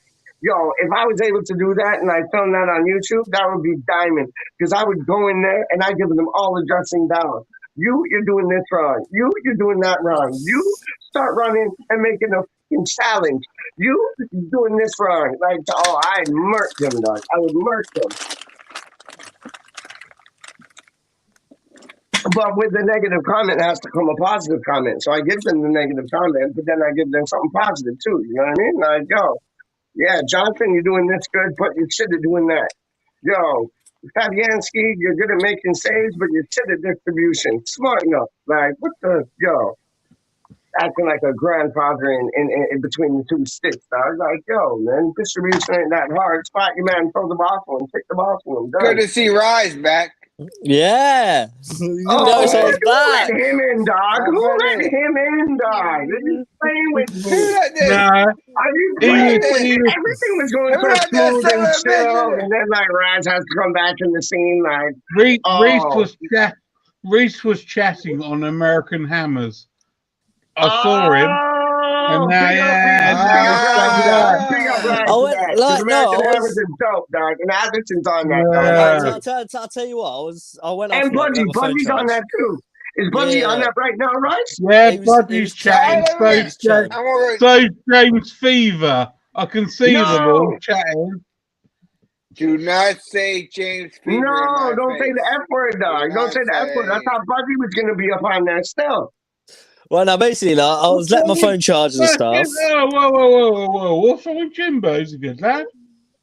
Anyways, what were you saying, Raj? Sorry, I heard some crumbling in the audio. What were you saying, Raj? Go on. I was saying I was letting my phone charge and all that because my phone was low and I don't want to be doing it without the headphones anymore and stuff. Yeah. But and then I looked at my phone and there was a few texts in the group chat and stuff, and it was saying it was a bit kicky-offy in the comments or something. So I went and had a look and then just started saying hello to people. And then I came off and then I came on here. What was there anything kicking off on there or no? Not really, no. No. Was it good as Howard channel here? Because what? How long have we been online now? This stream has been going 3 hours and 47 minutes. That's how we run it. That's how we run it. Peach, you know when it's me and you, usually we go to like 8 hours. I know. And that's just me and Rise Dog. That's just me and Rise Dog. And then we'll have like Lawrence on, Luke on, all the man them on. It's like, how long ago did Charlie go? Oh, Charlie went for like a good hour. Charlie went for a long time. Charlie did a good shit. Yo, we were talking WWE. We were talking like on football things, formations, and like starting another thing. I'm surprised he came on, popped on. He was good to go. That's cool. Yo, Charlie's a don. Charlie Stone. Yeah. Oh, Lawrence, how much do you wish that like West Ham are on tomorrow? Like we gotta wait till Sunday, man. Like what the I fuck? thought the same thing. I wish it was tomorrow morning. Right. Yeah. I love when it's on a Saturday, man. It's Sunday. Yeah. But you know what the thing is? We normally get good luck on a Sunday, which is funny. But we normally get good luck on a Sunday. Either we like clinch a draw when we're supposed to lose, or we clinch a win when we're supposed to draw. So I agree. big up Sundays, man. Big up Sundays. And we're gonna get a win. Yo, Reese, Rise. I gotta call you by the right name, Doc. Rise, my prediction for Wolves against West Ham United at London Stadium. So West Ham United v Wolves. My prediction is 4-1. Charlie's was 0-0. Lawrence Watkins was 2-1, and Luke Ledgington was 1-1. What is yours? I'm going with Larry, 2-1. I like that. I like that a lot. I kind of see a 3-1, but I went with 4-1 just because, like, I just want to see us like crush them. It's good. We need the 3. We need them so bad. This is probably the most important time where we need these 3 points. It's right now. And Rise, what were you saying, Doc? What were you saying about the I think it's gonna be. I think it's gonna be like 10-0. Actually, I think. Ben Rama's. I think Ben Rama's going to get. See that? Ben Rama's going to get. Listen. Ben Rama's going to get a hat trick. Yeah. Shut up. Greg Dawson's going to score 4. Shut up. And that makes it 7-0.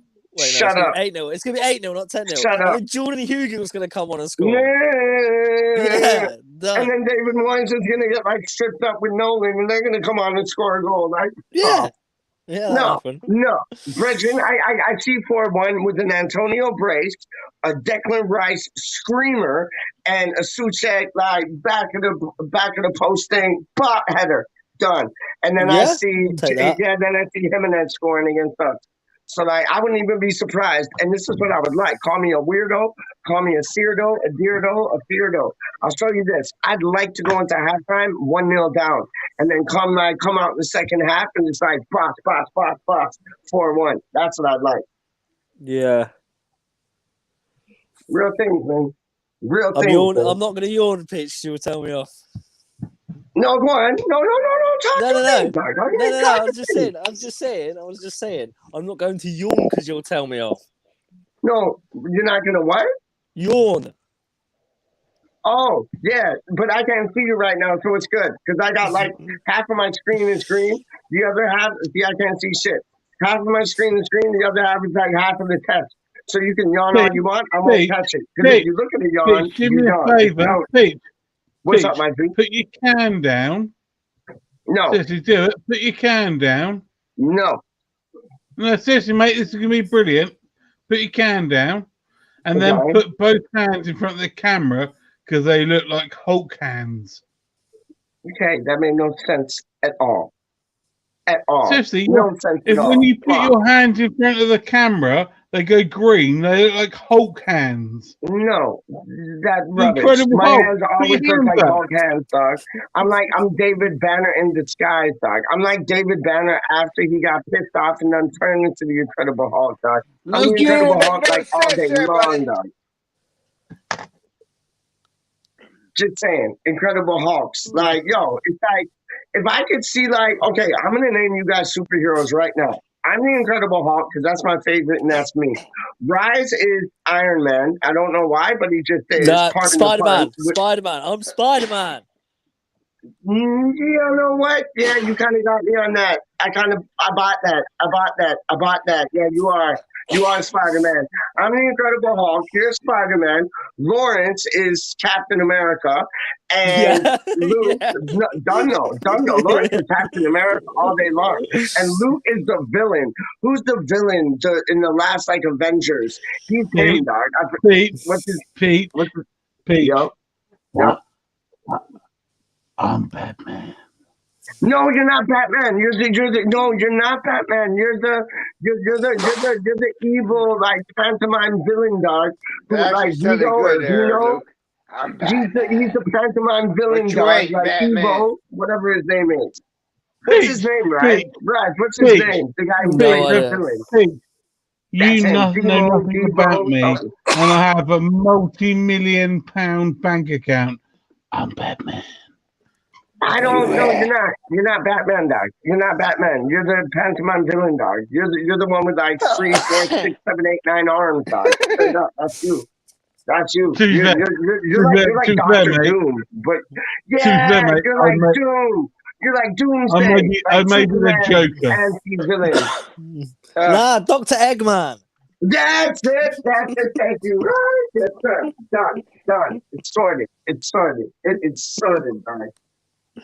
Who's gonna be? Remember the Mexican thing, Mighty Mouse. Mighty Mouse is Mexican, wasn't it? Mighty Mouse. You're gonna be like, yo, we need somebody like who's Mighty Mouse.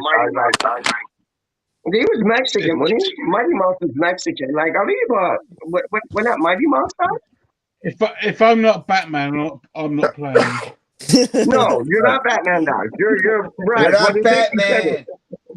No, you said it. What is he, Rise? What is he? Dr. Eggman. Come again? Dr. Eggman. There you go. That's you. There you go. That's you, dog. Batman? No. Batman? No. Robin? No. You know who Lukington is? Lukington is either the Joker or the Riddler. He's one of those guys. I think Luke is he's the Riddler, and you're right. Yeah, I was thinking that, dog. Yep.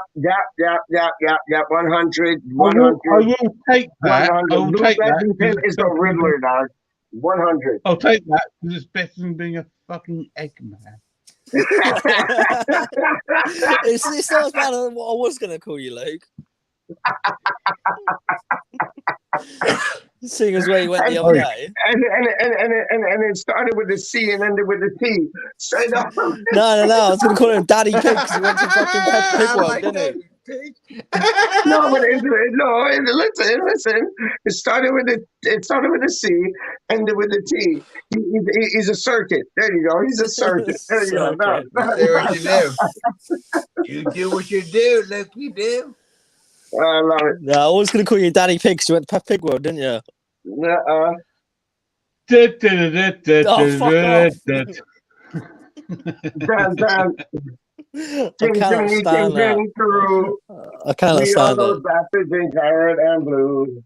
I can't wait to go to a game with y'all, man. Like Lawrence, Bride, Lukington. That would be mad. Imagine a match like that.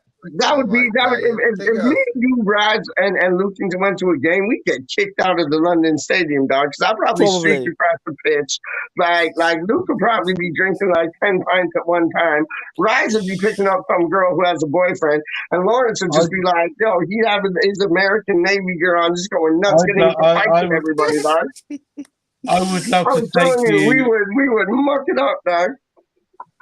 After that game, the next day, I would love to take you to a game of cricket at Lord's, all of you. You'd love it. Oh, that'd be lovely. That's like the center. That's like the headquarters for cricket, dog. The Lord. It's not just that.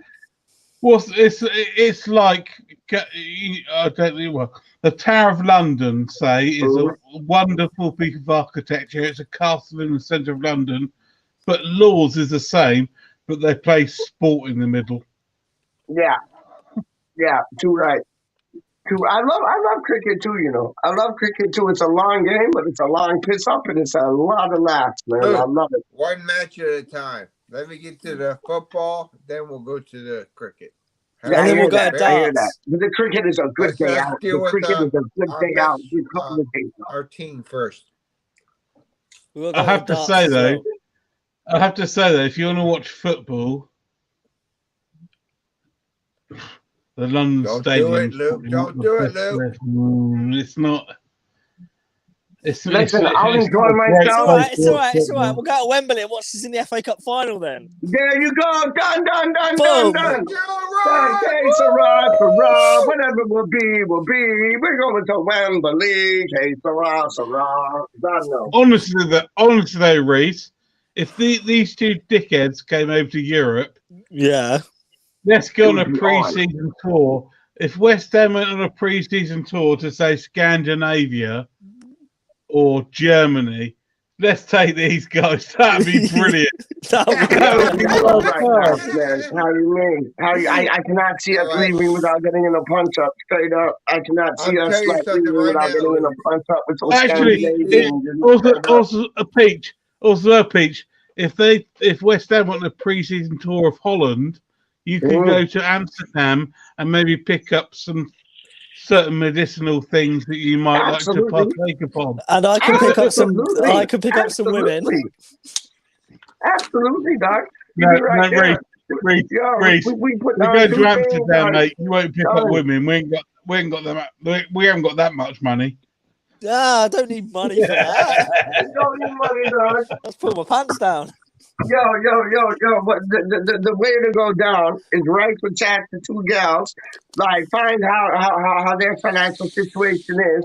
We'll agree to like go out with them for the night. Next day, they're buying us ganja from here to Zimbabwe, dog. Straight up. Don't know. The best thing about Amsterdam is you've got this square. Yeah. That's got lovely touristy. Then about the rest of it is a little sort of another square that's got lovely restaurants and museums and blah blah. Another square that's just pot people, and then you got another square that's just prostitutes. Hey, Luke. I was in the Navy. I was there in 1997. Word up, bro. I know about the lights. I know about the ladies in the windows. I know all about that stuff. So if you're trying to, you may be educating these guys, but you ain't educating me. Word up. Yeah, but in fairness, mate, I'm not that very much interested in prostitutes. Neither am I. Girls about. I'm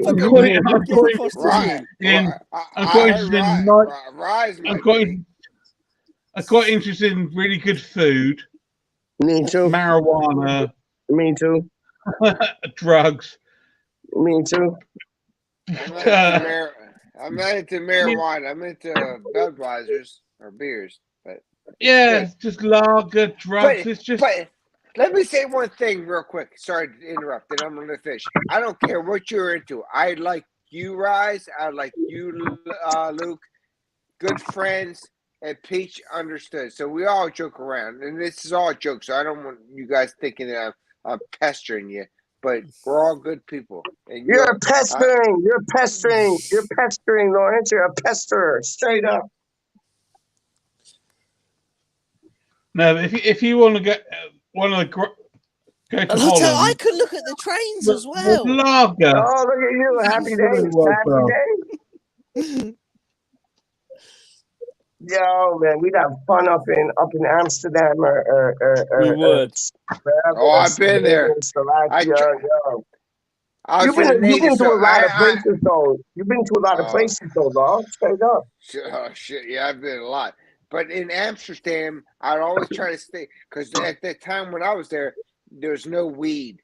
You couldn't do that, so you stuck away from that. Like crazy now.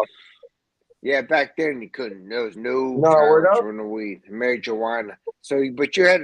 I went to one bar and I walked in there, me and my buddy, and I walked in and the girl's fucking titties are hanging out. Yeah. But she had a tube top with the boobs right. I was like, okay. And at that time I was like 19, 20 years old. I'm like, okay. When in Rome, dog. How do you mean? When in Rome. Straight up. Amsterdam's a different area, and I loved it, but it's definitely got to be careful what you want, so it's crazy. Yo, I'll show you this. I'll show you this, dog. Like, yo, going to somebody like Lebanon, I know Oh people yeah. say Lebanon, like Lebanon. Lebanon has like some of the most sexiest gals in the world, dog. I don't business. Yeah. Not business, man. The number one country was like Bangladesh. No, not Bangladesh. Where was it? It would be something of an Eastern European place. It starts with B. I forget what it is Belarus. though. Yes, it might be Belarus. They have Belarus. like the sexiest Oh. gals in the world, dog. Like apparently, it was a name. It was a country that started with a B in like Yeah. Eastern Europe, and apparently the Really? women there are mad. Yeah, the thing is,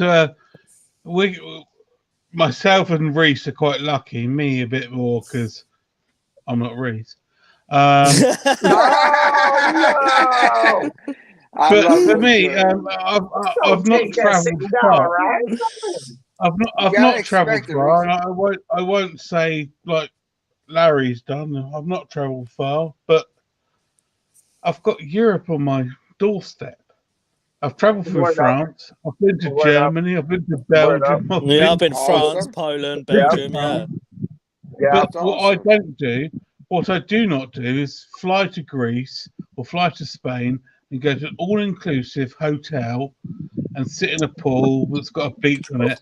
I would prefer to go. I'm about seeing the villages, dog, and mucking about with the local community, eating the local foods, dog. That's what I'm about. I mean, I know London is brilliant because they all speak English. But my advice to you, if you ever come to Europe, the two of you, and you as well, Reese, Berlin and Paris. Yeah. Whatever anyone says, they are just like seriously. Yeah. Next level. Your city, yeah. I mean, I know you guys live in North America, so in inverted commas, your cities are new. Yeah. These things, yeah. These things like what you talking about? What you talking about? Luke, they got cobwebs older than my fucking older than me, older than my whole family. I get you. Yeah, what he's trying to say is like they're quite new, like especially in North America, word up. But in Europe, they got cobwebs older than my grandfather. There's people been living here for centuries and centuries. They've lived there for a reason. Pardon me. That's what Luke was trying to say. He was trying. I knew what you were saying. The oldest city I've probably been to, apart from London, obviously, is probably Krakow. Where's that at, dog? In Poland. Oh, go! I think that's.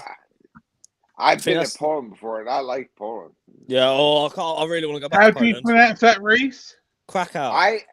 I will I actually prefer to say. pronounce it Krakow. I will tell you something right now. Krakow. Yeah, Poland had Krakow. the most beautiful women around.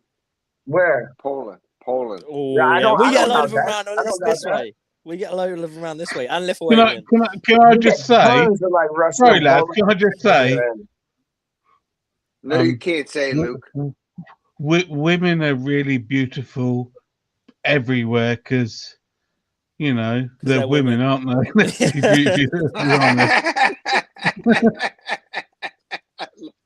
I love you, Luke. I'll tell you. They've got boobies. They've got bum bums. Come on, man. Love. For goodness sake. Booby and bum bums. You talk to men about football, you go, boobies, bum bums. Boobies and bum bums. I'm just saying, Poland, bum bum's good. Yeah, and Lithuania. Brethren, Brazil, bum bum is better, dog. Like it looks like they got babies in their bum bums in Brazil, dog. It's like a whole different part of their body. Yeah, just Eastern European girls in general. Yeah, they're tidy, man. Like they're like tan, like they're tan, like 24/7, like 365 days a year. It's mad. Who's doing that? We ain't seen no chats. Who's the chat? I can't see the chat. Reese has to like. I've already put the last comment up. I've already put it up. Reese has failed. I've already put the last comment up. There's no. No, but I got my phone's all matched up. Like I'll turn my phone around. I can only see like the end things. I can't even see nothing. What the hell is he doing? I see West Ham United 58 realistically, and then it goes like all blurry, and like we'll finish 7th. Yeah, no, it's not. They can't even Reese, so read all of when that. are we gonna get Reese? When are we get you and your girl down to Peppa Pig World?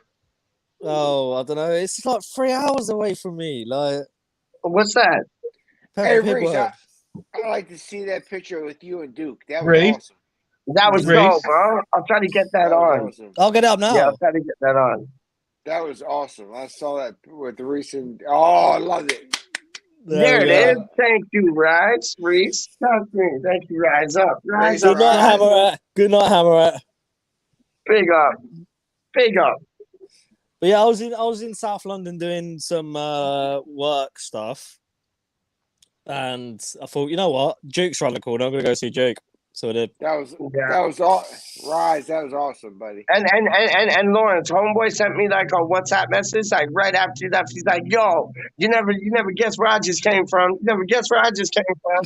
And he said, he was like, "I just gone seen Duke at the Lewisham Tavern." I was like, "Dope." Yeah, it was good. That was awesome, bud. That was awesome. It was good. Duke is the man. I know business. It's just annoying that you guys live so far away as well.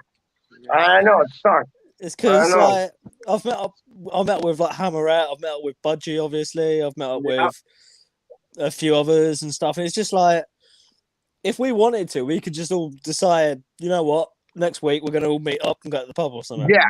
Like, because they all live around London. I live like what, an hour and a half, 2 hours out of London. I could easily do that. Yeah, no worry, it's gonna go on. It's gonna go on, and when it goes on, we're gonna have a blast. We're gonna have a blast. I don't give two things the same Brighton, dog. We'll have a blast. Hey, but what I want to say to you guys is that I want to apologize because quite right. Oh, geez. Quite right, Larry. It's about time you did. Luke always pipes in, huh?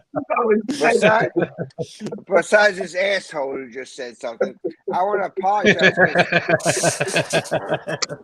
because a lot of times during the week I want to come on. Yeah, I want to interact with you guys, both in my work. No excuses, but I can't, or I'm tired, and I'm a 52-year-old man, and by the time I get up from work, I can't do it. 72? Still working? You gotta apologize for that, dog. Larry, you 72? You're 72, still working? You got 72, dog. That's all. Why is he killing him? He's like 700 years old, not 72, dog. Yeah, well, Luke, you're like 80, so I don't know why you're complaining. That's what I'm saying. Reese, if he's 52, I'm younger than him. And to be fair, most of my friends are losing their hair, and he's not, so I can't take the piss out of him for that.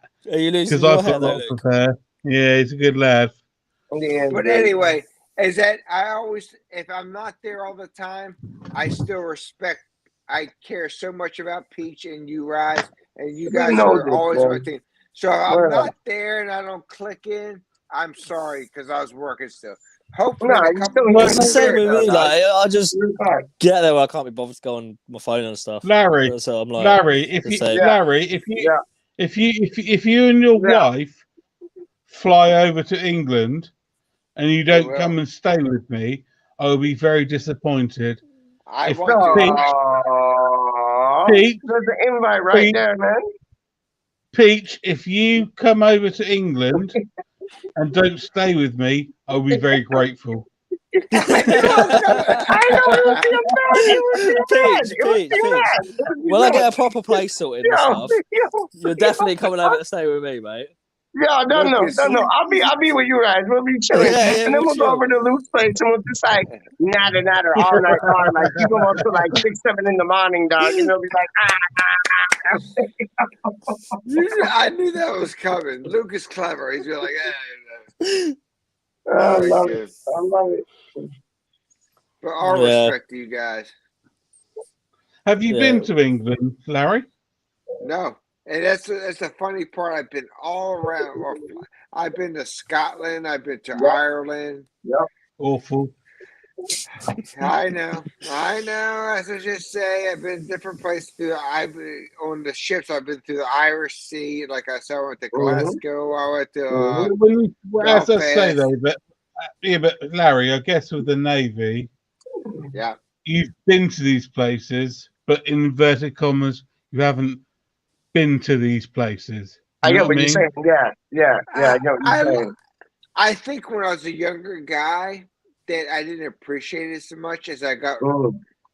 It's hard to say because you need to really enjoy where you're at. You know what I mean? I understand your comment there. It's like, did you really grasp the country and did you like the area? I think I did. To my fault, I was a Navy guy, went there, had a great time. But some places I really enjoyed. So I loved. Where I missed, I wanted to be into London. Never did. That's my bucket list. My wife's been there, and she's doing well. So we're going to go there as one of the things I want to go to. So I'm going to track your ass down, and we're going to have a big party. Yeah, whenever you come to England, we are having a massive party. Just say it's going to be all there.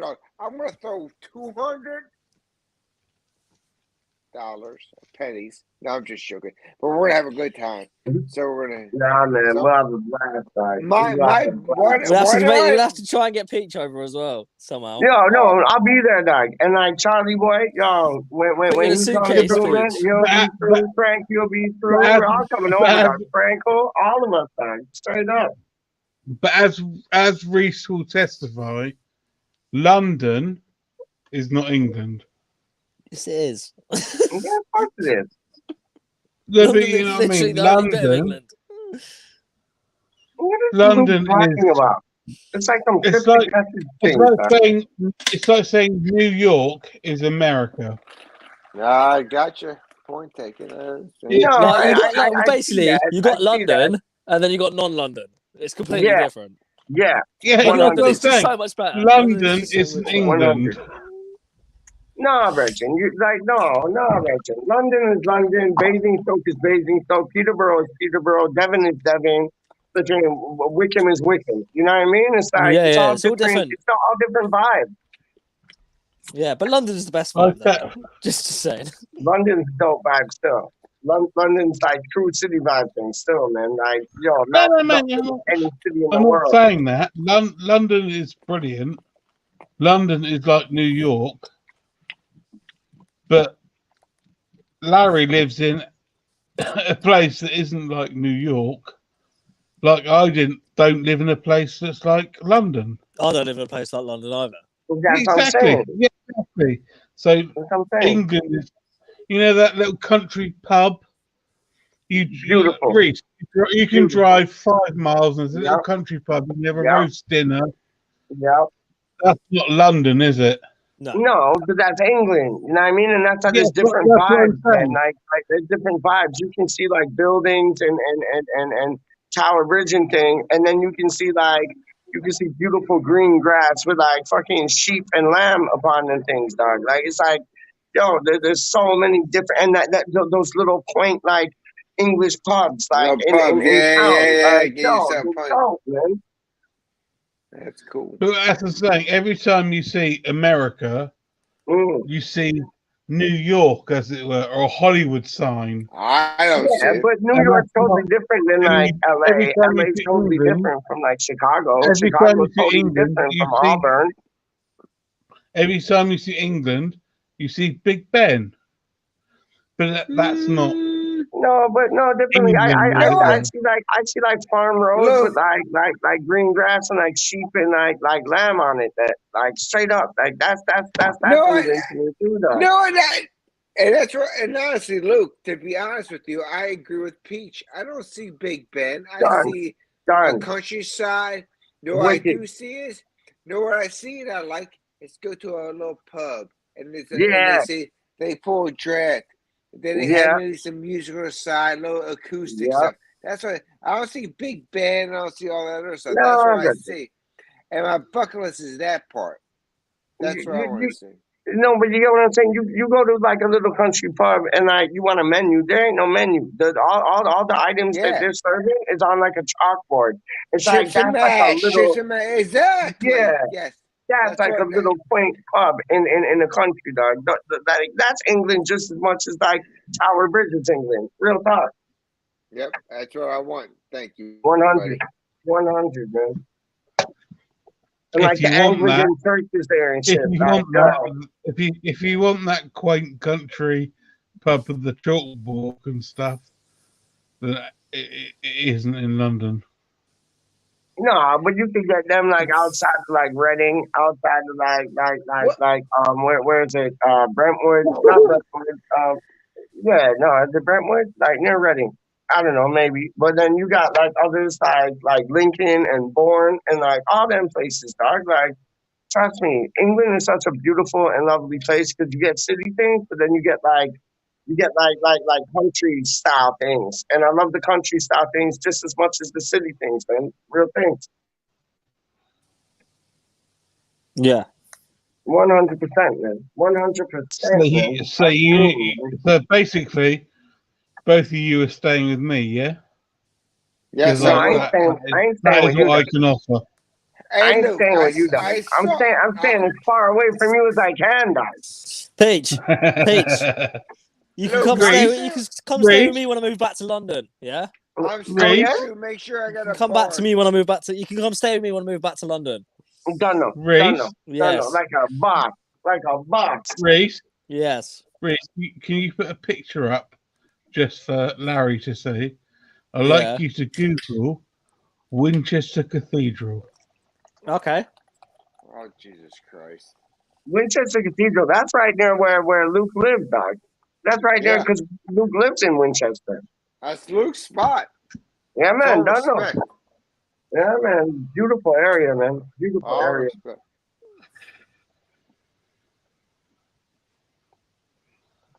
Hang on, I'm getting it. I'm getting it. I'll be right back. So hold up. 2 seconds. Hold up. Right, you ready? Winchester Cathedral. Coming right up. Oh, I see it there. Coming right up. It's fair to say, lads. It's fair to say you haven't got one of these. There's one of them in Peterborough. There's a cathedral in Peterborough. It's not like this, mate. No, it's not. Let me see it. Oh my! How far is this from your house? Luke, how far is this from your crib? 2.5 miles. Really? That's awesome. It's impressive. Now, Reese, I'd like you to Google when it was built. Yep, give me 1 second. And then this is the one we've got in Peterborough. Hang on, let me save it. I'll Google that for you in a second, Luke, when this photo saved. Hang on. If it's a cathedral, yes, I'm gonna love it, but it's probably not as good as ours. No. Right, when was it built? I believe 1093. Yeah, it was about 1090. Yeah, it was about 11th century. Yeah. So let me guess, Larry. Have you got any building near you that was built in as old as nearby as 1093? I don't even think America was founded then, was it? He's trying to be a smartass. Yeah, I've got a really awful laugh that sounds like Boise, but I've got a really stupid giggle as well that goes. That's the one that's near me.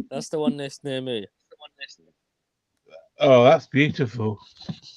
There's another one. Let me find. Mate. That's beautiful. That's lovely. I will. I love the cathedral. Comment. I will not comment on his disrespect for me for doing this on purpose. But I love Luke anyway.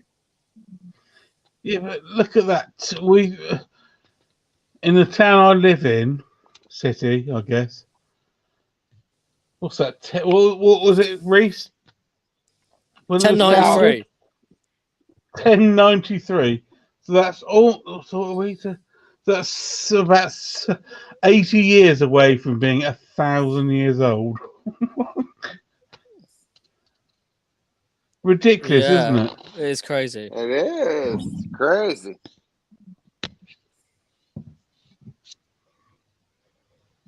Where's Peach at? He's got a green egg. He's probably gone somewhere to do something. I think so. Now, this is not too far from me as well. Hang on, let me save it and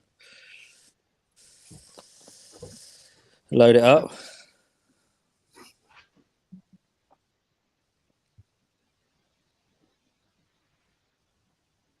This is not too far from me as well.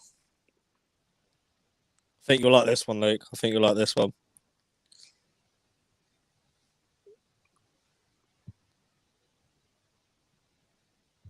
Nice. That's nice. Is Luke there? Luke died. He was too tired. He got a hot I'll hide it. I'll put it back up when he returns. Yeah, sorry, mate. Put it back up. What the hell is going on, Luke? There's that one as well that's near me. What's that? Ely. Oh, that's a lot. Look at that, man. Wow. Fun fact, I nearly set fire to it when I was about 10 years old. Wow.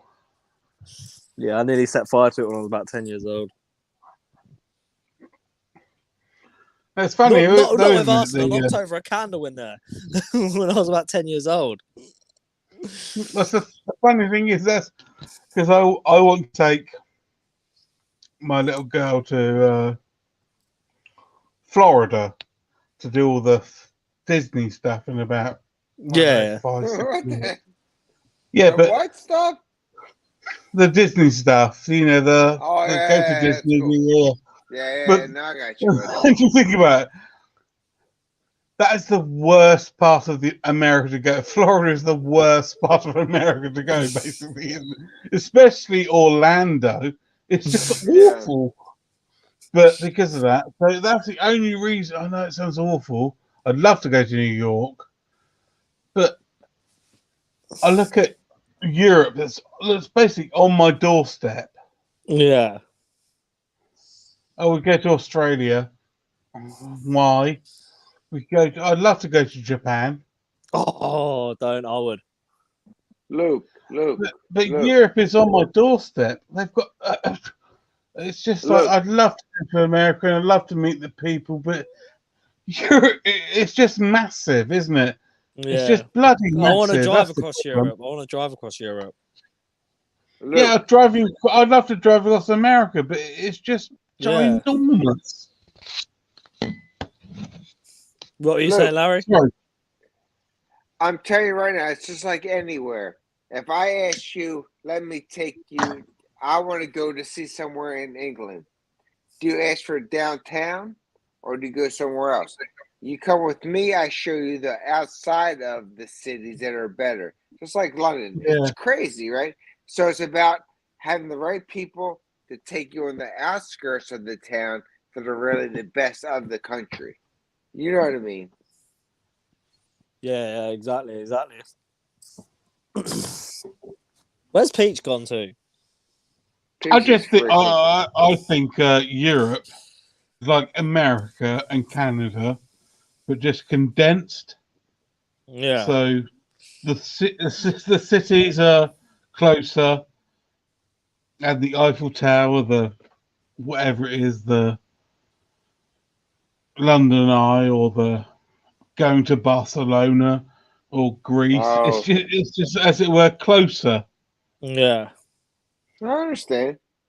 But I'm just saying, it's like what you just said. You're totally right. That is that you can't say right away, I'm going to the U.S. and I'm going to Washington, D.C. and say that's part. And if you go there for 2 days, you're really encapsulated what the United States is. You're not going to have that. No. But just like if I went to England and London, I saw Big Ben. Am I encapsulating what the rest of London and England said? No, I'm not. No, exactly. So that's my point. Yeah, like you were saying, Luke. Like you were saying, if you fly to London and see Big Ben, it probably encapsulates more of England than it does if I fly to Florida and just go on the rides at Disney. But if you flew over, Americans. How about if you flew over New York City and saw the Statue of Liberty? Yeah, but my as it were then probably 10-year-old same fucking thing, dude. Same fucking thing. Yeah, but my 10-year-old kid probably doesn't want to go to. She wants to go to Disney, doesn't she? Yeah, but like you were saying, Luke, about it being a condensed version of like America. It's different. It's apples and oranges, dude. Yeah, like you were saying about being a condensed version of America. You can fly to Barcelona in an hour and a half from Stansted, for instance. Like, how far would an hour and a half flight get you in America, Larry? Say it again. How far would you get on a flight in an hour and a half in America? Just an average flight. From where I'm at, from Atlanta, it's not very far. You get a couple That's what I mean. It's just condensed, isn't it? Because it takes about an hour and a half to get to Barcelona from London Stansted Airport. Really? Yeah, that's awesome. Yeah, I'll tell you a story. I love Barcelona. I'll tell you a story. This before they moved the Eurostar to St Pancras. So about 15 years ago, 10 years ago, the Eurostar left from Waterloo. Yes. So from where I live, I got my stepdad to drop me at the station, and from the station I can be in Waterloo in 48 minutes. And then we got the no, up to Waterloo, walk to get the Eurostar because that's where it left from. So basically, I left my house at 8:30. I was in the Louvre at 2:30. Damn. And I lost an hour. Yeah, it's the same with me. I could leave my house at say 8 in the morning, and I could be in Paris by 3 o'clock in the afternoon. It's maybe 4 o'clock, but because I've literally got to go get a taxi to Peterborough train station, Peterborough to London, King's Cross, walk across the road to St Pancras, and then on about an hour and a half, 2 hours into Paris. It's crazy. Thinking of the difference. And that's what it is, though. So that's what I'm saying. It's condensed. Yeah. So Europe's a bit more condensed than America. So you can go from London, which is a massive cosmopolitan city, to Paris, which is another massive cosmopolitan city. And then you can go, well, I can go right down to Barcelona and go straight on down to Italy and go left to Germany. Yeah, it's crazy. It's crazy. Yeah, that's true. Literally, I could leave my house and within 3 hours be in another country. It's crazy. That is cool. Just to let you know, I'm not getting a train that way for quite a while. Yeah, because basically I could just, if I was driving or whatever, I could drive down to the airport at Stansted. That's about an hour. And then be on the flight, do all the booking on stuff. That's another hour. And then fly for an hour. That's the other thing, Reese. That's the other thing. We could drive to Dover, well, Folkestone, get the Channel. We could drive, and I reckon if I picked you up at your house, it's about 4 hours. Yeah. Drive if you come from yours to mine, tomorrow we could be in Paris in my car. Yeah. We could be in Paris by your car by 7 o'clock in the morning if you left now. Couldn't we? Wow. No, it's crazy. Oh yeah, because no, I'm gonna have to pick you up. I reckon I'm 3 hours away from you. Yeah, you're gonna have to get on a train, mate. If I pick you up in Faversham, You get on the train, yeah. Oh yeah, we could be, yeah, we could do it. Yeah, we could do Let's do it now. If I drove and met you halfway or something, or if I drive down and you drove across, like sort of thing, we could be in Paris 6 o'clock in the morning, 5 o'clock in the morning. No, not 5 o'clock. 6 o'clock in the morning. We could be in Paris. Well, not Paris, France. We'd be in France for about 3 hours, I'd say. Yeah, France in 3 hours. Yeah. Well, probably about 3.5. I'd say about 3.5 hours. Then what we'll do, Reese? We'll drive down to Seville. Yeah. We'll set up a camp. Yeah. And then West Ham boys will come over. Larry will come over. Bring over his barbecue. Time brought my name up.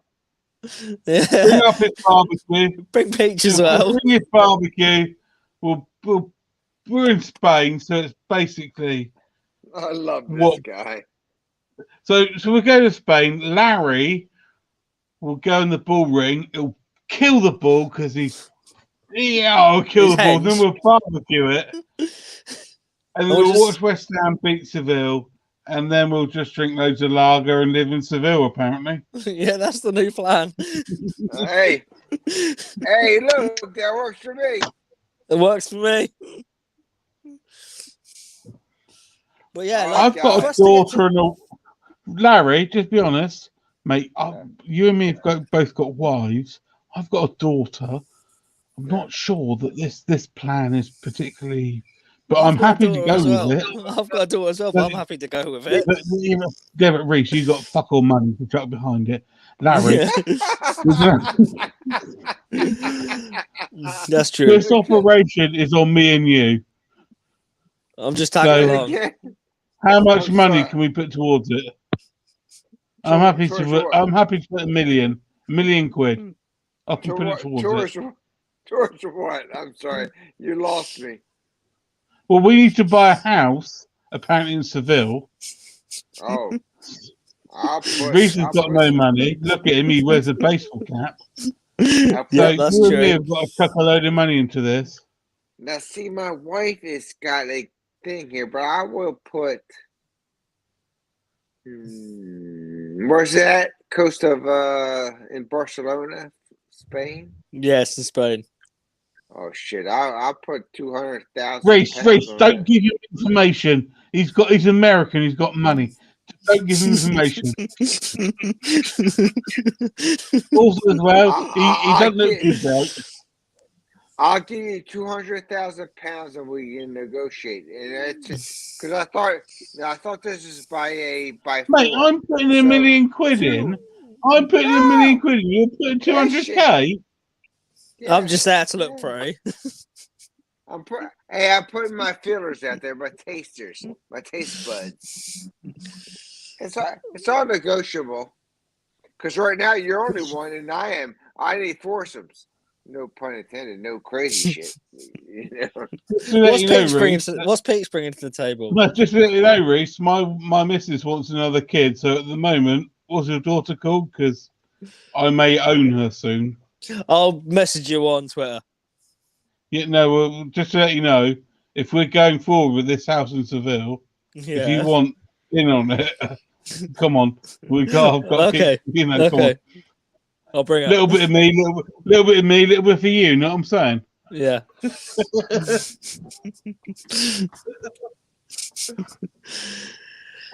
Also as well, if I'm putting more money in than Larry into our ridiculous house in Seville, which by the way we've probably got to invite Peach to, I do not want any dogs. Dogs are rubbish. It's full cat. It's a cat house. It's a cat house. Now we draw the line because I have a baby doggy and he's coming, so I'm invited.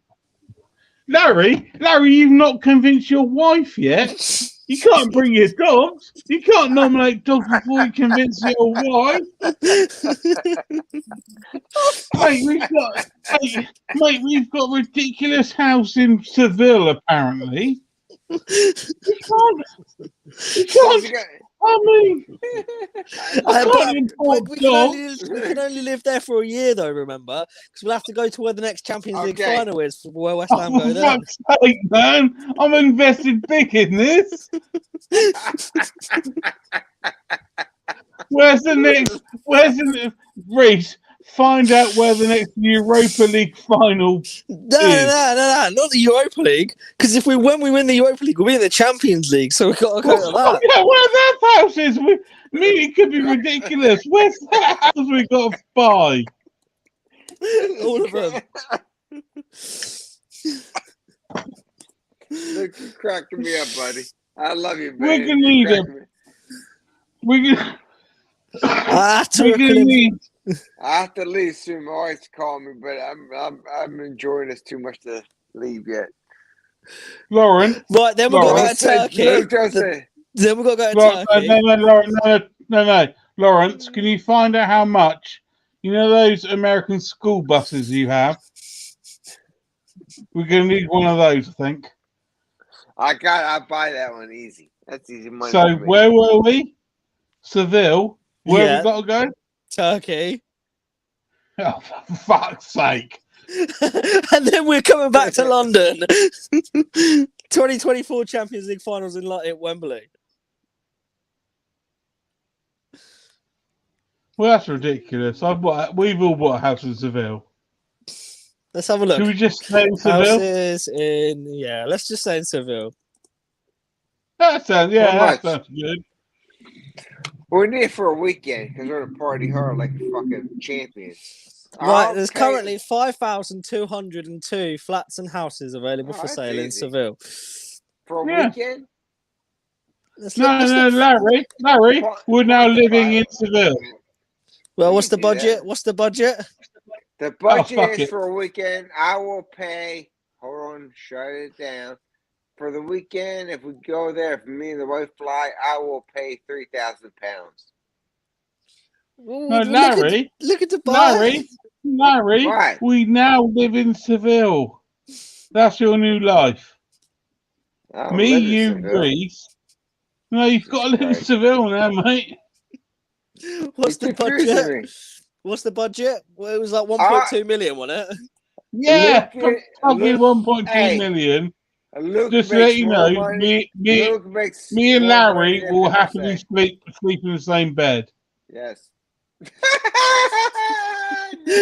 Right, so we've got 1.4 million euros. Yeah, that'll do. Right, how many bedrooms can we get? Well, as I say, me and Larry are sleeping together. Okay. My wife would not allow that. Larry, we don't need wives now. We've got each other. I love you, Luke. Larry, let's be honest. You're married. You've been married a long time. If we buy this 4-bedroom terrace house, the wife was interested. If we buy this 4-bedroom terrace house and some bikes in the hallway that we can have as well, so we can go on a lovely bike ride. No. How much? 1.39 million euros. Yeah, we'll have it.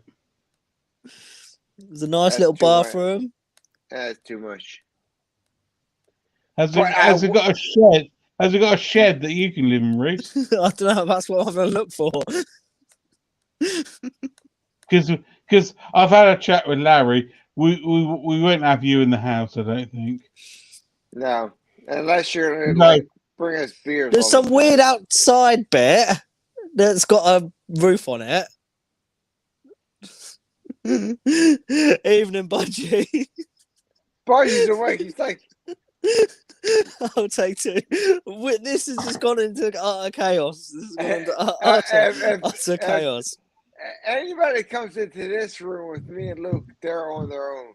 Because we're on bizarre. Luke, I don't think it's got a shed, but it's got a garage.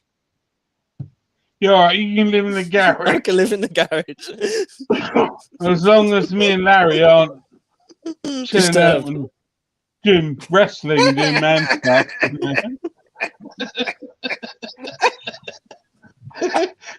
Yeah, if me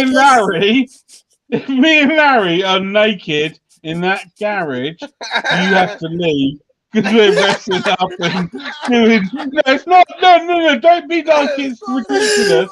We're just being good guys and stuff. You're fucking crazy, man. No.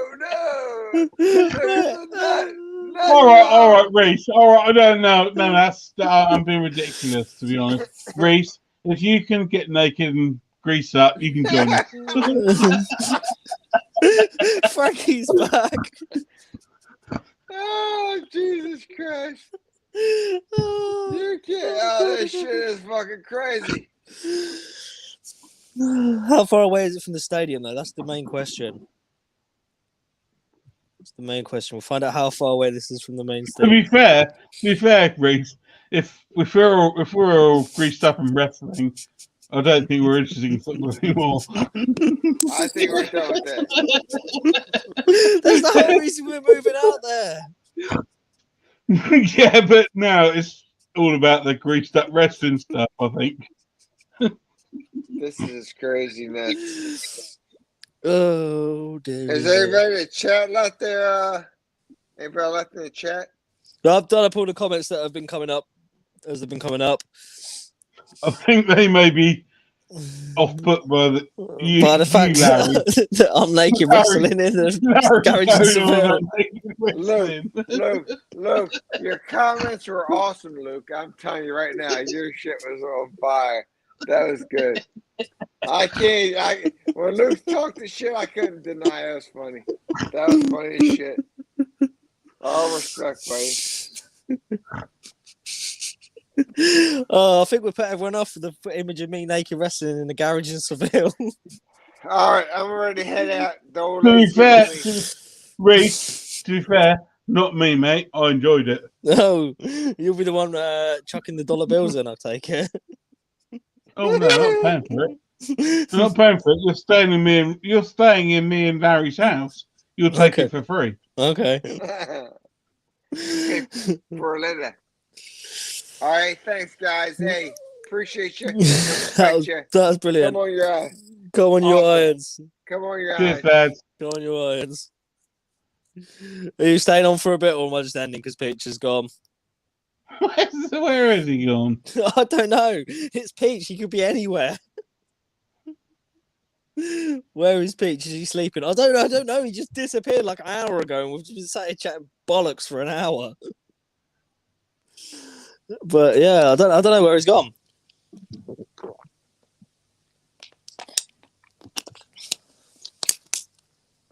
Oh, fucking hell. That was too. That was more funny than it should have been. Bedtime. Sorry, mate. Do you think it's bedtime now? Then, if he's gone to. Yeah, I think we should end off. We've been live for 4 hours and 45 minutes, so I think I'm going to end it off. Okay, right.